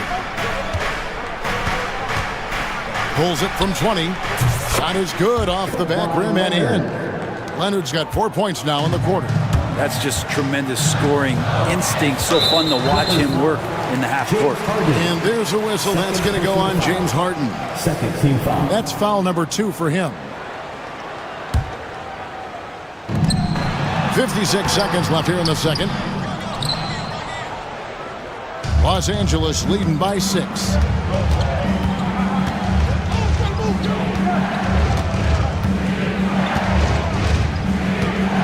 Bamba setting the pick for Harden. Shot clock at 6. Pass to Leonard. Beyond the arc. Scored the bucket. He's made 5 so far, shooting a very clean 5 of 7. Timely bucket from Harden, just beating the shot clock. Here's Halliburton. Outside Mathurin.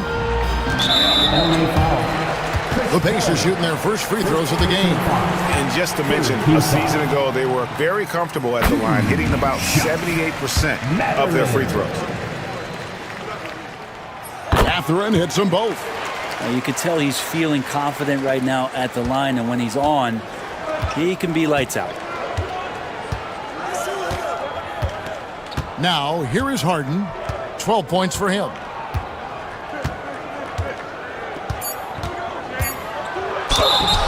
Lost contact on the shot, and now a three-point play chance as he'll head to the line.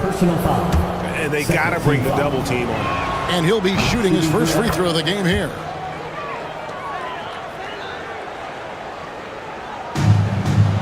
Here's Walker, and finished off by Walker. And way to finish and cut into that lead a little bit. Yeah, but look at the basket guy still shaking. And so it's the Los Angeles Clippers in the driver's seat, up 8 points. Thanks, David, and we'll be back shortly following halftime to get the third quarter underway. Fans, please direct your attention to center court and get ready for the fan half-court shot. Drums, please. They're measuring up the shot.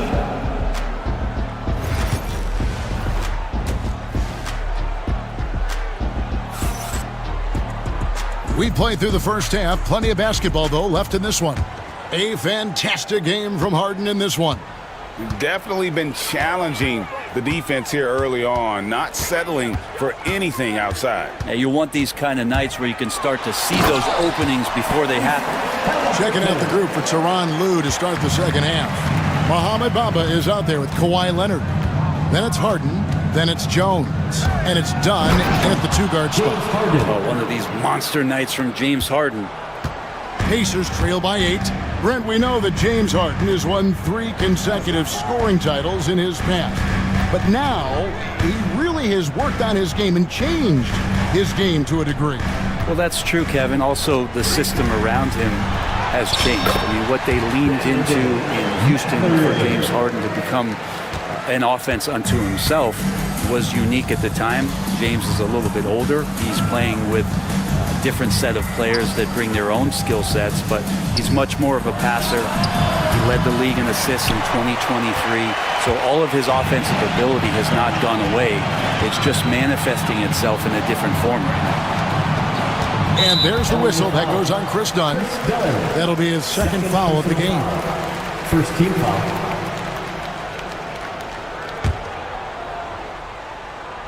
Here's Walker.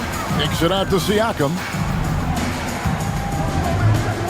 Turner with a screen on Jones. Outside Turner. Hangs home the trifecta. Turner's got 5 points so far. Love seeing this. Turner just rising and firing with no hesitation. Have to respect the confidence he's playing with. Leonard on the wing. Guarded by Walker. Back to Harden. The Clippers need to get off a shot. Here's Leonard. Pacers with the rebound. They are right on the brink of taking the lead.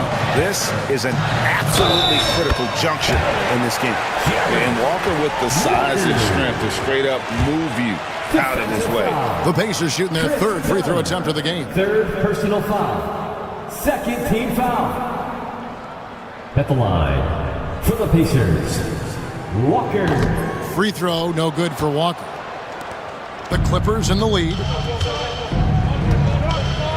And an intentional foul right there. And some changes here for the Pacers. Neesmith, he's checked in for Ben McMatherin. And it's TJ McConnell in for Halliburton. And the timeout called here by Tyronn Lue. Wants to regroup and go over the strategy.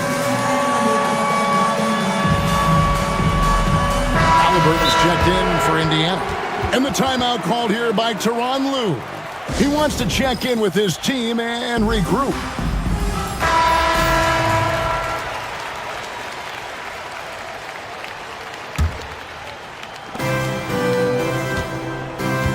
Harden against Siakam. Pass to Leonard. 6 to shoot. Fires from deep. The Clippers rebound. Kicks it out to Harden.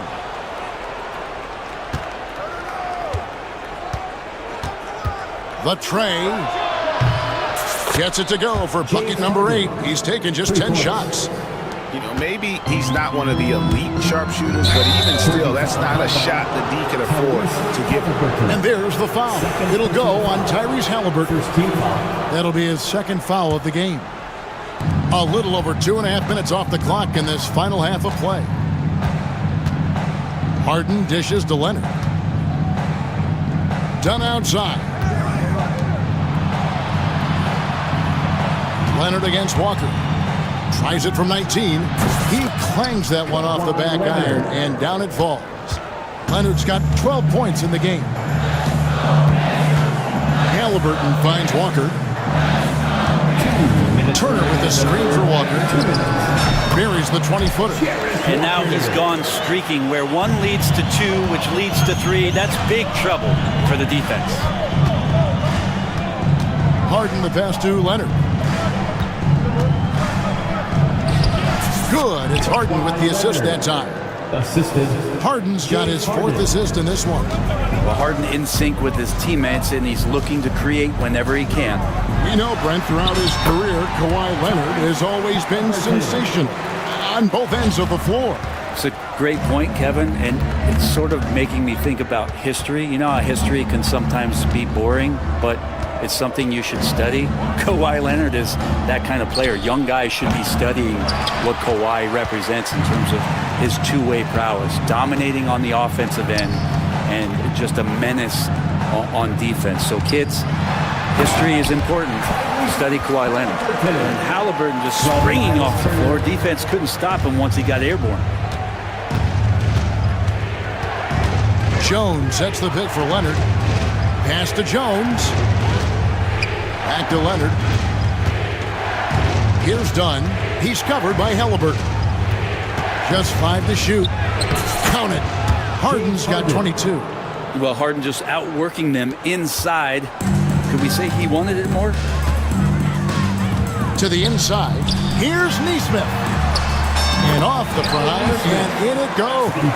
That's the kind of aggressive and assertive play they need as we get closer and closer to crunch time. Harden with it.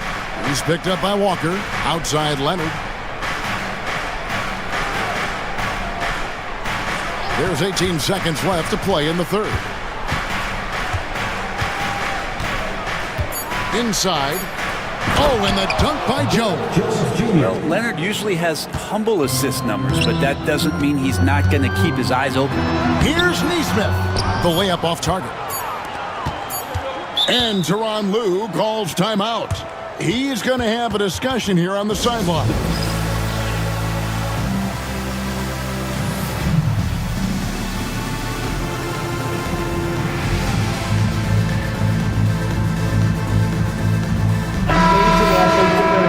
Well done, the Pacers Breaker Dance Crew.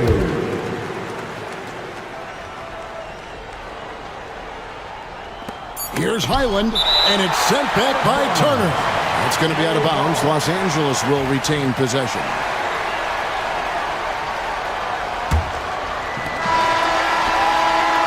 And a great show through three quarters as we enter the fourth. Who will carry the day? The Clippers on top, leading by... And a moment now as we take a look at our State Farm assists of the game.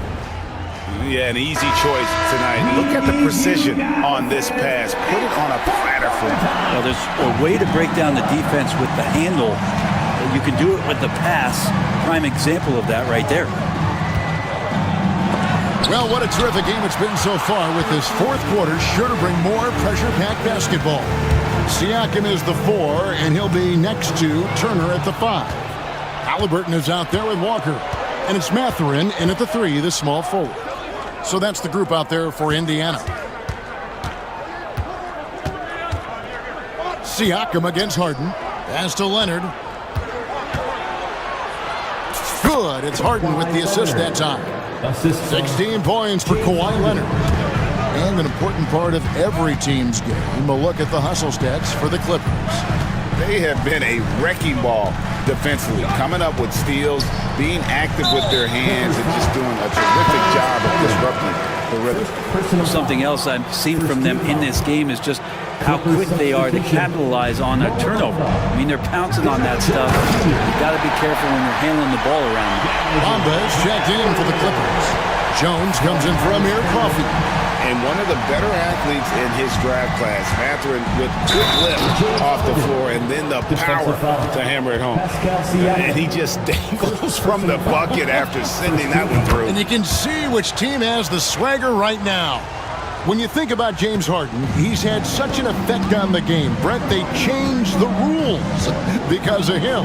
Well, it's interesting, Kevin, because you can think about it a couple of ways. There was a system change for James Harden to try the system, and then, as James has said himself, he became the system. So leaning into all of the analytics of basketball, you have to have somebody who can represent all of the things that system would require, and it came in the form of the beard for many years. And that kind of offensive output is something that is going to be, we'll be hard-pressed to see that again, Kevin. Well, an excellent passer, Harden taking pride in finding an open teammate. Halliburton, no good. Clippers leading by 6. And it's done in the corner. It's good. The assist that time from Harden. Dunn's got his first 3 points of the game. Pretty much no one is going to pass up a shot like that so much for the defense. Mathurin for 3. Kawhi Leonard comes up with the rebound. And it's Harden with the ball for Los Angeles. Fourth quarter of play, we're about 2.5 minutes through it right now. Leonard with no one around. Misses the 3. Indiana's gone to the three-pointer 11 times tonight, nailed 5 of them. I'm shocked that didn't turn into 3 points. I mean, he makes you pay on those nearly every time.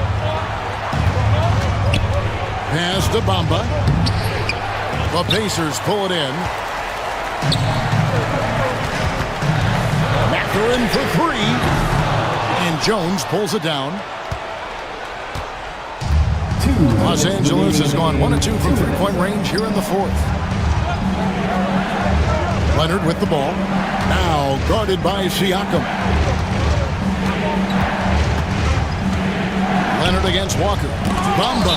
And it's sent back by Turner. And it goes out of bounds. That one off Turner.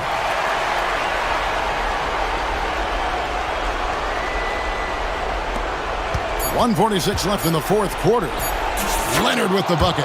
Leonard, a three-level scorer as well as an offensive anchor for this team. Pacers trail by 11.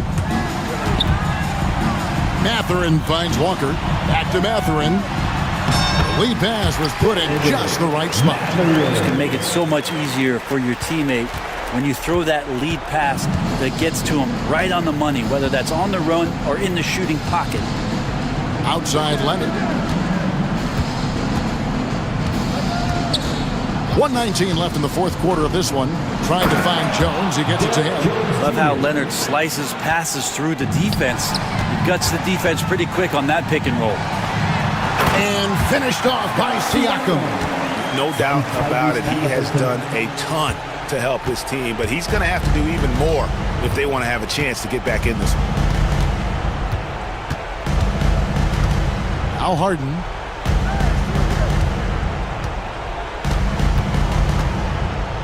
Pass to Leonard. 6 on the shot clock.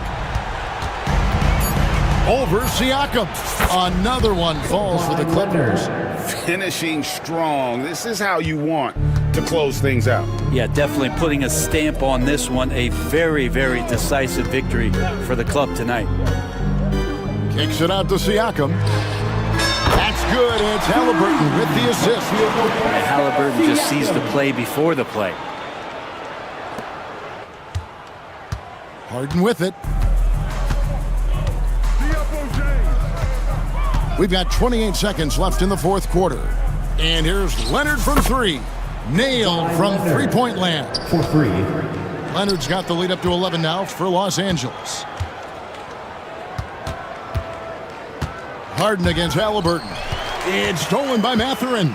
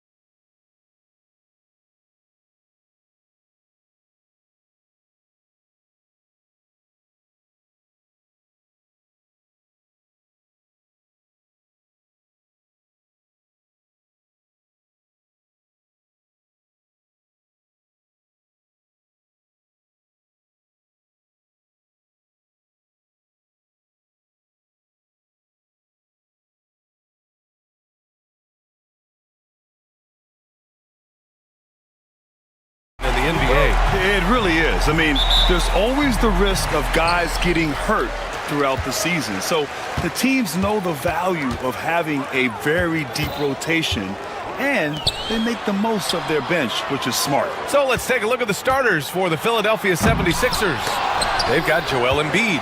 Kenyon Martin is out there with Kelly Oubre. Then it's Maxey, and it's George in at the 1. Now here's George. And timeout is called by Nick Nurse. He wants to make sure everybody's on the same page. With an MVP trophy under his belt, Joel Embiid has only become more dominant, RJ. I think that 2023 MVP increased his confidence. It allowed him to feel like he really was the best player in the world. And I think it motivated him to keep pushing himself. And the results speak for themselves because the stats, they back that up. Now here's George. Down to 5 on the shot clock. Embiid can't hit. Let's check in with our reporter, Allie LaForce. I had a chance to catch up with Jamal Mosley. Facing off with Paul George tonight, I asked them what makes PG such a special player. Coach said, quote, well, he has a huge effect on the game. Paul can shut down your best scorer on one end and then put up 30 or 40 on the other. Tough to beat that. Paul George, he will have a lot to say about this one, guys. Okay, thanks, Allie. They grabbed their own miss. And the basket by Embiid. The reach of Embiid with his size and wingspan, he's a real threat on the offensive glass. Banchero against Embiid. Oh, and there's the whistle on the shot. And they're not happy with the call here. Coach has given the signal. He's going to use his challenge. Probably a good idea in such a close contest. People will worry that the players under video review under NBA rules. The officials will have to adopt this challenge policy in 2019. You know, one thing this does for a coach is let his players know he's got their back. If they're adamant that the call was wrong, he'll back them up and make the refs take another look. And they've made their decision. The call will stand. And as much as it hurts to lose a challenge, I think Coach would challenge that call again if he could. He really disagreed with the foul, and he's still peeved.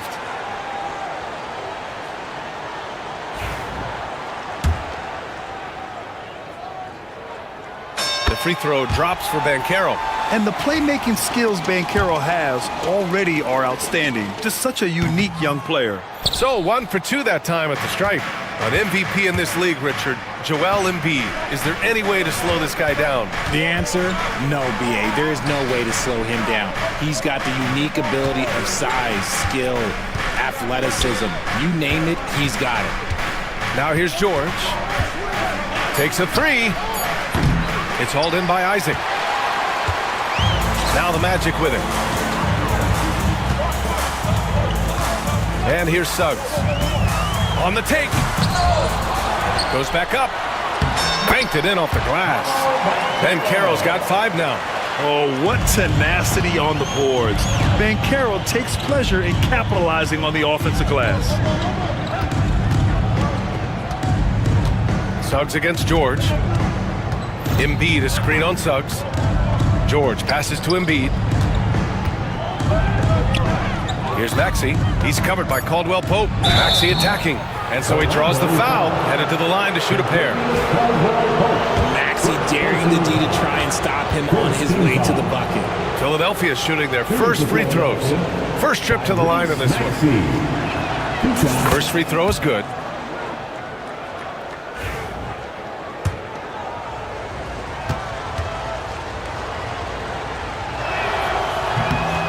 Both free throws good from Maxey. That's what he does. Rock solid at the line.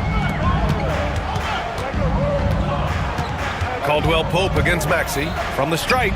And he buries that one. Back rim and in. And hitting from the mid-range here and early. I mean, really gives the defense just another thing to worry about. And you don't see many teams take these shots as often anymore. It's nice to see them take advantage in this area. Now here's Martin. How about that? And he takes that one up and powers it through. Come on now, guys. That's flat out insane. Hey, when's the last time you saw a jam like that? And there it is for him. 76ers trail by 3. George outside. Outside Oubre. George against Wagner. Embiid, a screen on Wagner. And Embiid throws it down. The perfect roller. Joel Embiid can pop out and shoot, cut, make the extra passes, really anything in that set. Now here's Caldwell Pope into the lane. And it goes as the official calls the foul. Count it, and he'll shoot one more at the line. Orlando shooting their third free throw attempt of the game. And we're just over 3.5 minutes into this first quarter. And so George will bring it up for the Philadelphia 76ers, trailing by 4.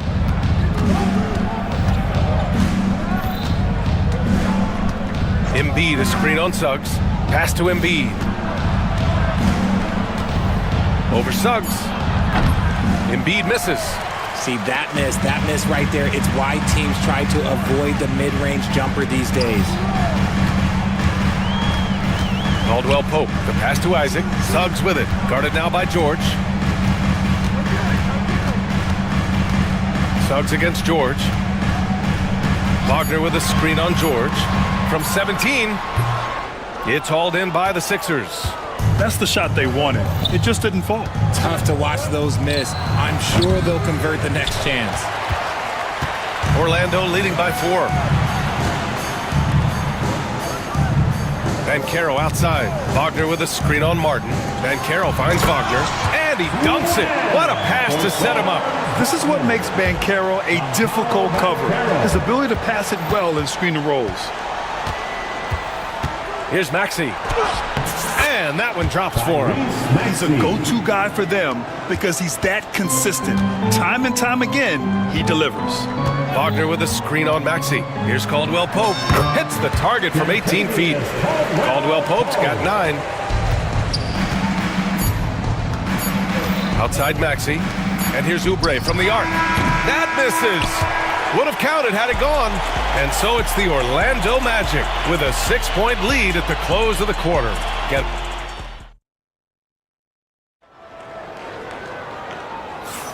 Hope you've enjoyed the broadcast so far. Halfway through the first half in this one. A chance to catch up on some numbers here. The scoring breakdown for the Magic. The story so far has been their mid-range shooting. The analytics might not like it, but elite offenses still knock it down from that area. And the other thing you notice is how determined they've been to get into the paint and get buckets around the rim. Taking a look at Philadelphia. Kenyon Martin is out there with Kelly Oubre. Then it's Maxey. Then there's Paul George. And it's Embiid in it to 5 down low. Here's Caldwell Pope. And he dunks it down. Woo! Defensively, you can't afford to let him get to the rim that easily. Well, that might be why their deficit is what it is right now. Yeah, it's going to take better rim protection than that if they're going to climb out of this hole. Here's Embiid. Oh, great D that time from Isaac. Orlando leading by 6. Suggs surveys the D. Gets his second attempt to go. Now he's 1 for 2. And the league has cut down on back-to-backs, but some pushback for a surprising reason. Richard, teams need multiple days off in order to practice. Yeah, that's right. With only 1 day off between games, teams don't usually practice on those off days. It's not as simple as it looks. Outside, Caldwell Pope. Back to Suggs. Oh, a big finish with a one-handed jam. And how about the leaping ability of Suggs, getting off the floor with such ease? Here's George. Rebounded by Suggs. The Magic have gone 3 of 3 to begin the second. Pass to Banchero. Banchero with a screen on George. Suggs, the pass to Wagner. To the paint. Here's Isaac. Ooh, the lead pass was in the perfect spot to set up the layup. Their offense is looking like a well-oiled machine, getting any look they want. Right about that. Seems like they haven't missed. Embiid, a screen on Caldwell Pope. They need this. Embiid misses. Orlando leading by 12. Suggs with it. Wagner in the high post. And Orlando again with the bucket. And he did that so well in college. Suggs sharing it well in the league, too. Caldwell Pope against Maxey. And there's a whistle. He'll head to the line to shoot two. Philadelphia shooting their third and fourth free throw shots of the night. That free throw's good for Maxey. The thing you love about Maxey is that he always has a smile when he's out there. He's enjoying himself, and he embraces the challenge that the game presents. Banchero against Embiid. Banchero hammers it home. Slams it down with two hands. Man, they're really getting aggressive now. Let's go now to the sideline and catch up with Allie LaForce. We hear players proclaiming their love for the game, but former sharpshooter J.J. Redick said there's a distinction between loving the competition itself and loving the game and everything that goes into that. Guys say, I just want to play.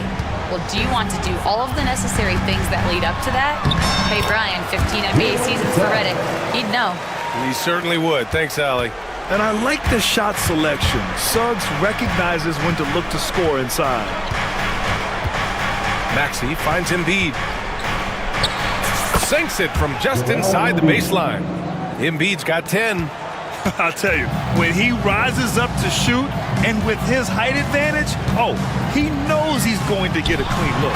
Yeah, the defender just lacks the reach to be able to contest him properly.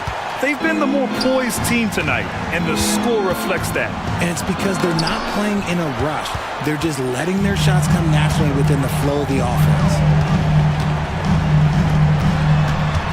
Back to Banchero. Tries it from 19. It's rebounded by George.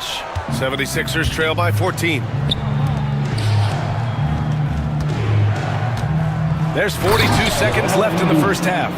Yeah, Embiid is getting everything he wants on the offensive side. He's playing some aggressive basketball right now. Caldwell Pope with it. Oubre picks him up. Caldwell Pope's shot is off.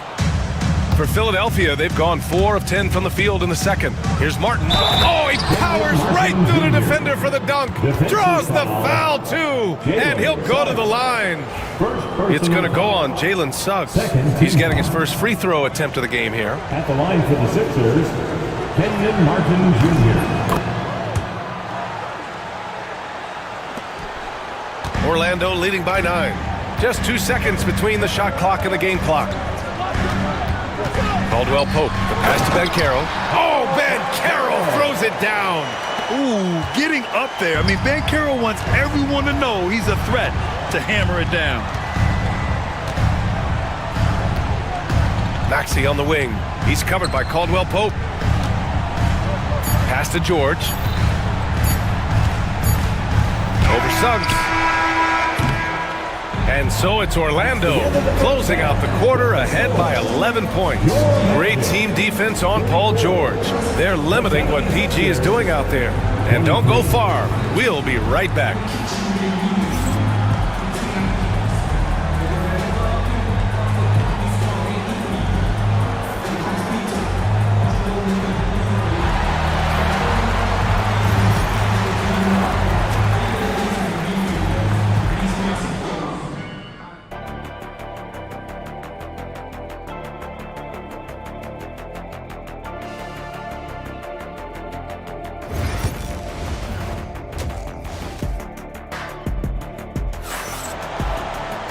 And with the second half upon us, we'll find out if this game becomes the rout that it's threatening to be. What else can you say? Joel Embiid, an impressive effort here today. Yeah, they've done an amazing job of creating room to operate for him. And then, of course, executing. I like how they came into this one with a game plan, and they're just going out and executing it. Terrific job. The backcourt is Suggs and Caldwell Pope. Isaac and Wagner make up the forwards. And it's Banchero in at the center position. So that's who Jamal Mosley starts the second half with. And so Jamal Mosley calls for the timeout. He wants a few moments to regroup with his players. Orlando leading by 11. Here's Black. To the middle. Carter finds Caldwell Pope. Going inside. It goes again. His 6th basket in 7 tries. Great timing and coordination. Lays it in coming off that pick. Now Lowry. To the inside. Drummond. And the jam by Drummond. And just a shrewd pass by Lowry. He has a gift for seeing what's happening on the floor and finding shooters. Here's Black. Oh, and they immediately answer back with a dunk on the other end. And he just driving the stake in him there. He's a guy who just never lets up. And that finish shows you how dangerous he can be as a passer and a finisher. Lowry, good. Playing way bigger than his 6-foot height. Lowry scores it inside. He just plays with so much heart. Here's Black. He's guarded by Lowry. Lowry with a steal. Right around a minute and a half played in the 3rd quarter. And again, it's Philadelphia. Showing how confident he is off the dribble, Lowry is so dangerous shooting when he's in a rhythm. Picked by Carter. Here's Black. So it'll be 2 free throws. He was fouled in the act of shooting. That'll belong to Kyle Lowry. Orlando shooting their 4th and 5th attempts at the free throw line tonight. First one falls for him. And that one goes in. 2 from the line that time. So it's Philadelphia now. 11-point game. Inside. Here's Drummond. Oh, and the dunk by Drummond! B.A., forget about attempting the long-range 3 to cut into that lead. Just attack the rim, my man. Man, that was sweet. And down it goes. Dunked it through off a beautiful setup. A bit undersized. His hops make him a legit small ball 4. Blocked! And so it looks like the Sixers will retain possession here. And you got to be in awe of incredible defensive efforts like this. Showing no signs of giving up this lead. That block sent shockwaves into the opposition sails. Pass to Lowry.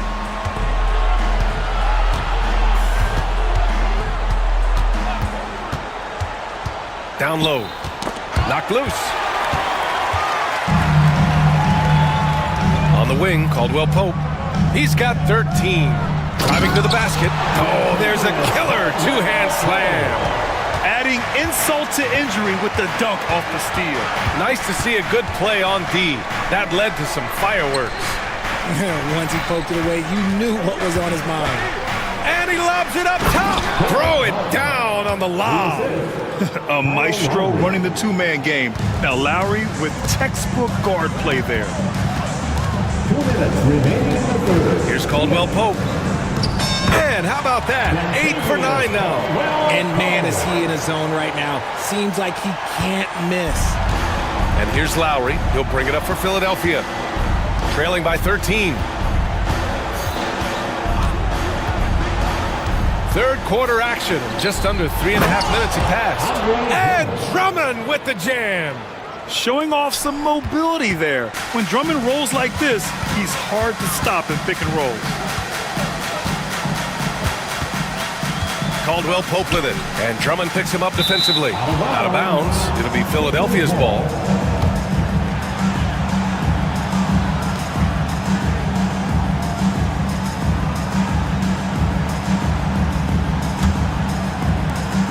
'76ers trail by 11. Lowry outside. There's a minute 12 left in the 3rd quarter. Here's Drummond. And it's Orlando with a rebound.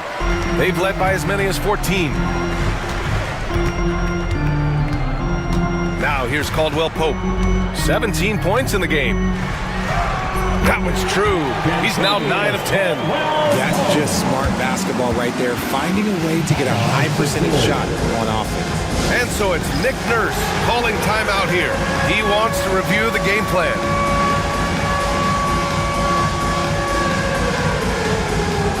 And the 76ers going with a whole new group out there. Substitution on the court. 54 seconds left in the third quarter of the game.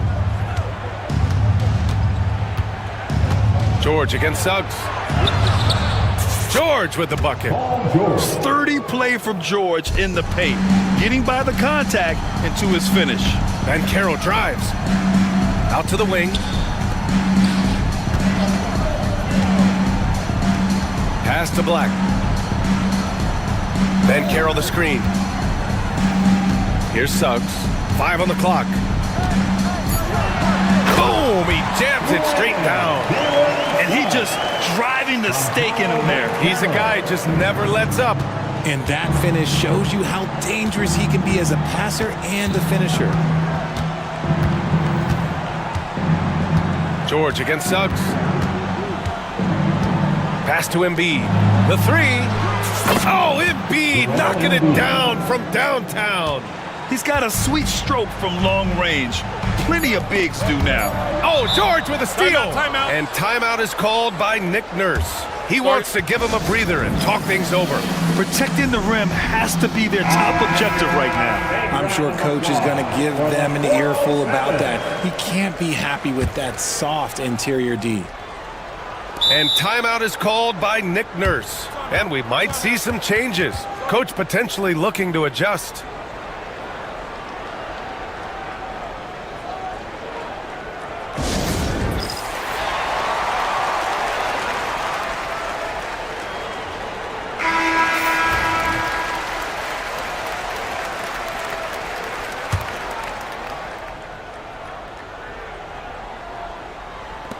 Off the inbound pass. And so it's the Orlando Magic earning this break in the action, up 10. And it's all due to their ability to own the paint. They've been dominant down low. We'll be right back. And let's take this opportunity to show you our State Farm assist to the game. You know, I'm kind of stoked that this was a choice because I love this pass. A remarkable find. He put his court vision on full display. That wasn't a better pass in the game, almost like he had a sixth sense. Fourth quarter action is upon us. Thanks as always for joining us. On the court for Philadelphia to start the fourth. Kelly Oubre out there with Joel Embiid. Then there's Kenyon Martin. Then it's Maxey. And it's George in at the point guard position. Yeah, that play shows Banchero's strength and his determination. Orlando making a switch here. Caldwell Pope's checked in. And Banchero no good on that one. 76ers trail by 12. And stolen by Banchero. Poke loose. And the foul called on Paul George. That's his first foul of the game. Personal foul. Second team foul. Wagner, the pass to Suggs. Ooh, coming through again. Shooting 5 for 7 now. And trust me, when the D's slow to react, he'll be the first guy to make them pay. Yeah, they're going to do a much better job of putting a little bit of pressure on him on his way to the hoop. Hey, look, I'm not going to lie here. That's a shot that he needs to be making. There are no excuses. Banchero passes to Suggs. Pass to Wagner. The kick out to Banchero. 6 to shoot. Now Isaac puts up a deep three. He buries it from 3. And the Magic lead by 17. And I'm really liking the confidence from Isaac. He feels like no one can guard him off the catch. Here's Maxey, and here's Oubre. George outside, to the right side. Three-pointer Embiid. Yes, and it's George picking up the assist. George has got 3 assists in the game. You must respect Embiid's range as a defender. He'll make you pay every chance he gets. George against Suggs. That's basket number 6 in 8 tries. And just not letting up at all. I mean, you have to love this approach. You want to get the ball to the guys who make plays. This is when good players really get after it. He can sense that they're reeling, and he's going to put his foot on the pedal. And here's Oubre from the arc. Orlando with a rebound. Isaac's got rebound number 5 here tonight. Wagner with a screen on Martin. Here's Banchero. Oh, Banchero throws it down. He will muscle his way down the lane. Watch out when Banchero comes tumbling by. George passes to Oubre. George against Suggs. It's George with the drive. And the jam by George. You gotta like the momentum on George's drive, cutting into the defense and clearing himself a path. Suggs, the pass to Wagner. Maxey against Caldwell Pope. 17-foot shot on the way. Rebound by Philadelphia. Embiid's got 6 rebounds in the game. Maxey on the wing. He's covered by Caldwell Pope. Embiid a screen on Caldwell Pope to the left wing. Oh, Embiid with the slam. Oh, what a dunk by Embiid. He's just doing big man things the way big man should. It's Suggs with a drive. Misses from short range. Had enough room to finish, and that's one he'll usually make. Embiid finds George. Back to Embiid. From the high post. And it comes off the front of the rim. Magic leading by 14. And we've got 1:18 left to play in the fourth quarter. The kick out to Banchero. Suggs outside.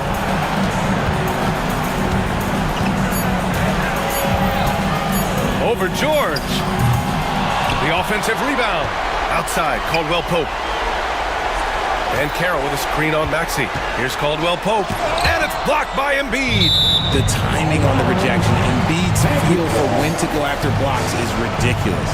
Just a superb read on defense to come up with the block.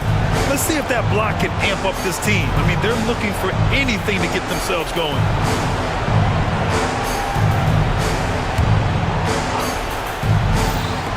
51 seconds left in the fourth. Good on the shot. They got a big lift from their crowd tonight, giving them the energy they needed. You have to love their effort. This game wasn't handed to them. They took it.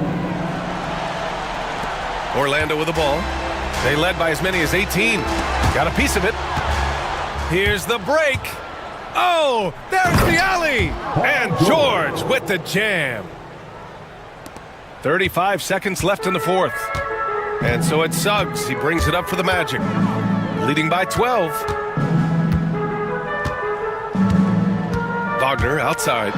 And a strong finish with 2 hands. Stepping up and nailing an important shot to put this away. And that score probably slams the door for any would-be comebacks. And look, they put this one to bed. George against Suggs. George drives in. George.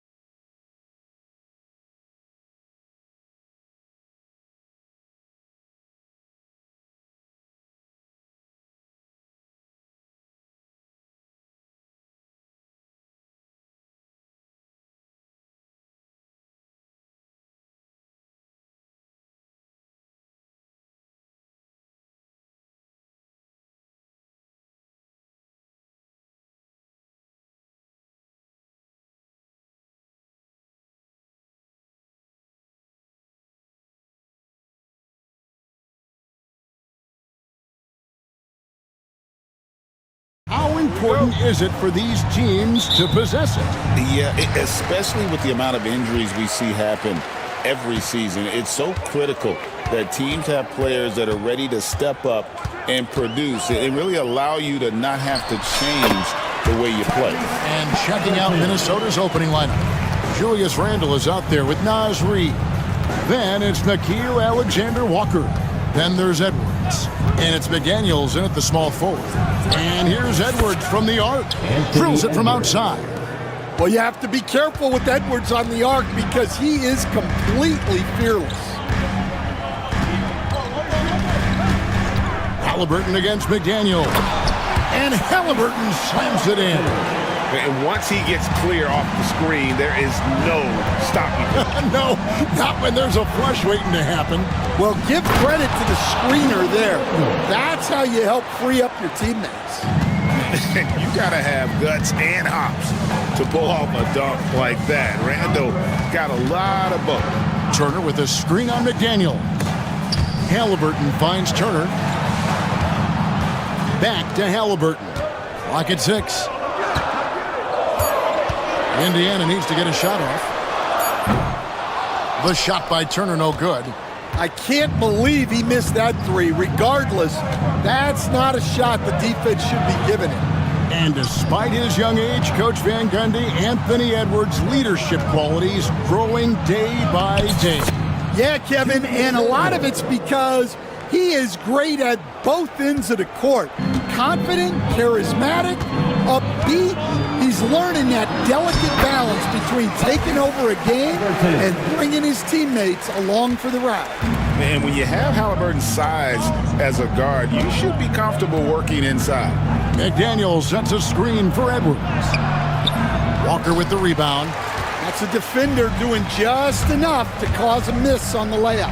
Halliburton flies in, and he banks in the layup. Halliburton's got 8.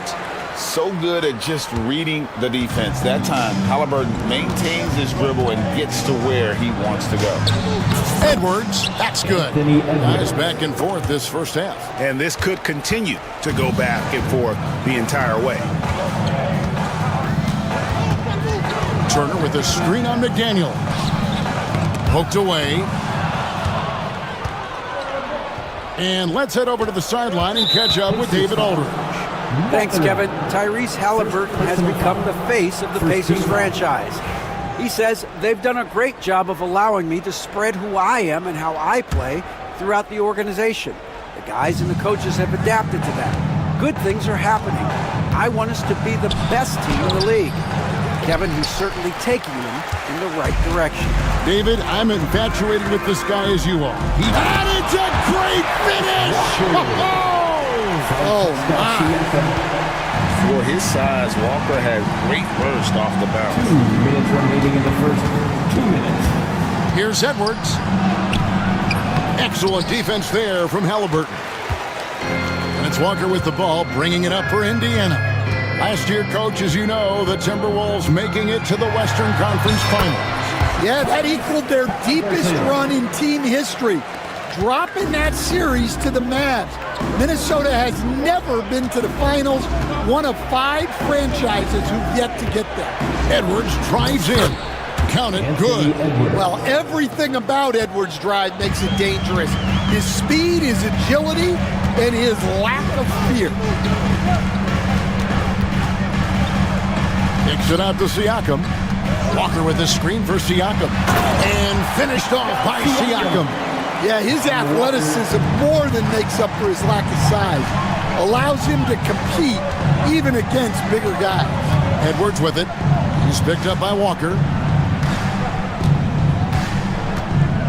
Walker against Randle. Just 5 on the clock. And the layup is good. Randle's got 6 points. Yeah, an underrated ball handler. Randle can beat you off the dribble. He keeps pressure on the defense.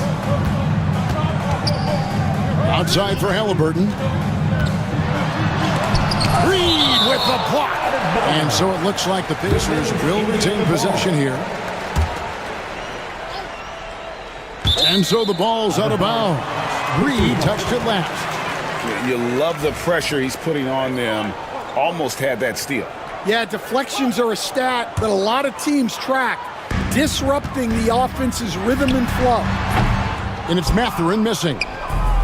Timberwolves have gone 6 of 9, shooting it well. 5-second differential between the shot clock and the game clock. Near the three-point line, it's Edwards. And again, it's Minnesota. This tug-of-war game continues. And guys, that's lucky number 7 already in this game. Goes up high for the two-handed dunk. And one of the better athletes in his draft class, Mathurin, with quick lift off the floor and then the power to hammer it home. Right side, Edwards. And stolen by Siakam. Oh, he really broke up that transition opportunity. Looks like it'll be a transition take foul. He's getting his first free throw attempt of the game here. Wound up shooting 85 from the line a season ago, which is an exceptional percentage.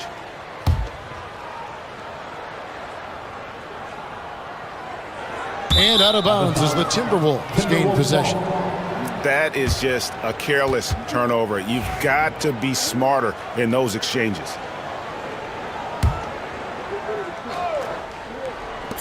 Near the three-point line, it's Edwards. And he got that one up in time, but doesn't go in. Tyrese Halliburton has been on display for the Indiana Pacers.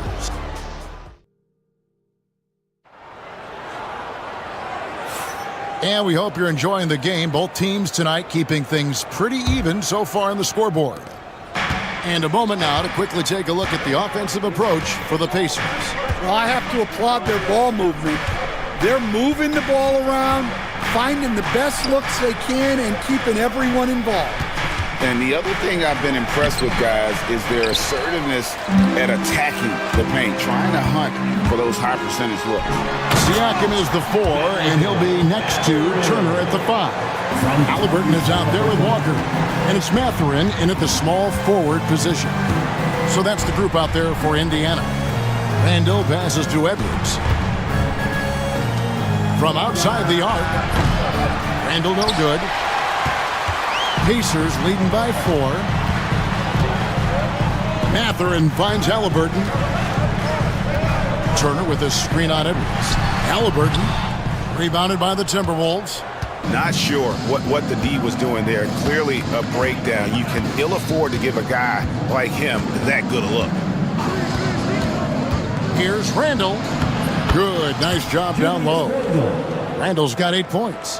You know, they like Randall to be an offensive presence in the paint. They want him to be an option on every possession. Turner with the screen for Halliburton. A floater, outside Turner. Pass to Siakam. From deep, hits the three-point 5. Siakam's got the lead up to 5 now for the Pacers. And awards now have a minimum amount of games needed to qualify. An interesting twist in this whole story. Yeah, and it seems logical because of the uproar from the fans and the media that they implement this. And how can you be that impactful in reality, though, if you only play half the year? Here's Edwards. Terrific energy from Halliburton as a defender, doing his best to contest that shot. And we have an intentional foul there, GA. Wish I could say why. That was pretty strange. I mean, no idea what got into his head right there. Randall outside. Stolen by Walker. Excellent anticipation there to come away with the steal. And Walker throws it down. When Jarris Walker stuffs it, we feel those bucks over here. Edwards, a screen on Siakam. Edwards looking it over. Pass to Reed. Shot clock at 6. And the foul on Jarris Walker. That is his first foul of the game. And the next one puts him in the bonus. And for those of you just joining us, we're almost 2.5 minutes into the second quarter. The defense there got away with a major lapse. Siakam with it. Picked up by Edwards. Back to Halliburton. Siakam outside. And finished off by Siakam. And don't look now, but they're starting to extend this lead. Well, look, we've seen that no lead is safe these days. You got to keep scoring and extending that margin. That's in, and the Pacer lead is cut down to 7 on the bucket from Randall. And when Randall gets rolling on the drive, there's almost no stopping him. His size and athleticism are going to get him to the hoop. Halliburton kicks to Siakam. Over Randall. Siakam misses. Timberwolves trail by 7. Hey, Coach, what about Naz Reid after going undrafted back in 2019? He is really showing him, isn't he? Well, Kevin, what a story. Uncommon skill level for a player of his size. He can shoot the ball. He can handle the ball. He's got a lot in his arsenal. Alexander Walker passes to Edwards. 6 on the shot clock. The Timberwolves need to get a shot off, and Randall throws it down. Not enough defense there. Allowing Randall to get that close is a recipe for disaster. Halliburton against McDaniel. Halliburton kicks to Turner. And a kind roll that time off the rim as that one falls. Turner's got his first bucket in this one. Timberwolves trail by 7. And here's Randall. He's got 12. Releases. And again, it's Minnesota converting. Well, when you have a scorer as skilled as he is, you do everything you can to get him the looks he needs. Catherine, good. Very few young players see the floor as well as Halliburton. It really shows just how impressive his ceiling is as a playmaker. Edwards drives in, and Edwards slams it in. Kevin, he is tough to stop when he gets to the rim. Yeah, Greg, he can get up a few notches higher. And Halliburton slams it in. And once Halliburton hits his stride, there's just very little you can do defensively, proving how dominant he can be. Edwards kicks to Reed. Takes the 3. And it's Mathurin with the rebound. Indiana leading by 8. Here's Halliburton. Count that as his 7th field goal in 9 tries. He's shooting 78%. Man, just adding insult to injury. He just waltzes inside and extends this lead. Well, it's not going to get any easier if they can't improve their defensive intensity. They got to show some fight. And so it's the Indiana Pacers going into the break with a 10-point lead. And they've done a phenomenal job down low. So many of their points coming right at the rim. Back right after this.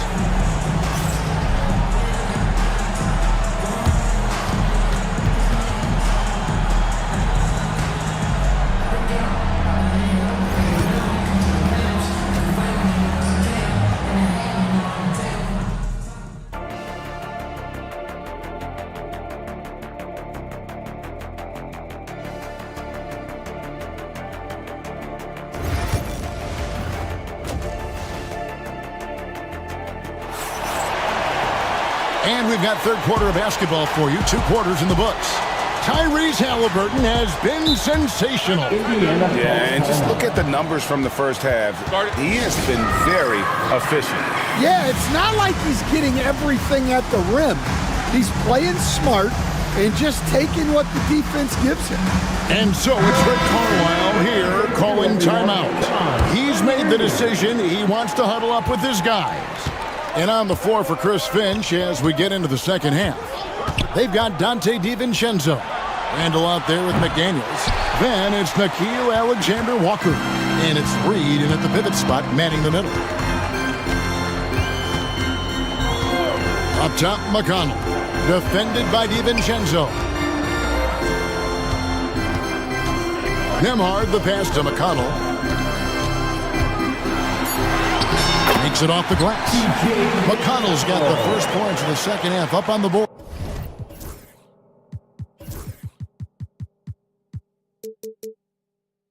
For the Pacers. Terrific play call to give him a clean look at the rim. That's how you want to start the second half. Yeah, I like how they're establishing their interior presence right away. That's going to collapse the defense and create other opportunities. Well, that's a shot you don't mind him taking.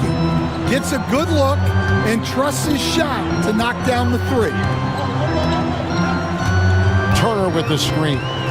And a wide open look for Mathurin. Off the mark there with the three-point shot. Timberwolves trail by 9. Randall outside. Let's go. He hits the back iron and sinks the shot. Randall's got 16 points. Playing from behind right here. Not easy, but he is answering the bell. Well, consistent scoring is a good foundation for a comeback. They can't be wasting possessions now. Here's DiVincenzo. Pass to Reed. Jacks up a three. Nembhard grabs the board. Pacers leading by 9. And with an update from the sideline, let's check in with David Aldridge. Kevin, thanks. These days in the NBA, no lead is safe. Timberwolves coach Chris Finch said, there was a time where you weren't taking 20 triples in the game. It's all down to that. Momentum, too. These guys got into the league being offensive-minded, and when they get hot, it's a sight, and it's really hard to stop. Kevin? Chris Finch is right. It's impossible to stop. Thank you, D.A. And so Chris Finch calls for the timeout. And coach has decided they need a moment to talk things over.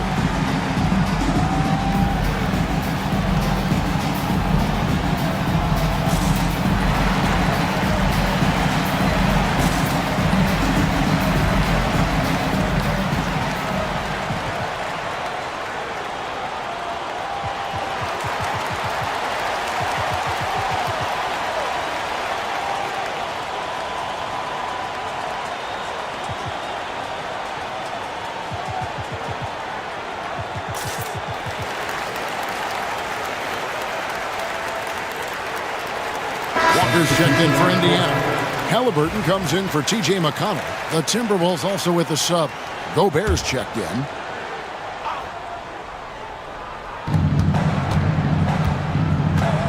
DiVincenzo against Halliburton. Down low, Gobert. And finished off by Gobert. Not stopping that. Gobert from there is right around 100%. Halliburton kicks to Walker. To the paint.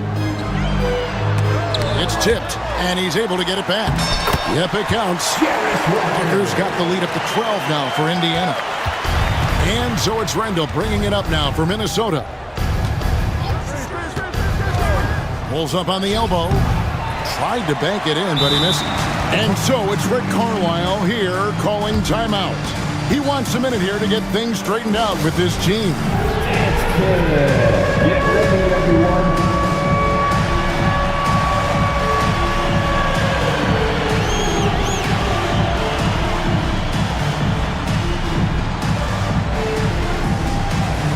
Let's see them.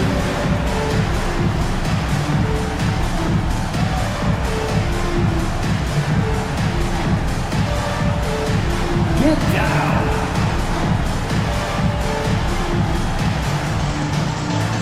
Indiana making some changes. Thomas Bryant, he's checked in for Turner. Toppin comes in for Pascal Siakam. And it's Benedict Mathurin in for Andrew Nembhard. Minnesota also making some changes. Einad's checked in, and it's Edwards in for Dante DiVincenzo. Edwards against Mathurin. 2 minutes. Ryan sets the screen for Mathurin. 4 on the shot clock. Rudy Gobert with the rebound. Timberwolves trail by 12. And he gets the basket. Officials blowing the whistle, so a chance at the line for one more. And Stan, we seem to be in the midst of a big man renaissance in the NBA. I love it. So that being said, which of these big stars do you like the most? Well, that's a tough question because there's so much talent and they're all different. You've got Embiid, who is unstoppable offensively. You've got Wembanyama with his combination of size and length, skill and agility. You've got guys who can shoot the ball. But the guy that combines the most of those things that I would take, Nikola Jokic. To the Timberwolves, Rudy Gobert. First free throw is good.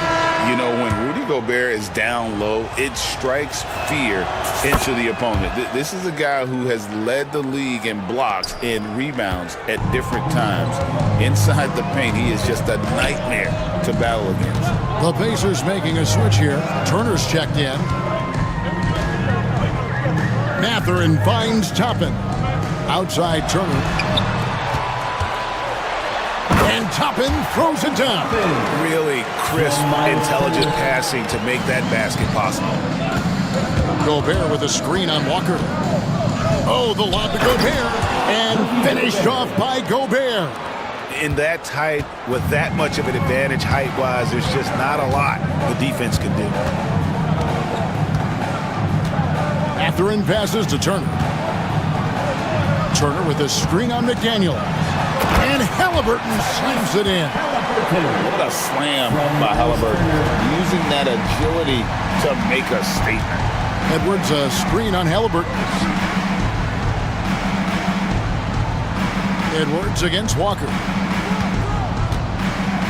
Gobert with a screen for Edwards. Took the opportunity when he saw it. Edwards got 13 points. Well, right there, Edwards uses the screen to create the space he needs. It's a 4-second differential between the shot clock and game clock. Here's Halliburton.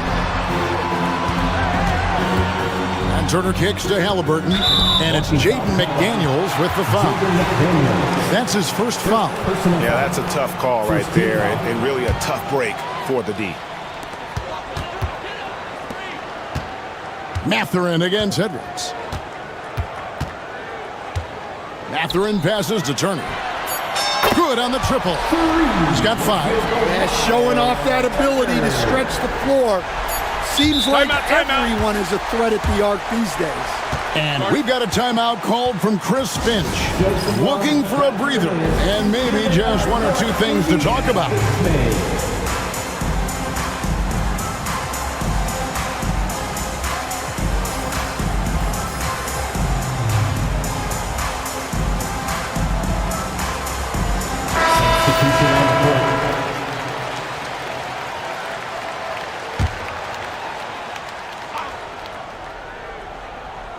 Here's Alexander Walker. And the layup's good off the glass. Alexander Walker's got his first points of the game. See, now that layup isn't possible without the help of the pick. And Rick Carlisle decides to call timeout. He wants to talk to his guys.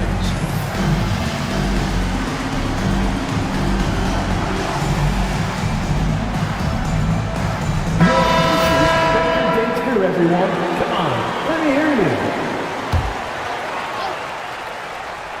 That's a 2 from Mathurin, and that shot was up in time but doesn't go in.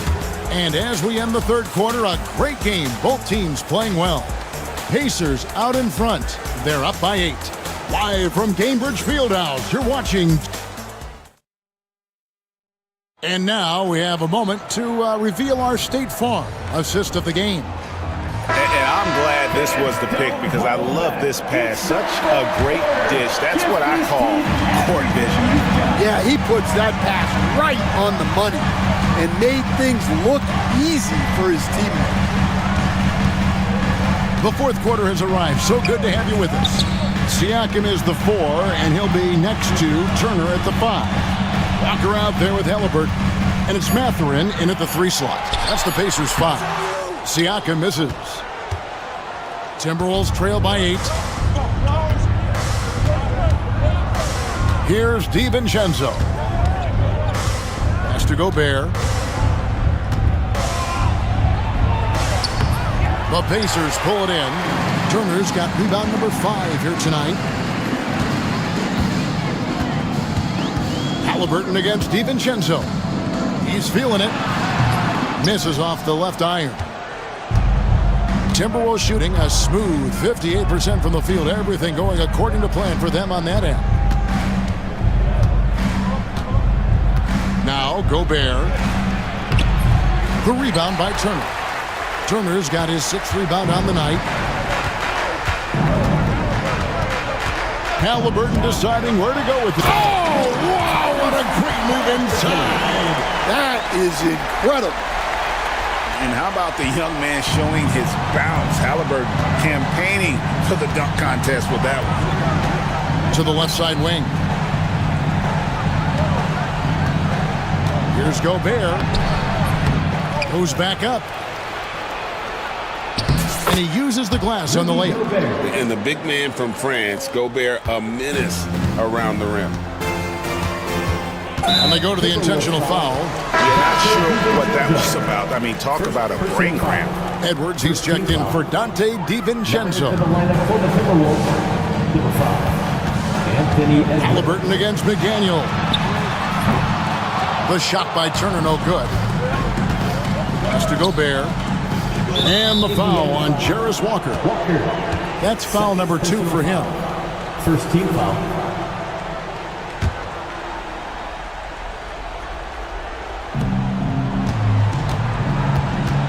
Gobert down low. Turner covering. Count it, and the Pacer lead has been cut down to 6 in the bucket from Rudy Gobert. Yeah, nothing too fancy.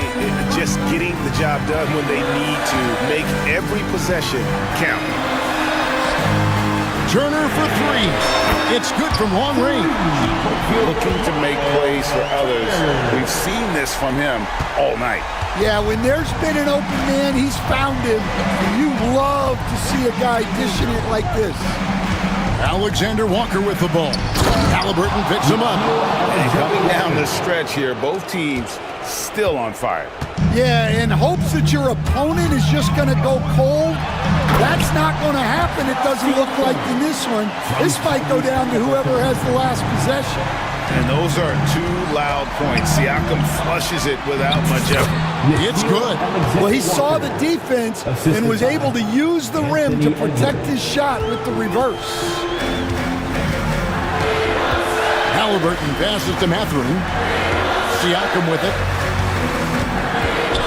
Back to Mathurin. 6 to shoot.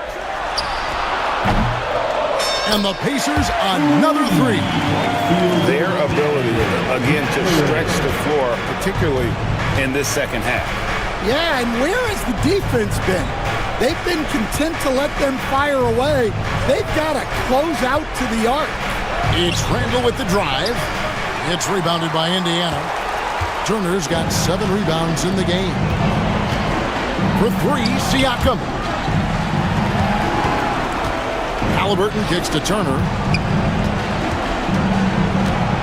Elbow shot is on the way. And yep, finally drops after rolling around the rim. And now a 12-point Indiana lead. And so only one team answered the bell tonight, guys. Not a monster blowout by any means, but still a double-digit victory for Indiana. We got to see a display of offensive prowess in this one that got it done. High-scoring game. Bucket after bucket. They were really in attack mode all game long.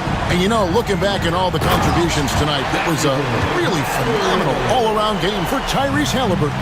Well, what an unselfish display from him tonight. Sharing the ball, creating for others, just beautiful basketball. Mathurin against McDaniel. Randall a screen on Walker. Edwards can't hit. And the great shooters know when they've got enough opening to go for the 3. I didn't think it was a bad choice on that possession. Just 1 second between the shot clock and game clock. Halliburton against McDaniel.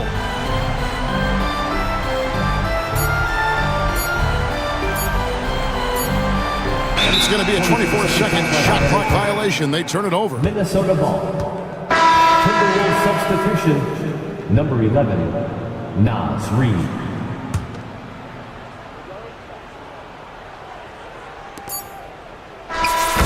So no problem for Indiana as they get the win. Even early on in this one, it seemed like they were happy to be playing at home tonight. And it makes a big